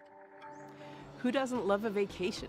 Toem took us on a delightful expedition, and the sequel, Toem 2, takes us even further from 2D to 3D. Something we made from Sweden does it again. Hello everyone, I'm Lucas. And I'm Niklas. Co-founders and developers at Something We Made.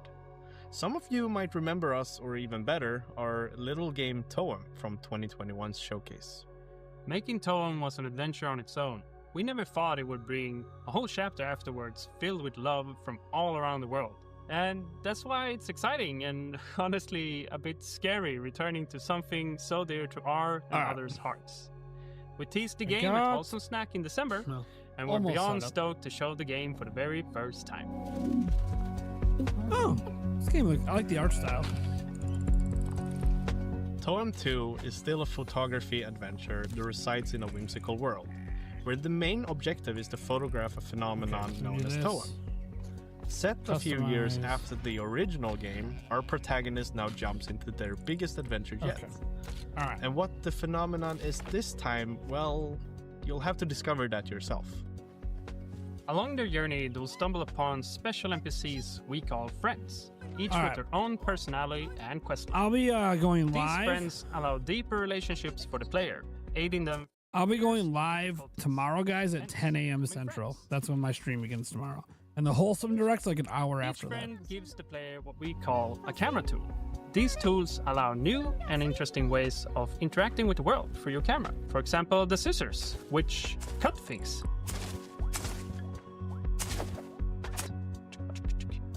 Or take the hammer, which, yeah, you guessed it, is great for smashing stuff. As you might have noticed, we have updated the visuals. It's a crafty mix of render styles that allows us to reimagine the world without compromising on the vibes. And finally, and maybe most importantly, we have a new movement system. It's probably the biggest change compared to Toem 1, and you can now jump and climb your way through the environment. It adds a lot of playfulness for us when designing quests and regions, ultimately making the world feel more free and open. And don't you worry, the handy camera continues to be the main gameplay component. This time, we made it feel a bit faster and snappier. And tying that in with the new movement, we can't wait to see the photos you'll take. So to recap, more story, updated visuals, and a fun new movement system, but still the very same chill and cozy experience. The whole team is working so very hard to make Toem 2 something that can stand proudly besides the original game, celebrating what worked while improving the rest. So if you're interested to learn more, go wishlist the game and join our Discord. See you all real soon. Hello. Are you looking for a way to support Day of the Devs and you just don't know what to do? We have a new collaboration with our partners at the Academy of Interactive Arts and Sciences. They have an annual program called Game Maker Sketchbook, which sees a celebration of artistry in games. And we don't mean just concept art, we mean character designs, we mean storyboards, we mean iconography, all the different kinds of art that go into developing a game. They are putting a spotlight on, and it's awesome. This year we worked with an illustrator called Nimit Malavia to make this epic piece that features characters from all the best games of the year. Literally dozens and dozens of characters, a veritable Where's Waldo of every game character that you love. That print is limited edition and on sale at imapit.com. All the proceeds go to the AIAS Foundation and Day of the Devs. Literally, how big is that we're print? nonprofits asking for your dough, but like it doesn't just mean giving I want to know how money. big that print It means is. you get something in return too. Isn't that a joyous I'm on thing? their website right now. We How want to big give a is that print? huge shout out to our flagship sponsor at Xsola, who really helped make Day of the Devs happen this year. Xsola is a global video game commerce company that aligns with our mission to help developers connect directly with players and sell more games. I literally without do giving not up see this control print or on their extra website. revenue. Launching today is a new Day of the Devs activation on the Xsola Mall to spotlight some of our favorite games from recent Day of the Devs showcases. Scan the QR code below or head to this URL to explore some amazing indie games. I literally don't and thanks see- again to Xsola for supporting this celebration of creativity and community. I do not see Thank this you, print. Greg, for that riff on Xsola. We Oh, are there it is. so I happy found to it. have I them as found our it. flagship sponsor.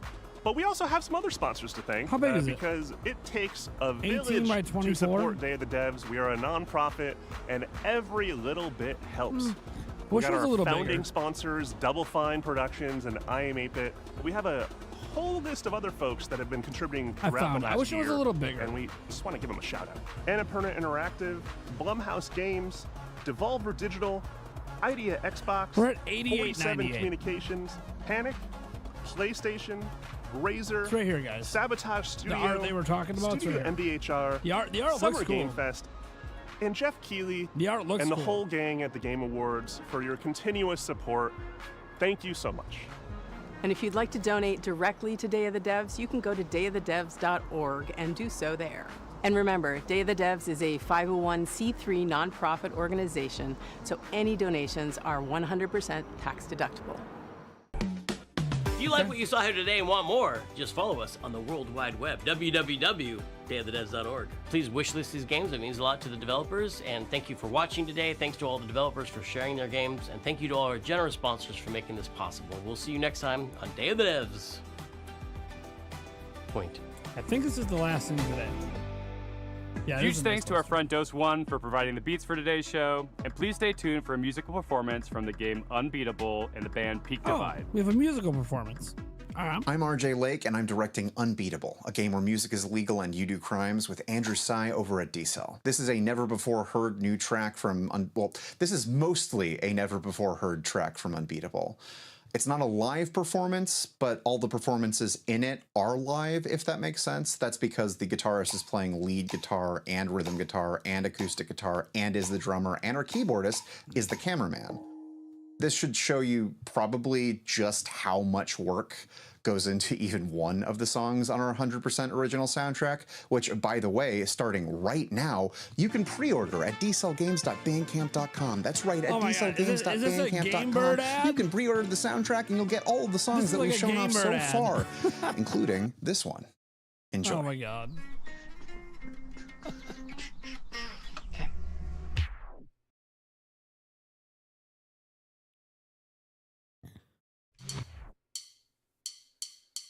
Has your voice been truly locked away? Kept inside these worn-out days we made? Or maybe this is another dream I'll soon forget. So I'll put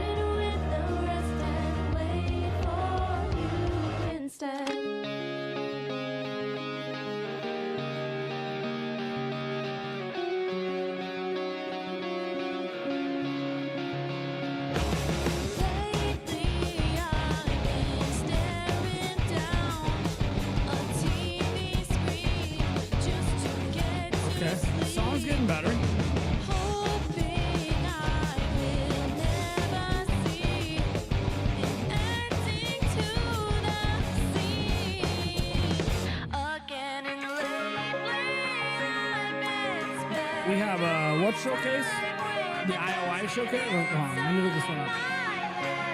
There might be more besides this show. It's hard to keep up on all the showcases, Cody. See if I can find that one.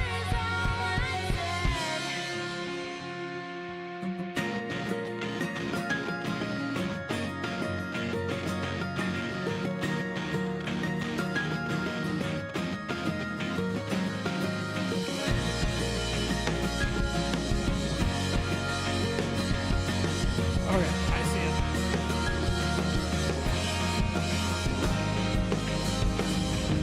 I see it. Yeah, we'll watch that one. We'll watch that one. Yeah. Yeah, we'll watch that one after this. Well, I mean, at 8, top of the hour. We'll do the giveaway in between.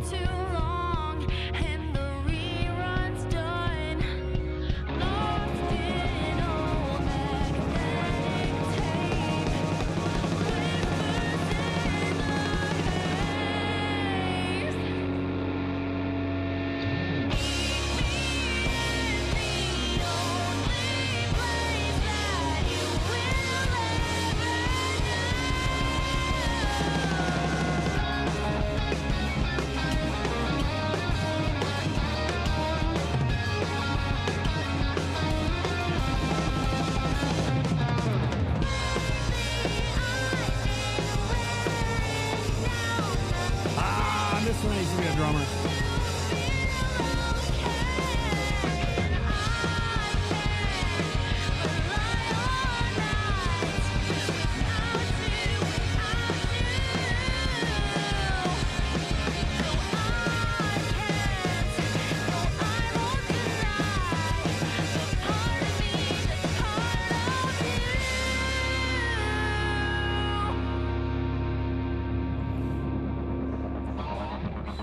I mean, no offense to that singer.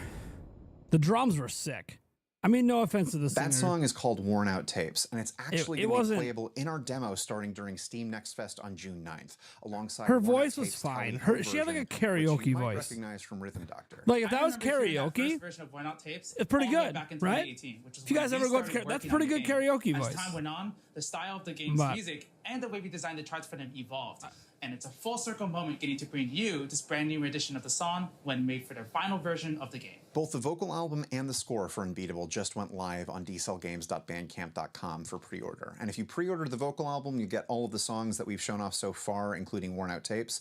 And if you pre-order the score, you'll get all the background music from the demo, all the cop fight music, all of the baseball stuff from the demo. You can also listen to all of that starting today on our YouTube channel. And that's basically it for my calls to action for this. What else is there to say besides wishlist the game, play the demo, and thank you a lot. Like genuinely super, we're not here without you. Like genuinely. I don't have anything to say. I don't have any real words. All the planned stuff ended back when I stopped talking about the album. This, I can't. This reminds me of my early days on YouTube when I didn't know what I was doing. There is more Like camera presence and knowing how to talk to people come is into so D-Cell tough. than I have any idea. It's a very what to acquired do skill. with. This game doesn't exist without the support we've gotten so far. So, oh my God, from the bottom of my heart and everyone at D-Cell Games, thank you so much. We're going to continue trying to do the best we can do. All right. All right. So that's the end of that one. Our next one up is just had it up. No. I just had it up. I feel stupid now. I just had it up. Here it is. All right, so we close that one. Let me clear some of this stuff out here. Too much open right now. All right, so this is the next one up right here.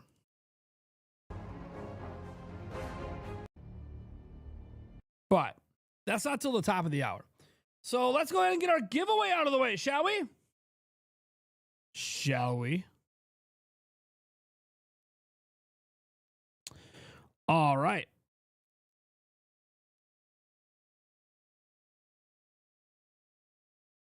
Remember how our giveaway works.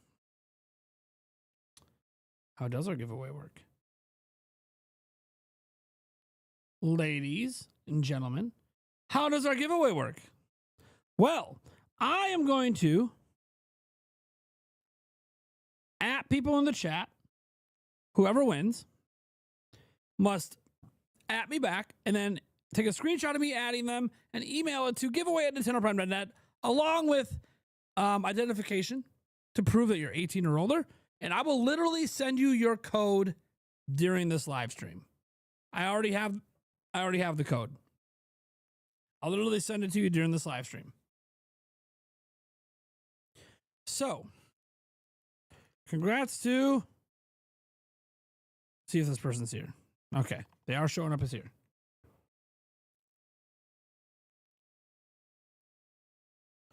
Congrats to... I'm going to butcher your name. I'm so sorry.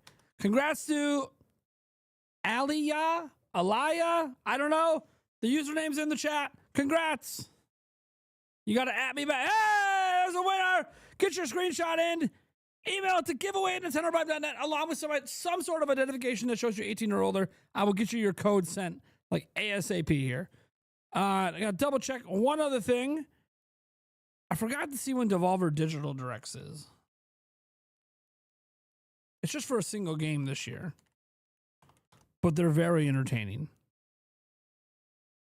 I don't remember what day and time that direct is. I'm just looking it up. I don't think it's today. I could be wrong. But it might be today. In fact, I think it's in like 40 seconds. Why can't I find their YouTube channel?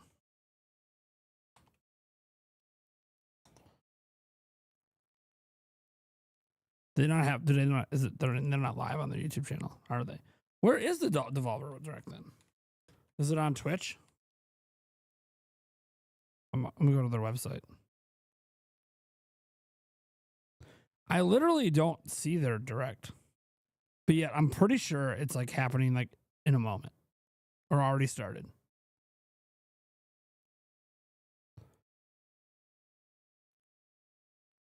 trying to find it.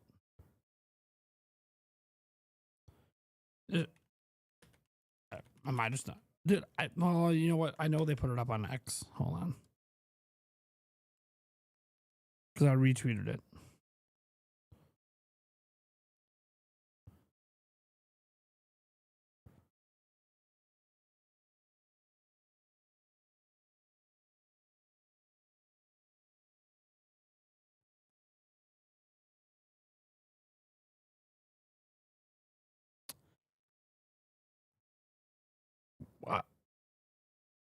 I'm confused. I'm going to be honest. I am really confused.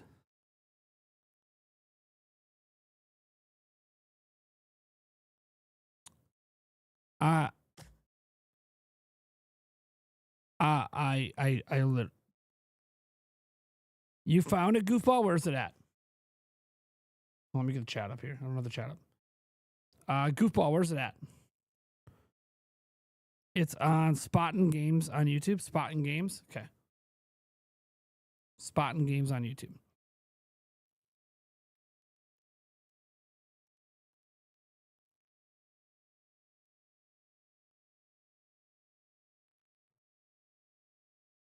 I'm on Spottin' Games. They're live. Hold on.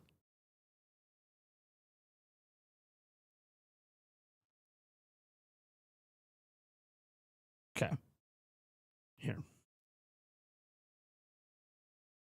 Hold on here, guys. My chat's closed, so give me a second. I gotta unpin the giveaway too. Okay.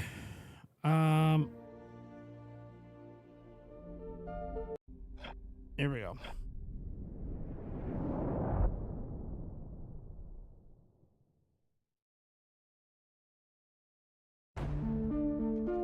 Kenny's son makes video games. In fact, Kenny's son has made games for as long as he could remember. Even as a young man, his curiosity and dedication to the art was apparent. His parents, his teachers, and his friends all knew this about Kenny. He loved video games, and his desire to make them was undeniable. Volvy! Taking inspirations from the world around Kenny's him balls. and the games that formed his tastes, Kenny was always in front of a screen, tinkering away at whatever idea fluttered through his mind. Video games would take Kenny far in life, but he could have never expected the heights he'd one day reach. One day, I'm gonna make a game called Ball Pit just for you, Volvy. A game called Ball Pit just for Volvy.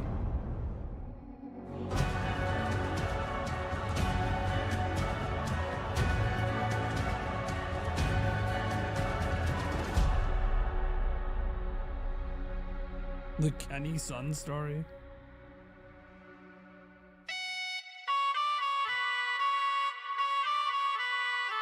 Dude, Devolver Digital makes some of the most entertaining directs ever.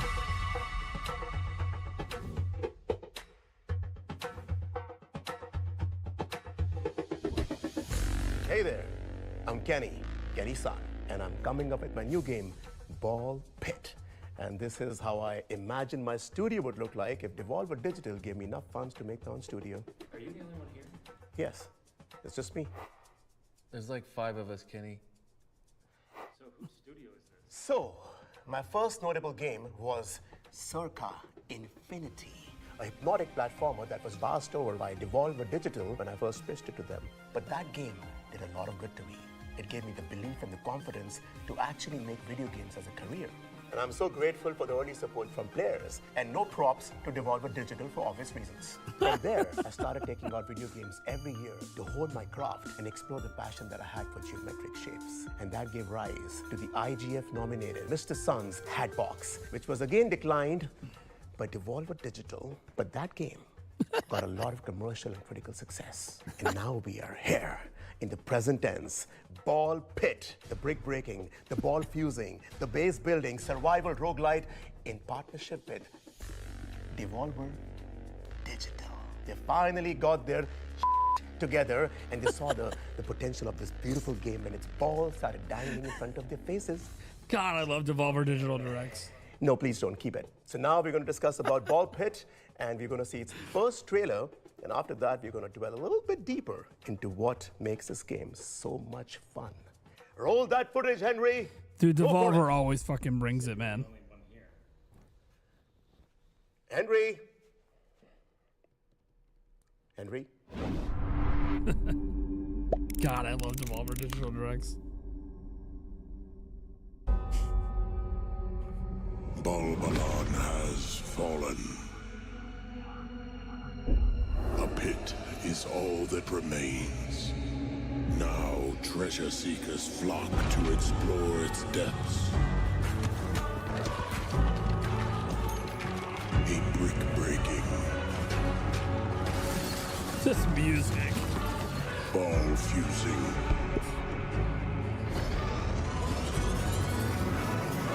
Base building. Survival roguelite.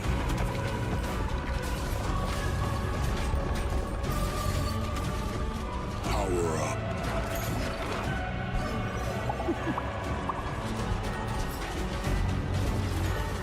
Rebuild Balbalon. Balbalon.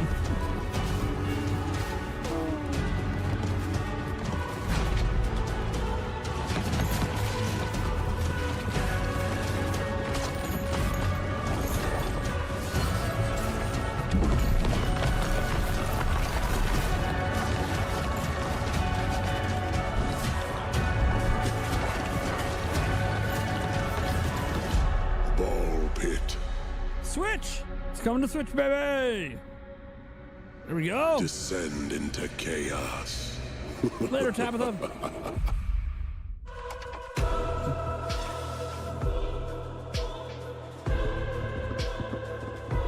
That computer isn't even plugged in. So anyways, listen. When I first started work on Ball Pit, When we started work on Ball Pit, we. So I was saying, it was a little different from what it is right now. The core concept has been the same from the beginning, but I've built on top of it the last few years. Also, the game comes from a very private, intimate space. Look, when I was a little boy, I was diagnosed with IBS, internal ball syndrome. That's not that stands for. Now, what that meant was that I would spontaneously spit up balls. These dang balls. But that was not painful or anything. But the affliction was such an important part of my life that I had to weave it into the narrative of my next game as an artist. And as they say, true art lies within. Ball Pit. The demo is on Steam as we speak, and the full game is going to release later this year. So if that is something that intrigues you, then please give the demo a spin and also wish list the game to be up to date with the release date later this year. And if even then you're not convinced, then I have two folks that I've invited who have been really important for me to bring this game to life. And other people back behind the scenes, team, thank you so much, everybody. Thanks. But these two have been the two stars for sure. Thank you, Kenny. And hello to all you gamers out there. I'm Rick, and I play the Fireball in Ball Pit. And I'm Janice. Some of you may recognize me from my past works as a segment in the Super Mario Brothers Firebar.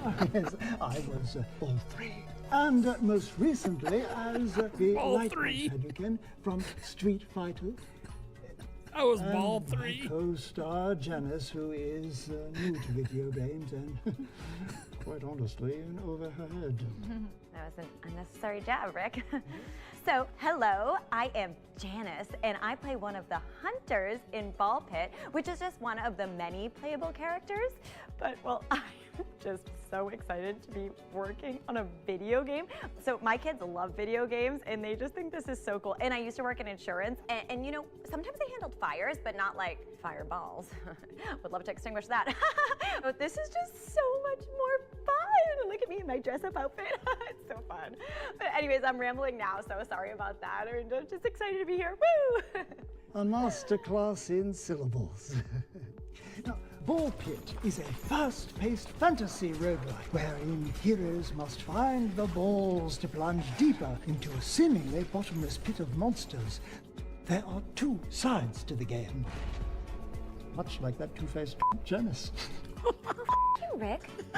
The combat side of Ball Pit sees players select one of the hunters, each with their own starting ball type and special perks. Collecting XP gems from vanquished foes builds up your meter, which allows you to add new balls and items into the mix and upgrade, or even combine existing balls to create insane mashups of power.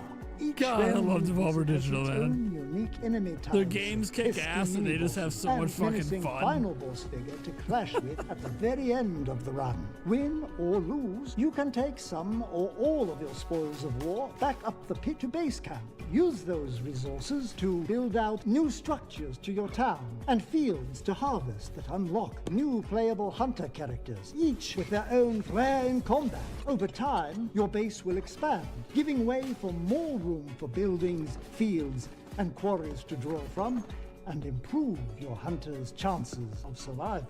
There are many realms to roam, many hunters to unlock, and a dizzying amount of balls and combinations to experiment with on your quest to rebuild Babylon. Thanks for mansplaining, prick. Oh, I mean Rick. Slip of the tongue. And that, my friends, was a little bit on Ball Pit. And there is a lot more to unveil in the coming months as we march towards the release later this year. If you still haven't, please try the demo on Steam as soon as you can, because this has been something that I've wanted to create since I was a sweet little boy. Hi. And this is something very, very special.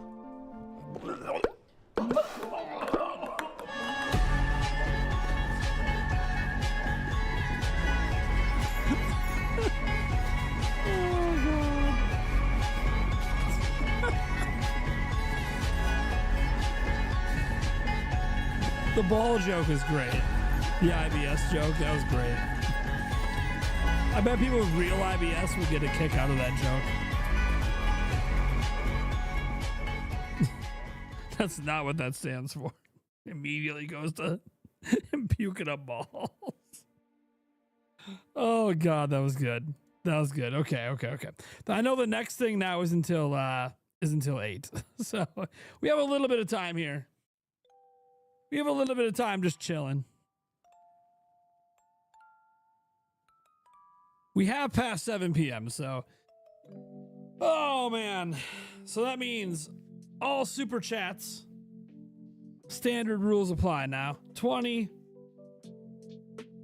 50, 100s, those are all shots. We're chilling. I don't think I have a beer to even drink if I wanted to. I could use one though.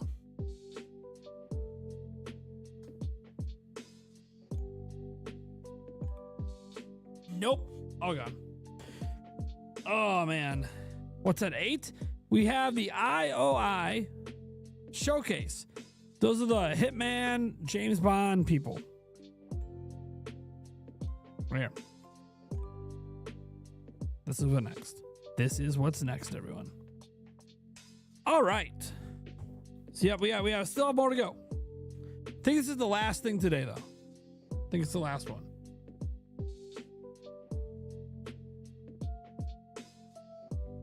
You live in Iowa, I could deliver beer. It wouldn't get here in time.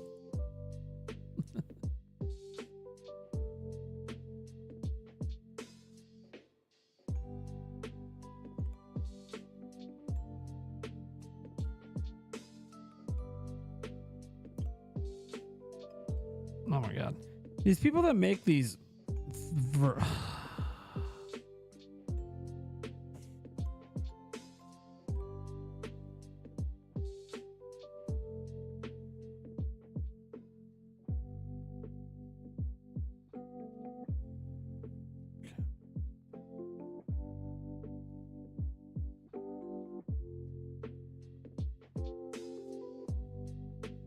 Sorry, I got a sponsor email I'm trying to deal with here.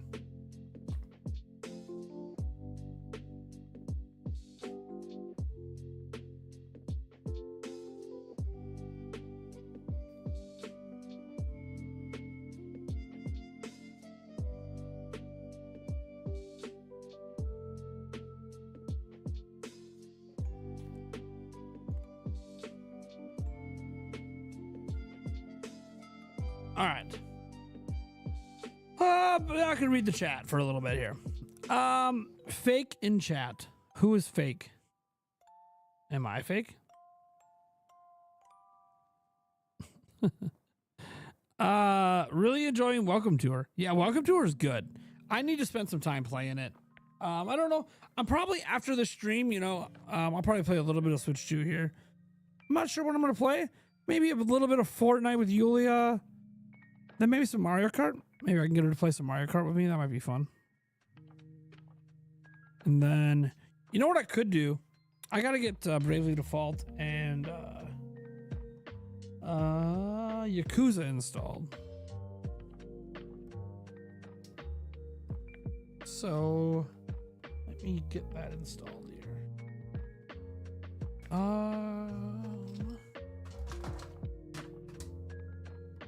Let's see here. Yakuza is probably the bigger one here, so let's get this one. Let's get this one installed. Yakuza, or whatever, however you pronounce it. Dude, that cartridge slot flap. Dude, this flap is intense, man. Dude, this is a way better designed flap. Look at that. If you have a Switch 2, you know. That flap is nice. All right, so that's my first ever game key card install. It says, to use this game key card, you need to download the data. Okay, so I hit download. Is that it? Is it that simple? No eShop? No eShop. Huh. Look at that. It doesn't even go to the eShop. Perfect. I mean, they said it's not tied to my account, so I guess it makes sense it doesn't go to the eShop. Cool. Cool. Yeah, I saw the fake Switch 2.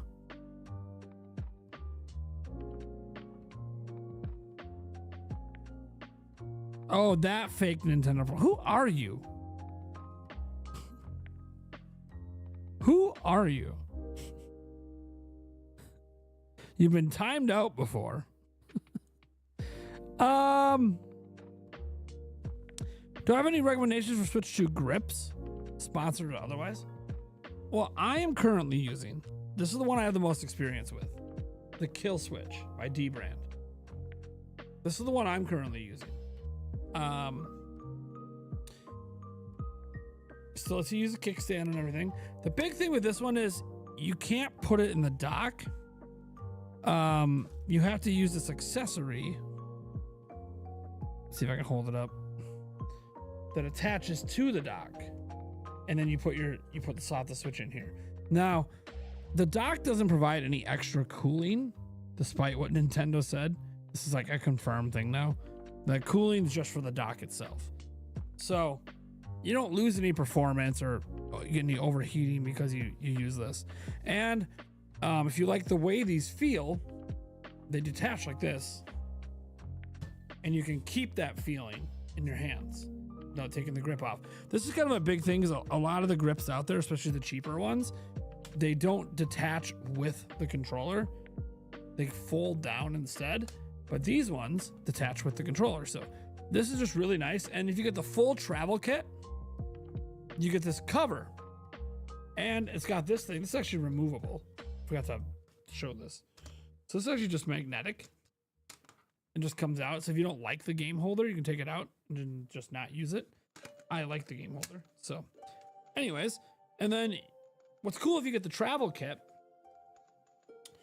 is goes in here, bring the strap up, boom. Now you don't need a case when you put it in your bag. That's it. You don't need the case. You got your games, you got your Switch, throw on a power cable, you're good to go. Now you don't even need like a case. So, yeah, it's neat. Really neat. Really neat stuff. I'm gonna actually, where's my charge cable? This is installing a game. What do I do with my charge cable? I gotta clean this desk off from my live stream.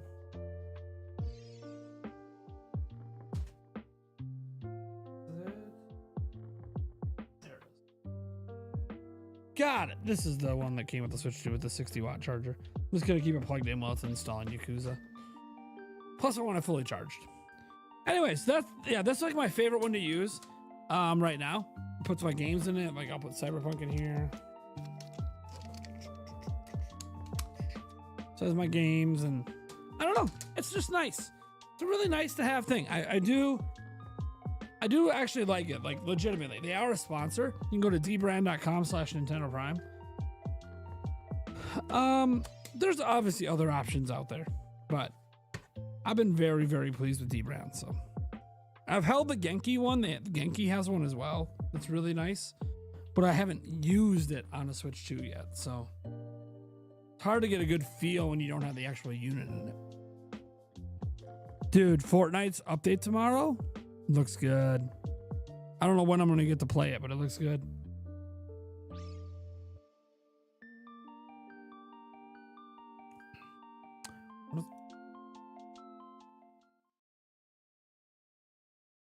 I thought there was something going on. I don't know what's going on here.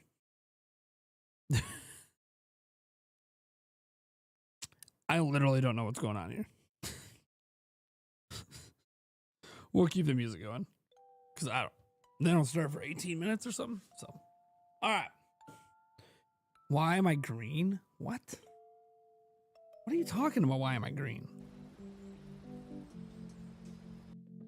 Oh, I gotta go check the giveaway email too. Yeah, make sure we gotta confirm a verified winner and get them their code. Do we have a verified winner? See here. Okay, verified there. And looking good. Yep. Looking good. All right, I'm gonna get that person their win right now. 1 second here. Because I already have the code.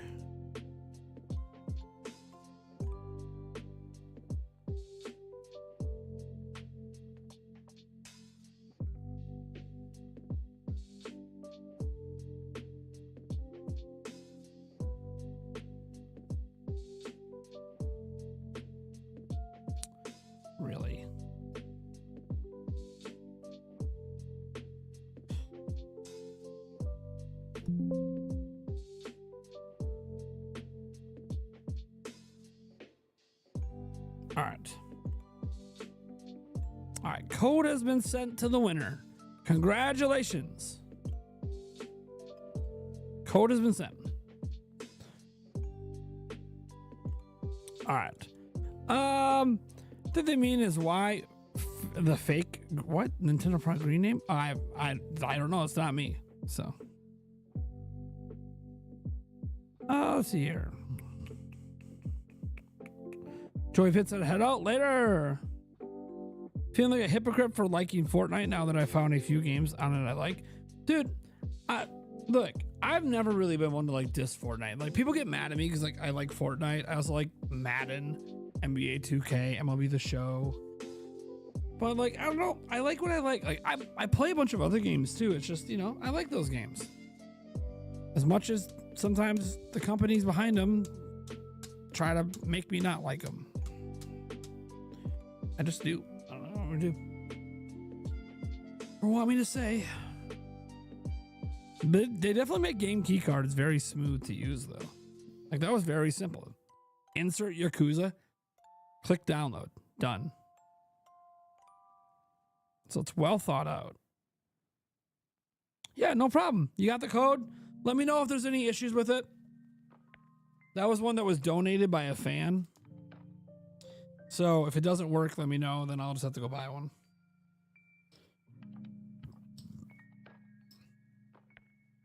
I got to get those Switch 2s shipped out tomorrow. Shit. I got to find boxes for 2 of them. Shit. I got to take care of that after my stream. Get those packed up and ready to get out of here.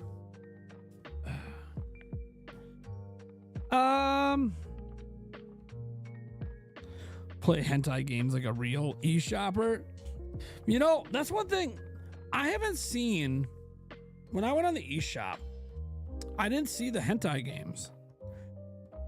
Like I think they fixed that like not too long ago anyways on Switch 1. Hey, there we go. My friends. Nice. So I have. This is kind of cool. So it says I have 3 friends playing Cyberpunk, 3 playing Street Fighter 6, 3 playing Bravely Default, 3 playing Breath of the Wild. Cool. Yeah, the recommendations list needs to be updated. Yeah, like if I go to recent releases.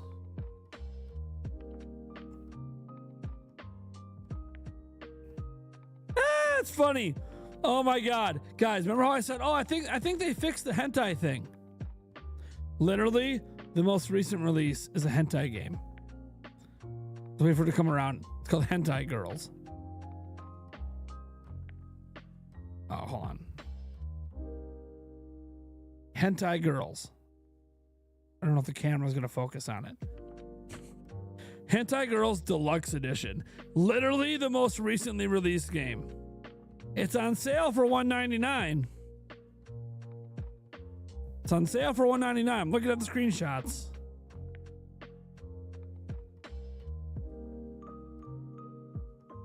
Remember, it's Deluxe Edition. Have to check it out for $199. It's normally $20.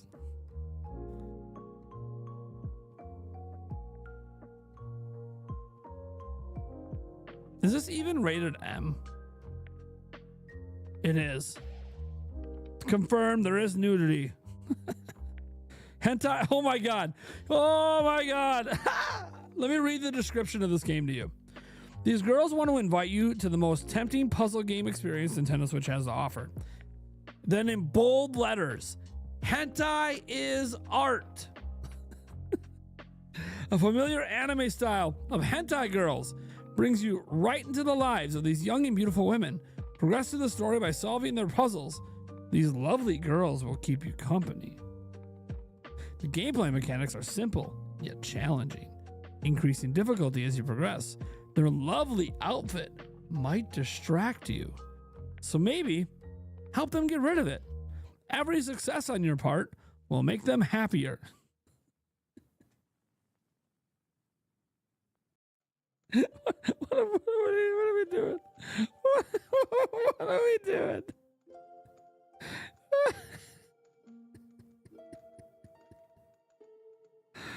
Oh my god.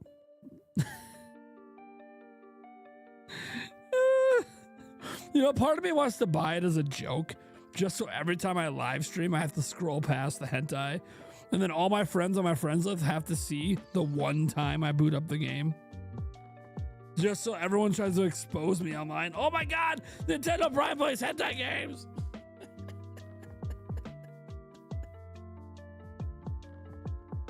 Look at this. He's got 1,700 hours in this hentai game. Oh my god. My most played game on Switch too. See, at least when people get Stellar Blade, there's a game there, right? Yeah, everyone knows you're looking at ass, but at least there's like a good game there. You can argue it, you play it for the gameplay, not the ass. Oh my god. Share the virtual game card with Eric. Eric, I gotta send you something quick. Turn your Switch on. Yeah, what do we do? We're dissing puzzle games. My bad. My bad. We can't be making fun of puzzle games. Every successful attempt removes clothing. It's like strip puzzle game. Oh my god. Oh. Just as I was like, you know, I think they made things better. Very first game. Hentai. Well, that backfired. The art. It's about the art. I'm just here to appreciate the art. Okay? That's all it's about. The art, you know, the artistry of the hand-drawn hentai girls, and, you know, the artistry of the programmer that put us in the jiggle physics. The art. We're just appreciating the artistry of it all. The human form is beautiful, and we're just appreciating that beauty in art form.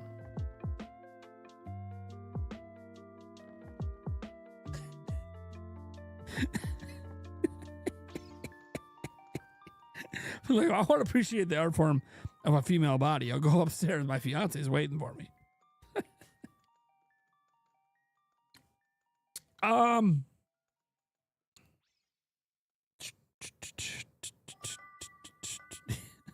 Yeah, look.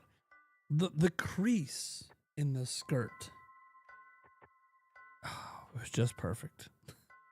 Like, what the fuck? Oh my god. We need to get to the showcase, man. Did they just like reset the timer? I think they did. That's hilarious. It was under 20 minutes, and now it's back to being just under 20 minutes again. Do they even know what's going on with their own show? Like,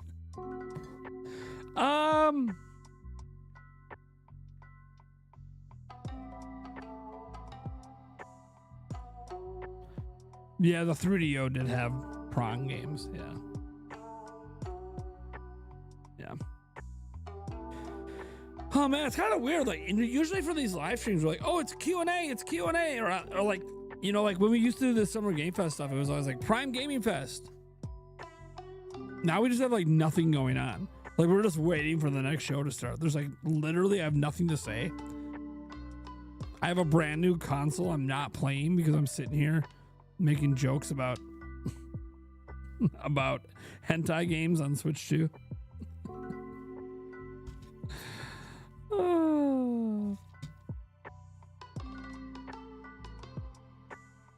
With 200 people watching, maybe. There's another update for Hitman. I don't have Hitman. Has anyone played the Hitman game on Switch 2? Has anyone played it? Is it good? I'm still debating on if I want to get it or not. Does it run well on Switch 2?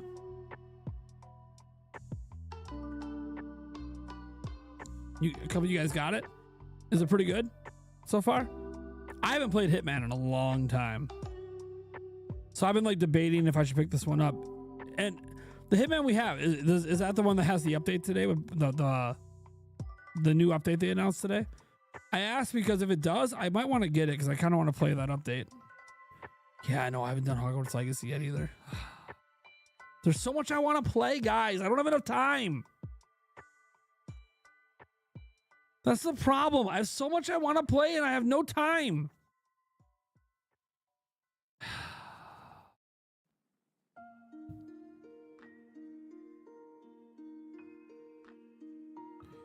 Like an idiot, you didn't have the money in your current account for the Switch to order in the UK. Pre-order canceled, out of stock everywhere. Oh man, that sucks. I'm so sorry, Andy. Dude. That's just the worst. Literally, oh man. I say that as I have 2 Switches behind me, another 2 on the counter. People think I'm scalping, and these are just giveaway items that I have to ship tomorrow.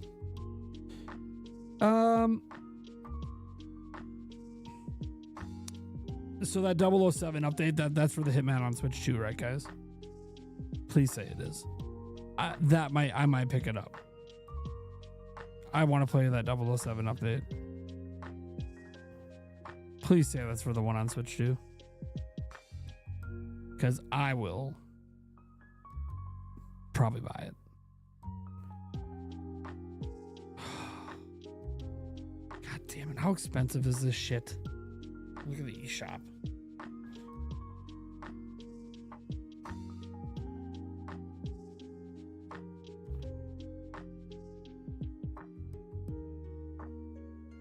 It's 60. Okay.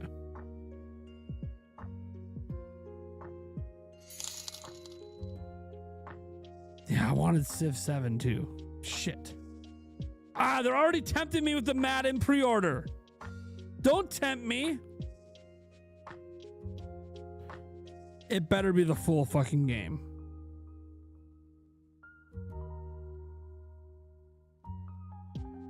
They're advertising it like it's the full game. It better be the full motherfucking game.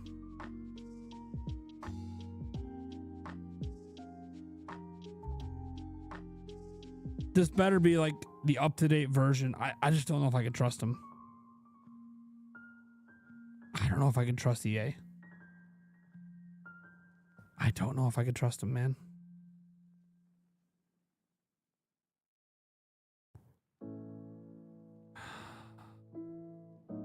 Anyways, this is the deep rank kill switch case, guys. This is the kill switch. This is with the travel kit. It's the kill switch. What is going on with this? Their stream is like bugging out. And plan your next move as you figure out the. Dude, their stream is totally bugging out. Hold on. I bet you I can find this stream. I bet you I can find this stream elsewhere.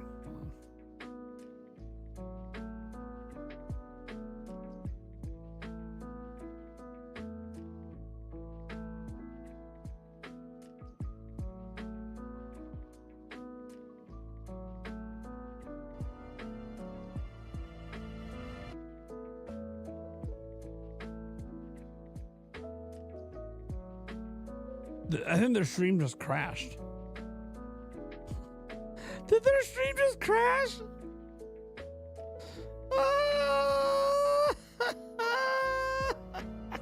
Their stream crashed. Oh, get your shit together. It's offline now. Get your shit together, man. Oh, well, wait. They got to be bringing it back up. Somebody's getting fired today. Minutes before it's supposed to go up.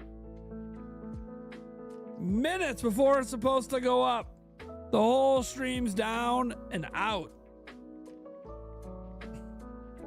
Minutes. They better get that stream back up.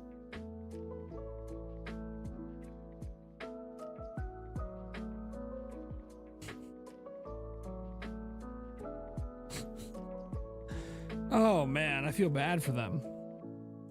Somebody messed it up. The stream's right here. It's completely done. But like nothing happened. And nothing happened. It's funny. They gotta get that shit fixed.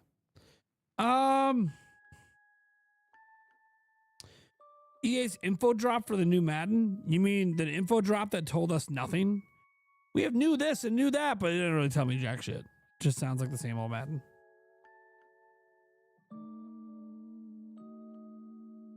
I'll get Madden if it's 60 FPS and it's actually the current version. I mean, it's got cross compatibility and, you know, I'll get it.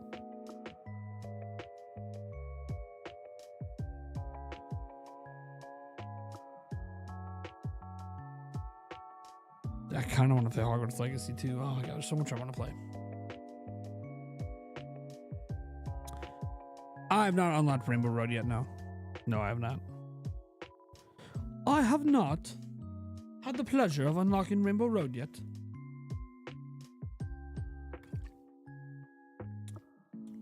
I'm enjoying my orange cream Coke that Walmart sent to me. You can't pick DLC via chat. You can't pick the DLC, really? Huh. Weird. I haven't tried to buy anything. It says Madden supports the touchscreen. Weird. I just want to know if it's the full version. Like, not a knockoff or...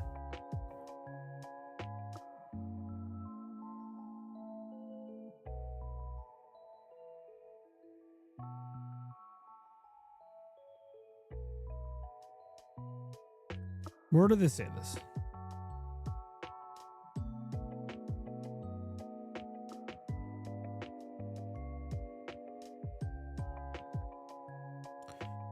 Okay, hold on. We got an article right here.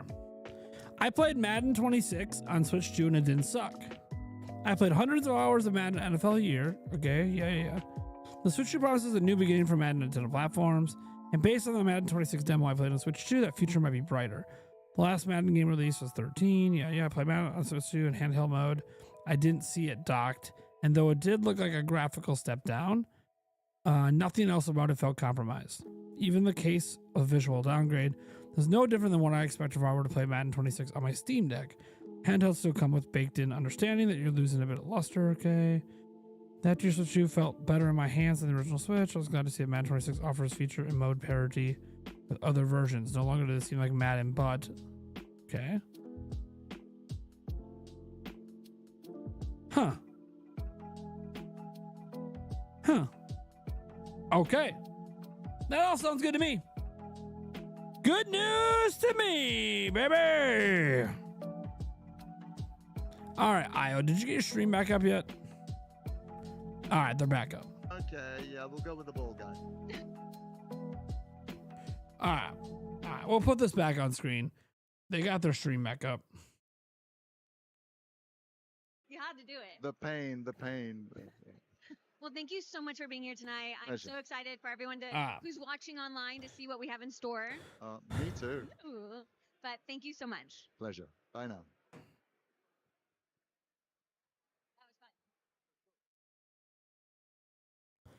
This is what I mean. This is all before it starts. I'd like some wine.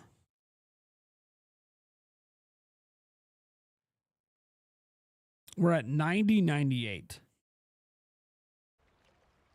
Ugh. God, how long have I been streaming for? Almost 6 hours. Ugh.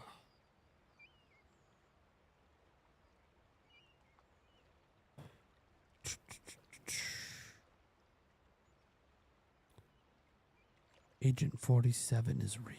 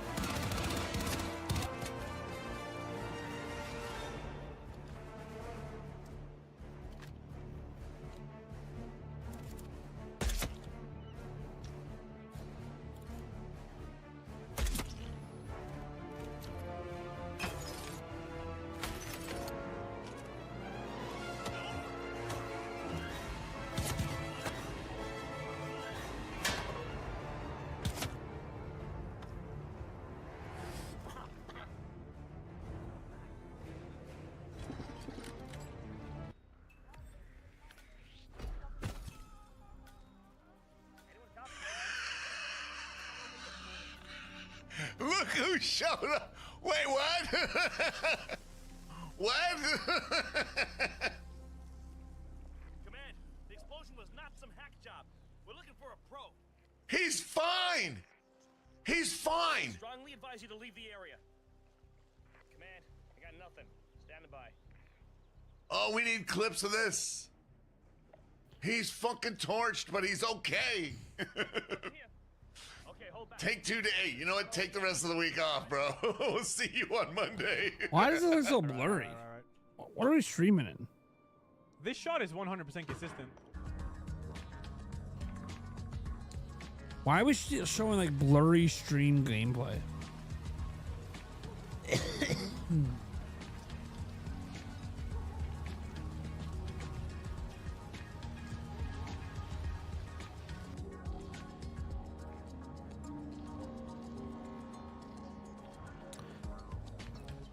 NFL 2K, when and where? Dude, 2K5 kicked ass. Oh, I'm getting text messages.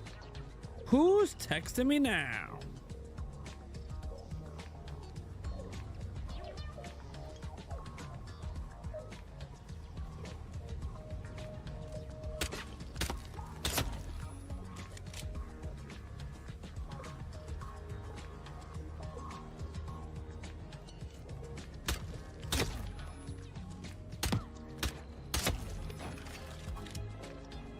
There you are. Feeling better, I hope. Yeah. Should I let HR know you're ready for the final interview? Yes. I feel like a new man. I'm ready. Wonderful. Follow me, please. It's right down here. Oh man. Okay. Perfect. Ugh, can you just get away from me? Oh, you told me to. You've never heard of personal space? You told me to follow you.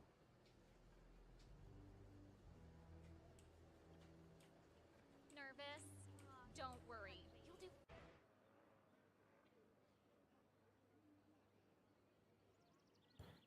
So I'm fixing my boy's Alexa.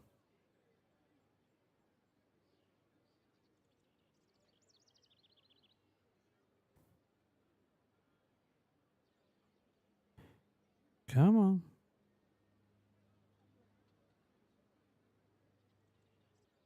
In his research, Dr. Morrison identified a paradox. A moment where machine learning would evolve past our capabilities of control. He called the first sign of this Alpha.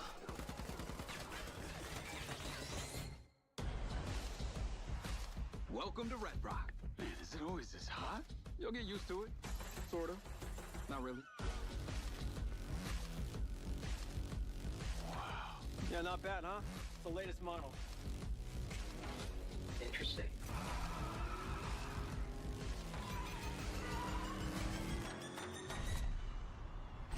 Companies like Silver Corporation, instead of being thankful, have turned their backs on the very stars and stripes that made them a success. You still haven't given us clearance for launch. Give me access to the back-end system of my city book, and then we'll talk. Today's a very special day. Well, it's not every day we get to test the existential potential of man with machine. This city loves me, Marco. I can spin this like I always do. I will not let them stop me. So I'm trying to set up my the Alexas in my house to use again after I changed all the passwords. Babexes.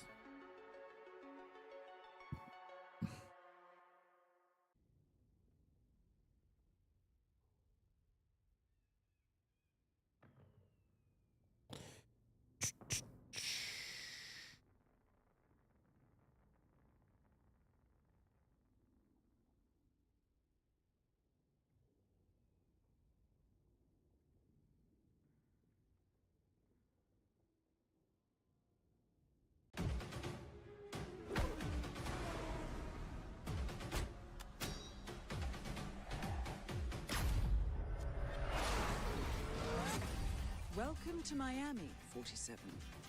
The innovation race is on its last day, and it is down to the wire. The Providence defectors are Robert and Sierra Knox.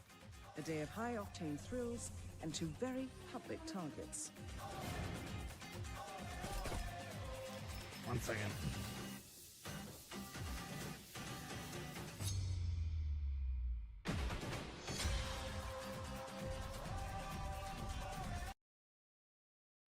Hello, everyone. I am here with Adam Whiting, the assistant game director of Mind's Eye. How are you doing tonight? Yeah, really good. Thank you. I'm having a great time. It's such a pleasure to be here. So thank you. No, absolutely. It's a night of celebration. So, what were your thoughts and reactions to the showcase today? Yeah, I mean, wow, everything looks so good. I'm so excited to play the Shifra mission. I'm so excited for Bond as well. Yeah, pretty much excited for everything that I saw so far. I'm really excited that players got to see our final trailer for Mind's Eye. It must feel good to finally have your trailer out and to start seeing fans talk about it. Yeah, it's really exciting, like genuinely. But what's even more exciting than that is the fact the game comes out on Tuesday and players can actually play it for the first time. I mean, that's gonna be really cool. Yeah, that's actually huge news, and and really fun that you can come out of this and go straight into playing the game. Where most of the announcements, you're like, oh, I have to wait a year for that. So that's really cool. Yeah, very exciting. So yeah. What are you looking forward to tonight for the IOI showcase? Well, I'm actually looking forward to everything on the menu, really. I mean, I'm a bit of an IOI fan, so I'm looking forward to seeing more of the Hitman mission. Yeah. And really excited to play it when I get home, so all that kind of good stuff. Yeah, I am excited too, and it looks like the show's about to start because everyone's going in, so we should probably get going. Is that all good? Yeah, I think it was perfect. Sound good? Yeah, I think it was perfect. You got to turn your mic off.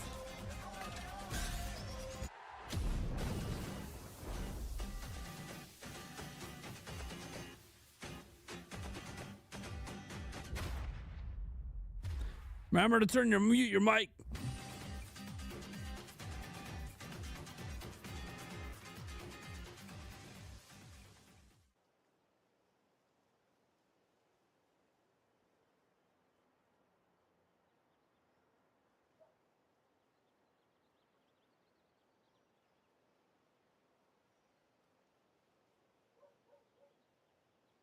Come on, connect. Damn it.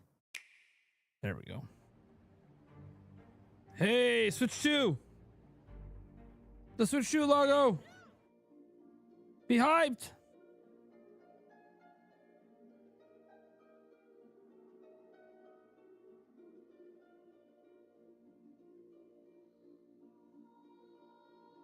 Second time today we saw it.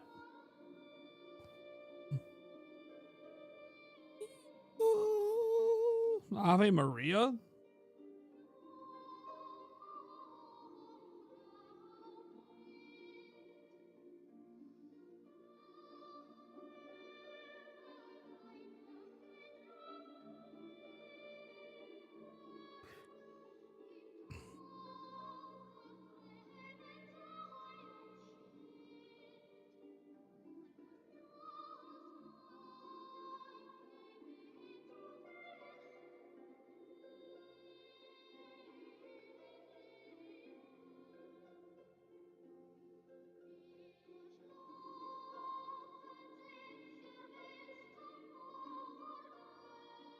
Okay.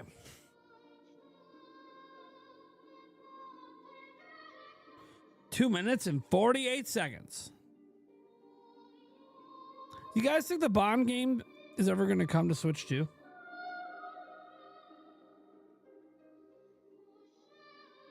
You guys think it's ever going to come to Switch 2?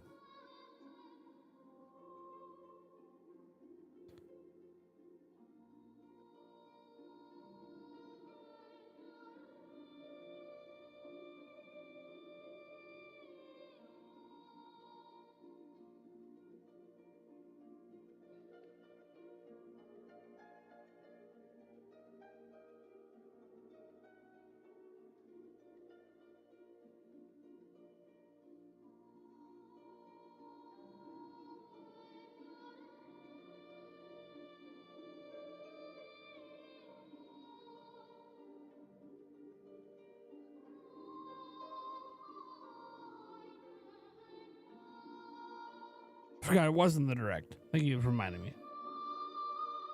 You're right, it wasn't the direct. So even more important to watch this.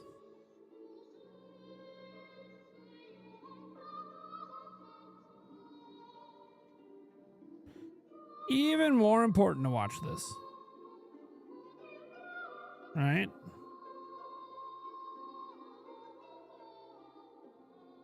Even more important.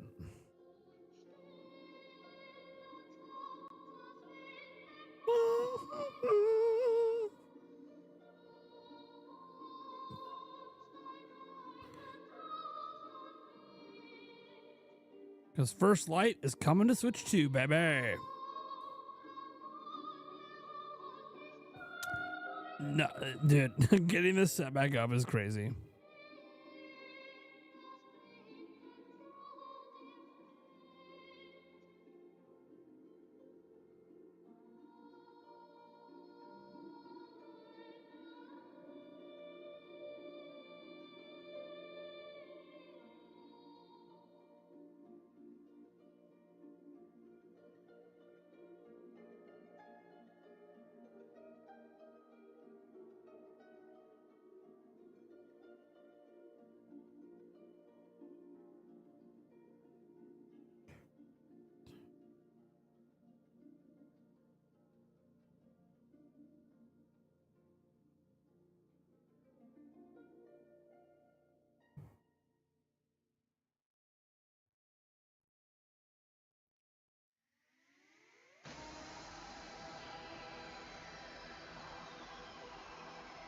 Here we go.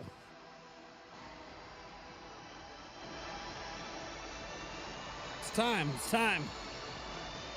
Here we go.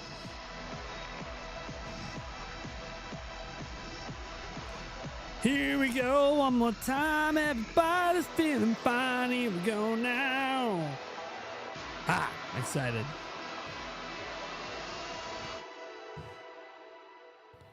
Because, dude, the Bond game looks so good. It looks so good. What is happening? It's a stage Hello, show. everyone. Nice. Gamers of the world, welcome to a celebration of play, creativity, and passion.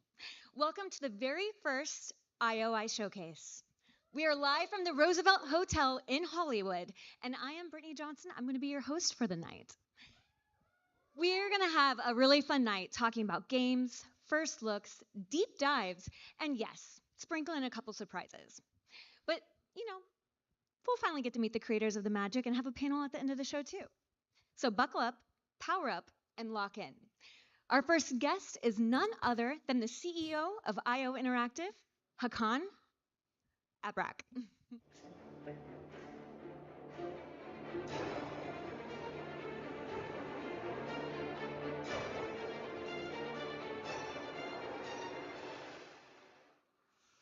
This year marks the 25th anniversary of Hitman.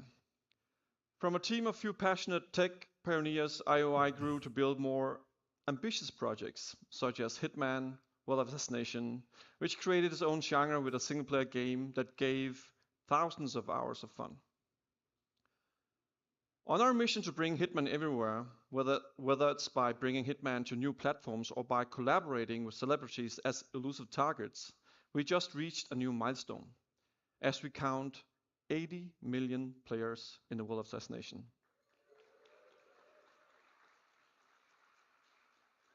And 25 million units sold since 16. Our fans have supported us all these years, whether they recently joined the ride or joined it as early as I did.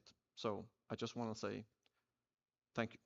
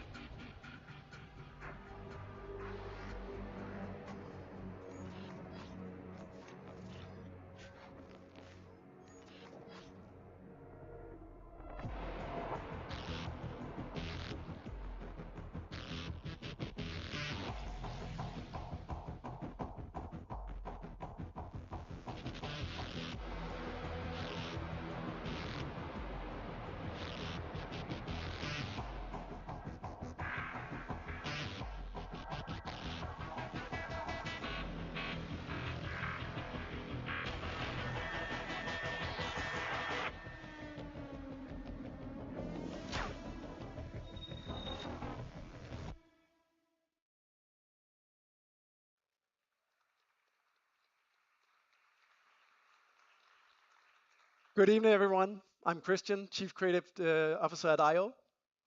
Hitman and the World of Assassination launched in 2016. So we're coming up on almost a decade of a live and ever-expanding game, including our very popular elusive targets. Back then, we created the opening level in Paris as a sophisticated, high-stakes location for a classic international spy thriller. And today, it becomes the perfect backdrop for a crossover between Hitman and James Bond. We're introducing the iconic Bond villain Le Chiffre as an elusive target, and it's a perfect fit for Hitman and Paris, and we are immensely proud to team up with Denmark's own Mads Mikkelsen for a reprisal of his iconic role. So it's time to look at some gameplay.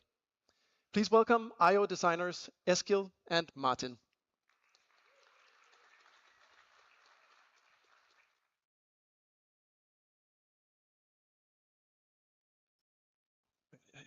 Good morning, 47. Your target is the elusive shadow banker, known only as Le Chiffre. A financial mastermind with suspected ties to the criminal underworld, he has made a fortune manipulating global markets by orchestrating disruption to drive stock fluctuations in his favor. However, a recent failed venture left him in dire straits, losing vast sums of both legitimate and illicit capital. In a desperate bid to recover, he has arranged a high-stake poker game at the Casino Monarchique in Paris. Our clients have deemed this unacceptable. Should Le Chiffre succeed, it will fortify his ability to fuel a dangerous network, an outcome they cannot allow. Be warned, Le Chiffre is calculating and ruthless. He will not go down without a fight. Good luck. All right, hi guys. We're just gonna show a little sneak peek of what's happening in the level. So we jumped in a little bit. Here 47 has already obtained this invite, and you can just, Jonathan, just play the video from here. And there's a guard that he sort of needs to deal with. And as we know, 47, everything in his hand is a weapon. So he's using the trusty old suitcase. And of course he needs to hide the body, because if found, the level is gonna spiral out of control. And what he has in it is a sniper rifle. Hopefully he's just gonna use it now as a binocular. So we can get a good look of the level that was built. We constructed a whole playable casino experience on the ground floor of Paris. So in true Hitman fashion, this is all participatory. You can sit down at any of these tables and play poker or play roulette with the NPCs. All right. And obviously we're working towards this is the Hitman DLC? Le Chiffre. Where did you get the invite from? I got it from the gentleman in red by beating him at roulette. Hitman DLC? But there are many other ways to get the invite. Of course, Hitman is all about freedom of Hitman DLC. And here you are stashing the rifle, because we're going for a different approach in this playthrough. Trying to beat Mr. Le Chiffre at his own game. No, it's called having kids.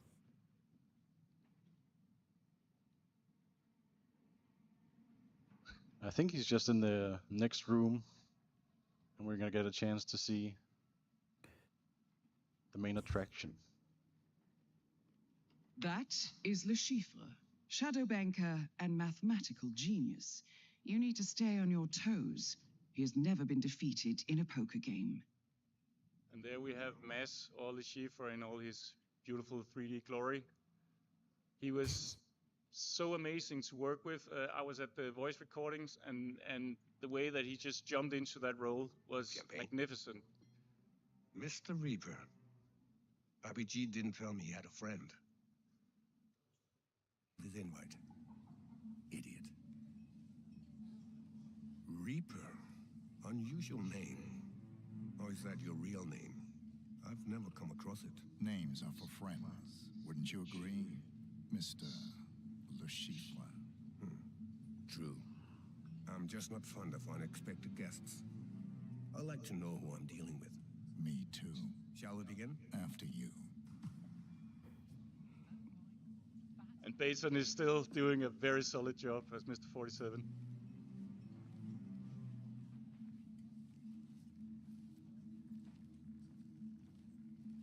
So I know this was a sort of a dream come true for you to... Yeah. Like, as a Hitman developer and fan, I always wanted to make a casino level. It's like, it's a no-brainer, right? And having Le Chiffre and Mads Mikkelsen, it's the perfect combination. If you can beat Le Chiffre, he will be Joy Squad 56 says, thank you for your donation. of the rest. Well, what a pleasant surprise. Mr. Smith. I didn't recognize you. Thanks, J Squad. You know each other. Yeah, we go back, don't we, Mr. Reaper? Yes, of course. Reaper. Mr. Reaper. Well, this is turning into an interesting evening. Shall we continue? Oh, please do. I'm sorry. Esteemed guests, welcome to the VIP room here at the Casino Monarchique. I'm Monsieur Jameson, and I will be your dealer tonight. As per Mr. Le Chiffre's arrangements, we're going to play a cash game of Texas Hold'em poker. Texas Hold'em, baby. More chips have been placed on the table before you. As in any Hitman game, the player is always free to, freedom of approach is sort of the staple of the series. The small blind will be Mr. Le Chiffre. As you can see, he has a silenced pistol holstered, so the player could just take out Le Chiffre now, Monsieur Smith. but we're doing something different here. Mademoiselle Bai. I'm calling. You got a good hand. Chiffre. Call. I'll now deal the flop. Monsieur Le Chiffre. What? I think I'll bet 4 million. It's not a bad hand, Monsieur 2 pairs. 47, your hand is strong. Lure the other players into betting big. You raise. Raise. 65% odds. I think I'm gonna call. Raise. Raise him. Raise. Dude, come on. You got 2 pair on the flop. Raise, dumbass. There he is, touching his forehead. Oh my god. Monsieur Smith. You got a 2 high pair on the flop. Come on. Time for the turn. Oh, come on. Le Chiffre. I think I'll bet 4 million. Monsieur Reaper. 47, have you noticed Le Chiffre keeps touching his face like he has a tick? I think he's bluffing. Raise him. You should have raised We're him sitting last on time. a full house, so seems like good advice. Should have raised it last time. The bet is now 8 million euros. Monsieur Smith. I don't have the hand for this. I'll fold. Monsieur Le Chiffre. It looks like it's down to you and me, Mr. Reaper. Call. Last. Let me guess, it's the queen. You're gonna get full house. Okay, no. Monsieur Le Chiffre. No. I mean, you still have it with the 9s. 4 million. Monsieur Reaper. Raise. Seems like a slam dunk. Raise. Raise. There you go. The bet is now 8 million euros. Monsieur Le Chiffre. Call. Gentlemen, showdown, please. Sorry, I used to play a lot of Texas Hold'em. 4 of a kind. Oh no. Unfortunate. Oh no. Oh, you just pulled out. That's such bullshit. That stuff happens like 1 in a billion. That you would have the 2 9s. Show your hand. Show your hand. Monsieur Le Chiffre wins. Well played, Mr. Reaper. But alas, not good enough. Are you feeling okay? Yeah, bullshit. He had 4 of a You're a kind. little pale. You should never accept a drink from a stranger. 47, I detect poison on your biomarkers. Le Chiffre's signature poison. Keep calm. We've prepared for this. We have an antidote in the stash point in the parking lot. Now go. I need to use the bathroom. All right. We will take a 30-minute break and then resume. Just walk out of there calmly. Sound of fucking juice. Okay. You'll take it from here? Yeah. Alright. Alright, babe. Clock is ticking. When we were playing this, Eskil was giving me instructions where to go. He's like, go left, go right, go down the stairs. Run! And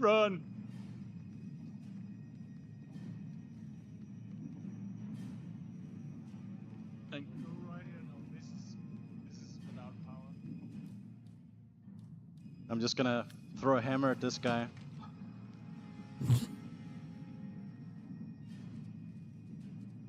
Gotta get the antidote.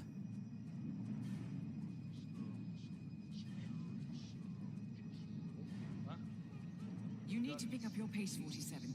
You have 20 seconds left. Doesn't seem viable. I hope the poison isn't lethal.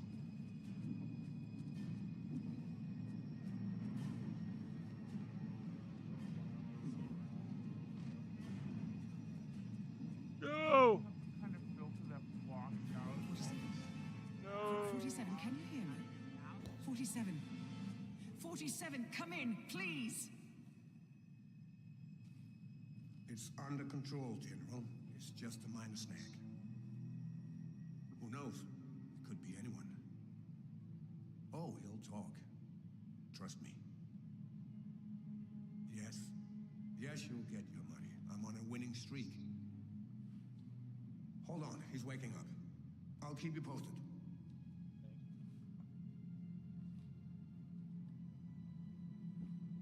You're awake. Good. How are you feeling, Mr. Reaper? Constricted. Well, I felt it was a necessity, one I must confess I rather enjoyed.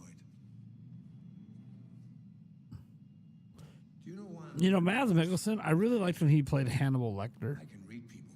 Any of you guys watch the Hannibal Lecter show? And the two others, I know. But you, When he played Hannibal Lecter? nothing. What can I say? I just have one. It was really good, if you guys haven't seen it. I have a lot riding on the game tonight, so I get nervous when a total stranger suddenly turns up, and I just can't work him out. Okay, let's not waste each other's time. Who are you? CIA? MI6? FSB? Does it matter? Well, it matters to me. Are you here to kill me? I was hoping to outsource that part to Murillo. So you do know something. I assure you the General will not be killing anyone tonight. So tell me who you are and what you're doing here. Right. If that's how it's gonna be, you are giving me no option but to take more extreme measure. I'm sure I can handle it. Don't be too sure. I've picked up a thing or two over the years that have proven quite effective. Why don't you show me? You are something. Chief, you got a game to play. The General won't be happy if you don't. Yes, I know. Shame. I don't know, Just have to Tasha. wait. I will be back. Can't wait. Keep an eye on him. Don't do anything stupid. Right.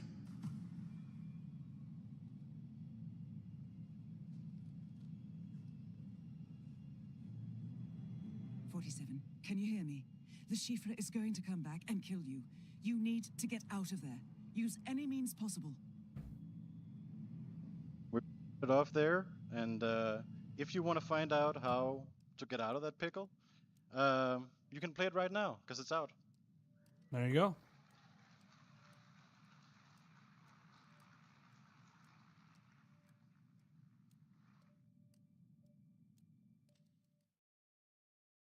Guys, all right. I hope you guys all enjoyed that little sneak peek of Le Chiffre. And for everyone that's in the room, that will be playable out in the lounge. But what's even better, for everyone watching online, it is free to play right now. You don't even have to own the game. Go to the store, you can play the mission right now. And you know what? Let's go ahead and take another look at what's next for Hitman. You don't even have to own the Introducing game? Vero, What? our Chief Development Officer at What? IO. Hi. What do you mean you don't have to own the game? Hello, we are celebrating 25 years of Hitman. Beyond Le Chiffre return, we have two new, incredible, elusive targets coming to the world of assassination. One will go live this fall, the second one in the winter. And these will come to the world of assassination with a lot of different new challenges, but also feature contract and twist drop. So stay tuned. Hitman is also expanding onto multiple new platforms. In fact, the pod in the lounge are running Oh, if you natively have the Steam on the demo. newly launched Okay, yeah. Nintendo Switch 2. So there's no demo. And we encourage everybody here to go and have a go at it. And following the amazing reception of Hitman in VR, we wanted you to know that our team back home is extremely excited to bring further enhancement and content in the update that goes live tonight. And there is more. Hitman, the World of Assassination, is a globe-trotting action fantasy. And now you can truly travel Hitman in your pocket. In the lounge, you can already experience the game running natively on iOS. Hitman promises the freedom to play however you want. You can now choose a platform that fits the moment. So from PC, console, VR, and mobile.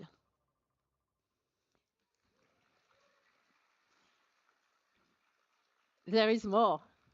And as a final twist, Hitman is also going analog. We are partnering with Mood Publishing to bring Hitman to life in a completely new format. Hello everyone, Casper from Mood Publishing here. At Mood, Very we specialize quiet. in making There we memorable board games. And today, I am beyond excited to share with you that we're teaming up with our close friends at IO Interactive to bring a dream project of ours to life. Hitman, the board game, is coming to Kickstarter later this year. In this one-of-a-kind multiplayer board game, players take on the role as master assassins traveling the world to take on high-stakes targets. Every time you play, you compete against other players on the same job. Whoever can take down the target in whatever way they seem fit gets the payout and wins the game. Just like in the video games, every board you play on invites you into an immersive world filled with culture and storytelling, providing a perfect backdrop for the globetrotting assassin. Fans will recognize many iconic weapons, memorable moments, and familiar characters. Hitman the board game promises to be a fun, competitive experience, and the I essential like when like assassin things game get turned in into every board fan's games, collection. you know? That's it for now. The best thing you can do to stay up to date is to follow our page over on Kickstarter today. Oh, and if you'll excuse me, I have to get out of here before I'm compromised. Bye. Cool. All right. We are prototyping and working closely with a great team at Mood. And I can tell you it feels really special to sit there with the other players, your fellow assassins, and you're trying to take out the target first. And speaking of playing Hitman with friends, we have one final sneak peek. We want you to team up with a friend and enjoy Hitman in co-op. So 2 new playable characters, Stone and Knight, return from their appearance in our sniper co-op mode to a full-blown Hitman co-op experience.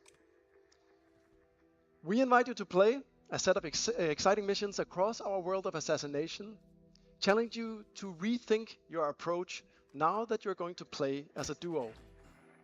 So, it's still early days, but we can't wait to be back with more news on Hitman Co-op soon. Thank you.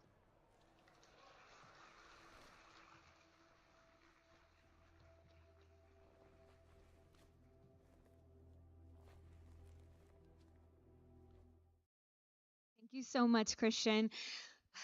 For those of you who are with us today, you will have a chance to try the demo of the iOS version of Hitman World of Assassination in the lounge after the show. But that was a lot of exciting news for Hitman. News for the Anniversary Edition coming out in October, the release on the iOS, another on Switch 2, 3 new elusive targets coming in Le Chiffre, and a collab between 007 and Hitman, the summer roadmap, and the cherry on top of the cake, Hitman Co-op. But now, Let's dial in. Focus, because what's next is a different kind of assignment. The stakes, global. The style, impeccable. The mission, for your eyes only. You know the number. You know the man. Here we But go. you've never seen him like this That's before. what I'm waiting It's for. time to step in to James the origin Bond. of the world's most iconic secret agent. Let's go, baby. That's what I've been waiting for. Come on. His parents cut their own rope to save him. He watched them fall, then found his way off that mountain. He was 11 years old. He then started a grand tour of every major boarding school in Britain. Always at the top of his class. It's the same trailer from before. At odds with authority, same thing in the Navy. His superiors all praise his instincts. And they're all in need of early retirement. Nobody knows what to do with him, Mom. No, and I suspect he feels the same way. But what he did in Iceland... What he did in Iceland was insubordination. It was ill-disciplined, utterly reckless. Ill-disciplined? He only survived thanks to blind luck. Give me one good reason to put him in the program, Mom. He survived. I think you just covered them all, Greenway. It's really quite simple. Bond is a bullet without a target. Let's give him one.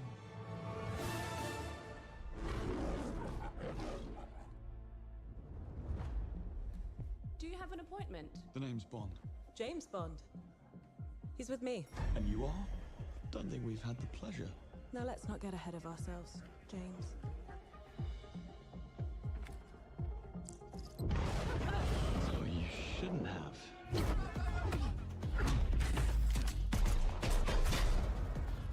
We're facing a situation of the utmost delicacy. I need all my pieces on the board. 009 is a master manipulator. Whatever the endgame is, we won't see it coming.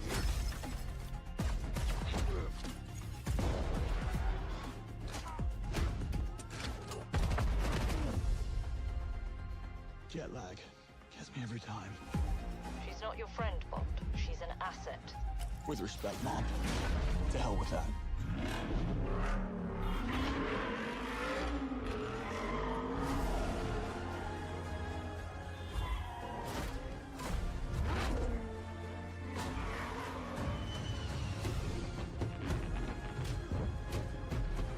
Tell me, what do you do, James? Lately, headhunting.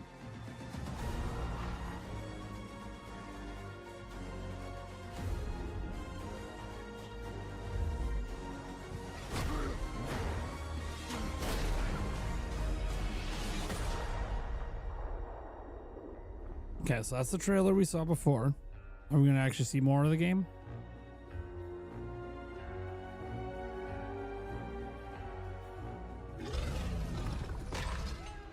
I suppose this is another teachable moment. Switch 2! Okay, do we see some gameplay now? You liked it? Not too bad. I still have goosebumps when I see this. We just revealed to the world a new James Bond game, the first one in over a decade. We're honored to be able to bring to the gaming world a 007 franchise for the players. Reimagine the first steps of James Bond as a young, yet rebellious air crewman who, thanks to his instincts, defied all odds and got propelled into MI6. We also reimagined versions of the characters that shaped Bond as we know him today, such as a younger and ambitious M, who strongly believe in the human judgment on the field. It's not only a faithful and original take on James Bond's origin story, but it's also an incredible action-adventure game, building on 25 years of mastering the agent fantasy at IO Interactive. Creative approach is what makes Bond defy the odds, and we want players to feel like Bond when they play First Light. But we will talk more about all that later this summer. And that would not be an authentic Bond experience without the partners who helped us design our vehicles, our costumes, and game moments. And we are working closely with NVIDIA to bring the latest ray tracing technology to first light.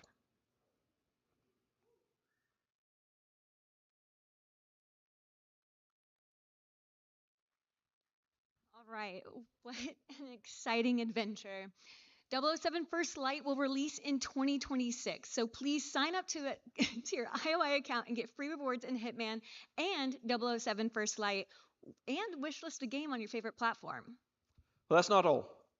As always at IOI, we want to reward our community for showing their unwavering support.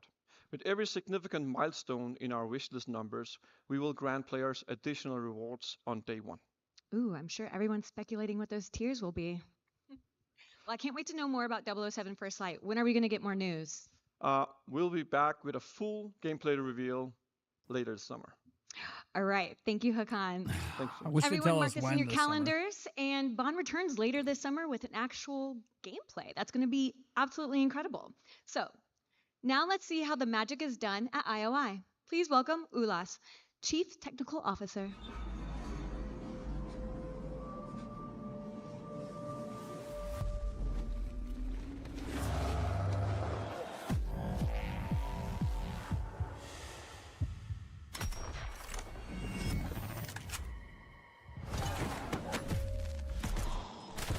I think it's gonna be mid-August. Yeah, it could be Gamescom.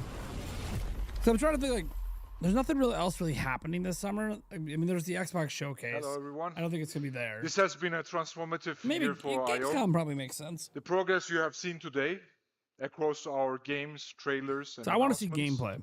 I'm is a direct intrigued with this result Bond of game. Our I'm a huge incredible Bond talent fan. in our studios, empowered by our tools and technology we built over decades. Every title we have showed today runs on Glacier, our own game engine, and Glacier has been continuous development over 25 years.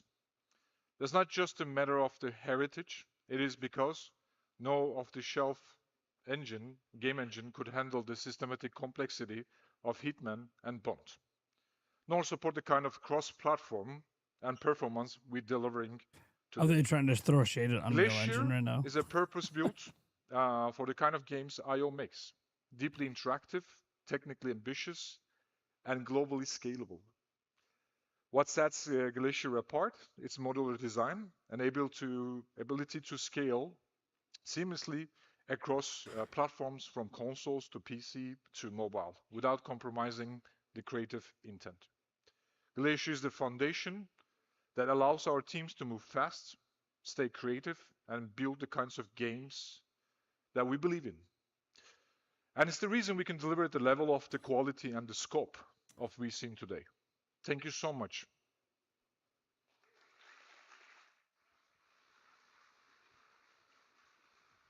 It's sitting too much. There's a lot of IOI games made with Glacier Engine, and I think it's safe to say they're all absolutely gorgeous. Well, now a few months ago, IOI announced a new publishing division. IOI partners with their first title, Mind's Eye, developed by Builder Rocket Boy. So let's dive into another world, a world that feels strangely close to home sometimes. Stand up. We've seen the jaw-dropping trailers for Mind's Eye, the blockbusting thriller produced by Leslie Benzies and its team. Please welcome Adam Whiting.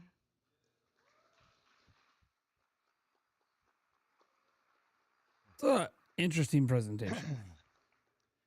Hey everyone, Adam Whiting here, Assistant Game Director at Builder Rocket Boy. Really excited to be showing you all some new gameplay footage from Mind's Eye that comes out on Tuesday, the 10th of June, so not long to go now. Now what we're going to do is we're going to jump straight into the action here, straight into a mission. Here we go. Straight into a mission from the latter third of the game, and at this point, Jacob Diaz, our protagonist, has had his Mind's Eye implant reactivated, and he's accompanied by his companion drone. Now this drone gives Jacob some unique combat abilities that we'll see during gameplay here. Now we've worked tirelessly to create a very immersive and cinematic experience, and the story is a key part of that. So we've bleeped out certain bits of dialogue, as I don't want to spoil anything for players, looking forward to delving into the narrative. What I can say though is that something very interesting has just taken place that's thrust the city into chaos. It's raining for the first time in years, and the city is under martial law. The military have moved in and are locking down the city as the automated AI systems that drive Red Rock have started to come undone. Now, Rigby is going to be assisting us on this mission and helping us navigate the predicament Jacob finds himself in right now. Now, in Mind's Eye, players can't just run in all guns blazing, but instead have to navigate the environment methodically and carefully, looking for vantage points and environmental elements that can give them an advantage. There is no surefire, one-size-fits-all way to approach combat, but by utilizing the vast array of weapons and the potency of the combat drone, players can approach combat in a variety of different ways.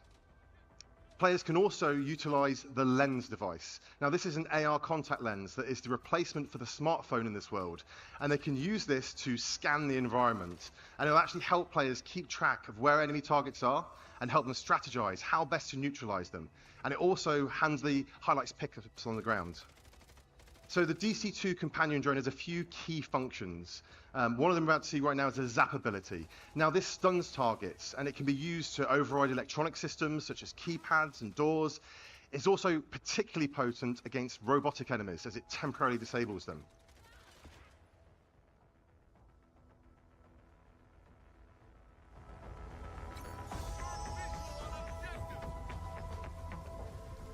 Now we try and keep players immersed in the narrative.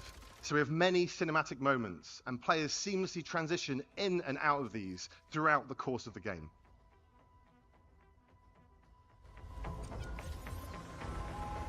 Navigate to Perez Mines.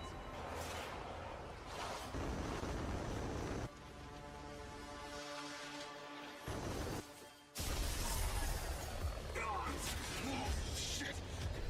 Rigby! My drone's been hit! What's the damage? Critical! I'm on power! I'm going down! Shit!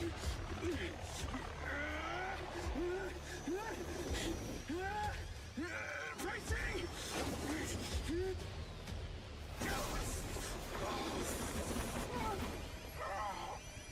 Diaz, you there? You know, is it a drone if you're flying it? I don't know that I would call that a drone. Just gotta say, if you are flying it and you're in it, then that's not a drone. Can withstand a lot of force. Well, it's not the drone I'm worried about, Rigby. It's me. Am I wrong to say that? I'm glad you're okay. Yeah. Right.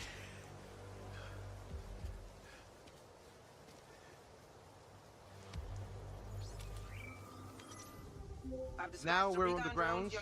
We can see how the city feels different right now. Under martial law, the citizens of Red Rock have fled from the streets, and very few remain. This is in stark contrast to the other times players have navigated through this downtown area on previous missions, where it's full of life. The streets now have an almost eerie quality to them, as the main thing inhabiting them are the patrolling military vehicles, and soldiers subjugating the residents of Red Rock. I don't know. I mean, maybe they're right technically. I guess I don't know the However, exact the definition military of a drone. group that have taken over here are called Black Box. They aren't operating with the best interests of Red Rock City at heart. They have a different agenda.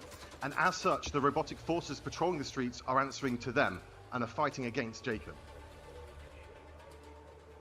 You want to tell me what you were doing? At least you're not pretending you thought he was dead. Why would I pretend that someone is dead that you were... As players progress through the story, they face increasingly difficult enemies that are more tactically adept, as well as better armed. And as Jacob encounters these new factions, he gains access to their weaponry, adding to the player's ever-expanding arsenal. I know Charlie helped you. And I know you spent a ton of time running around placing mystery devices. Now, the robotic enemies players encounter are also susceptible to the companion drone and its ability to hack them, making them work alongside rather than against Jacob. This is a key strategic element, as they can cause a distraction, tank some of the shots for Jacob, or they can just be a useful and potent combat ally, using their advanced robotic weaponry to aid players in battle. Everything you've done, everywhere you've been. Yeah, I knew that. Well, in that case, I'm just a little bit impressed back. Well, here's what I don't get, right? So you're saying that, like, there are manned drones, right? But the definition of a drone... As we've seen, the DC-2 drone also allows Jacob to use it to scout ahead, seeing through its eyes, so players can plan ahead and approach each combat encounter in a more tactical way. If you're not operating it remotely because you're sitting in it flying around, then you by definition are not flying a drone. Given Mind's Eye a unique vibe through not only sound design, but also its soundtrack. building Then that's tension, not remote. ramping up the excitement as the action You're escalates. in it. That's not a remote. I'm confused. Those definitions go against each other. Now we're just going to jump ahead here a little bit as drones we're just about to approach are a construction remote site. control. And Rigby is trying to help us navigate If you're like to a vehicle in that it is having auto drive its way and over to us. controlling it when you're in it, then She's you're our eyes not and remote. ears right now, helping us navigate So through by this definition, area. it's not a drone. But they do call them manned drones, but they're not actually drones. I'm confused. This is a stupid thing. This is the English language, man. We're so dumb. Well, at least she was. Now it's We're down just to dumb. Jacob.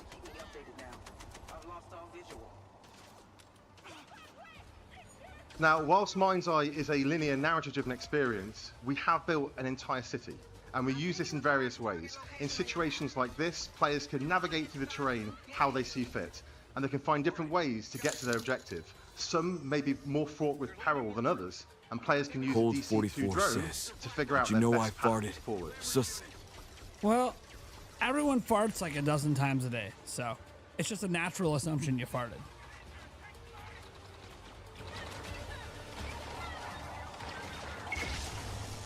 Most bees. That's a different kind of drone. Where is that car? It's coming to the upside. As you can see, there are a variety of different weapons to suit different play styles and scenarios. Some of these laser-based robot weapons Stupid are English particularly potent language, and a key man. part of your arsenal as you get into the latter stage of the story and are fighting highly trained What's up, military Cold personnel 44? as well as cutting-edge robots. We're just chilling over here. It's been a long day of the stream, you know. Ugh.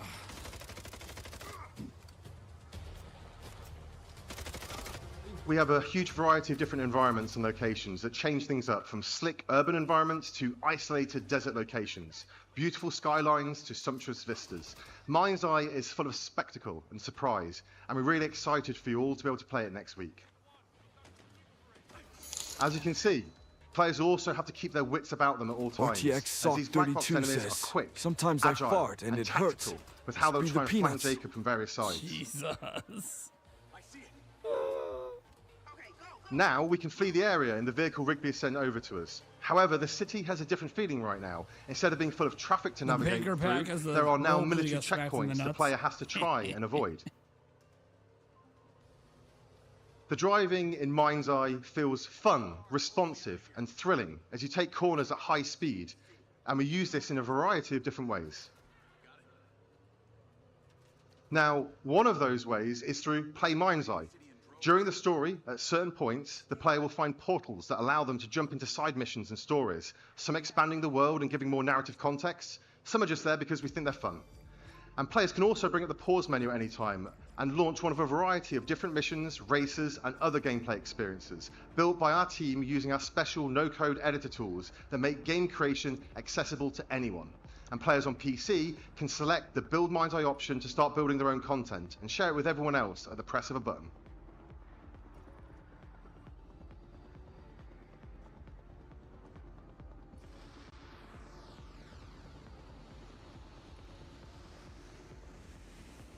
We've already got some exciting updates in the works that will allow players to build their own environments, not being constrained just to Red Rock City, and also adding in multiplayer. And when we add new functionality and features, we'll not just be highlighting it with our own Play Mind's Eye content, but allowing players to use these additions within their own content and tell their own stories through Build Mind's Eye. We're really excited about the opportunity Play and Build will give us to keep players engaged with new content on a very regular basis, and we're committed to the long-term vision of Mind's Eye, and are looking forward to you all joining us on this exciting journey together. So you can pre-order Mind's Eye now to gain access to our deluxe edition for free, and we're excited to see you all in Red Rock City on the 10th of June. So just, thank you. 4 days. I know they said this already in the Summer Game Fest. And lastly, I just want to thank our partners at IOI for sharing this vision for the future of gaming with us and for allowing us to be part of their special showcase today. Adam, thank you so much. And thank you for all your hard work and efforts, and thank you for the team back at Barb, and thank you, Leslie. You've created an amazingly ambitious, awesome game, and we couldn't be more proud to work with you as partners, and we're looking forward to get this game out to the fans 10th of June. It's going to be a hell of a ride. Thank you. Thank you.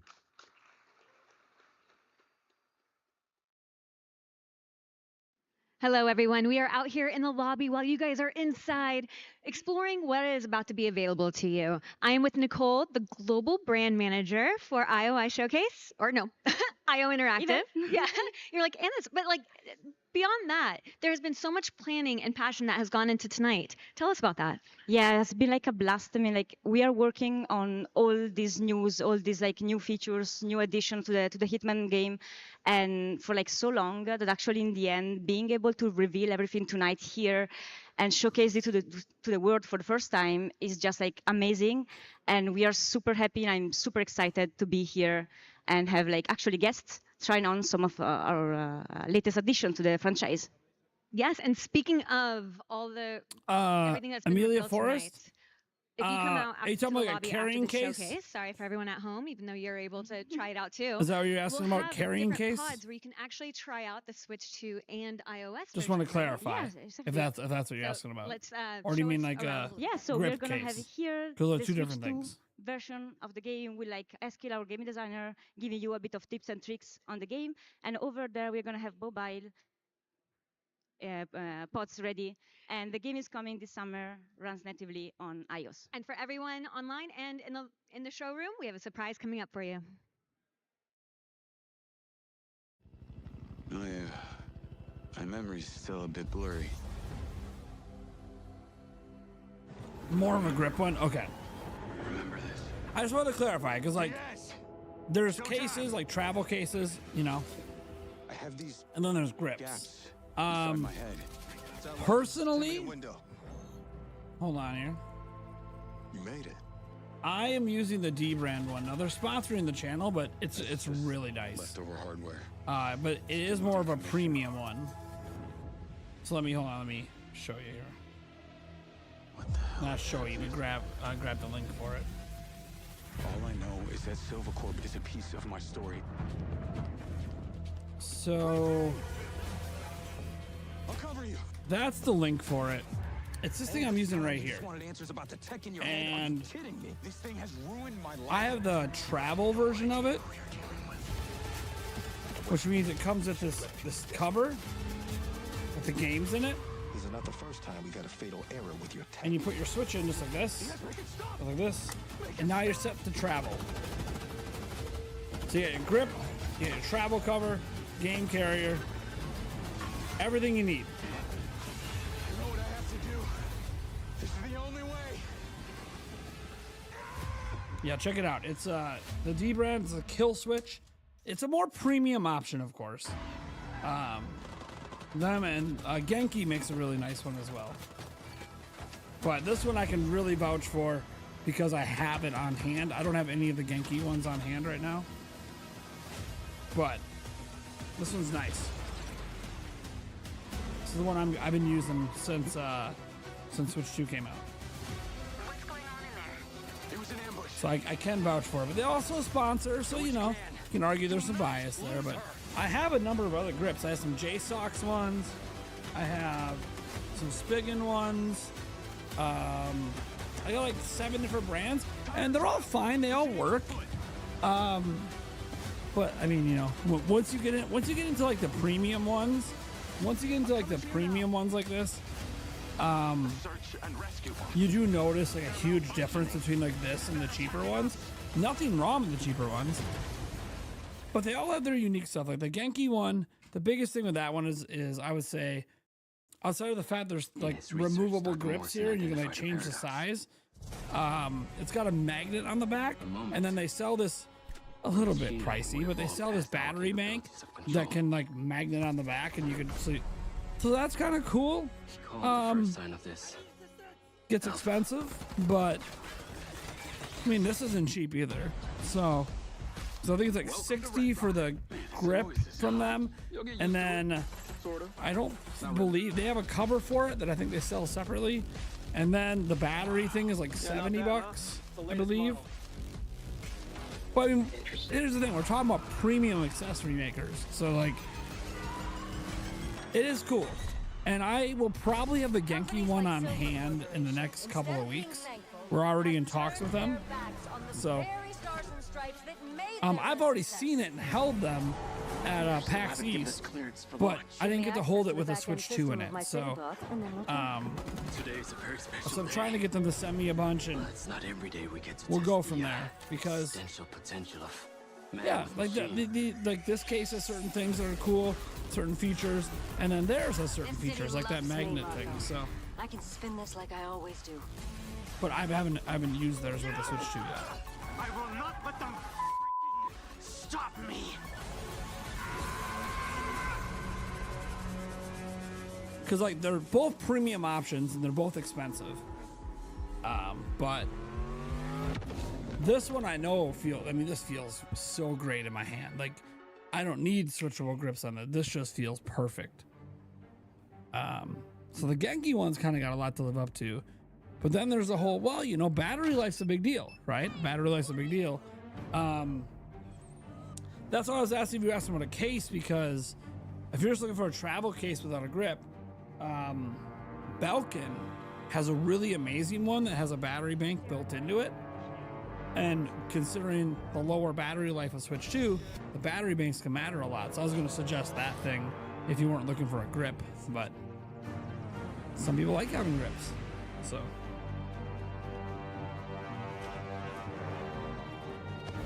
and Belkin makes like really good battery banks. So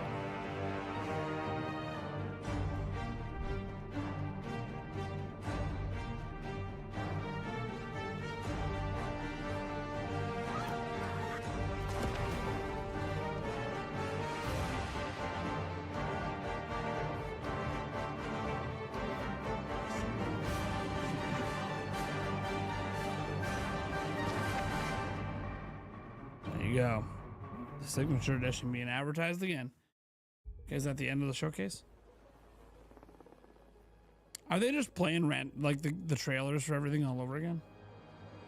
Your target is the elusive shadow banker, known only as Yeah, like we've seen this. a financial I mastermind. think they're just playing trailers on ties loop. to the Yeah. criminal underworld. Yeah, okay. All He right. has All right. arranged a All right. So that's high-stakes the end of the showcase then. Okay, they're just playing trailers on loop. All right. Let's see. This all looks like stuff I've seen. All right. Cool. I think they went over all the announcements they wanted to make. So, all right. Well, I think that's it then, guys. I think that's it. We did our giveaway. We saw all the presentations today. We have some indie stuff tomorrow. I already have that set up. Then we have the Xbox stuff and the PC game showcase. Those are two really big ones. We have that tomorrow. And then we have our normal Q&A tomorrow night. We'll have a normal one, a normal stream. And that's Joycey J is going to come on. She'll be reading the first chapter of her Zelda script. We'll probably have a goal tomorrow or Sunday to maybe get her to read the entire first act of her script. We'll talk about that tomorrow. But thank you guys for being here. I hope you had a good stream. It's a long one. You know, haven't done one of these long day streams in a while besides playing Switch 2. And when you're playing video games, like, you know, we did the 8-hour stream, time flies because I was having fun, right? So now I'm going to get the hell out of here. I'm going to go play some Mario Kart, hang out with my fiance. You guys are awesome. Peace and love. We'll catch you tomorrow. Bye.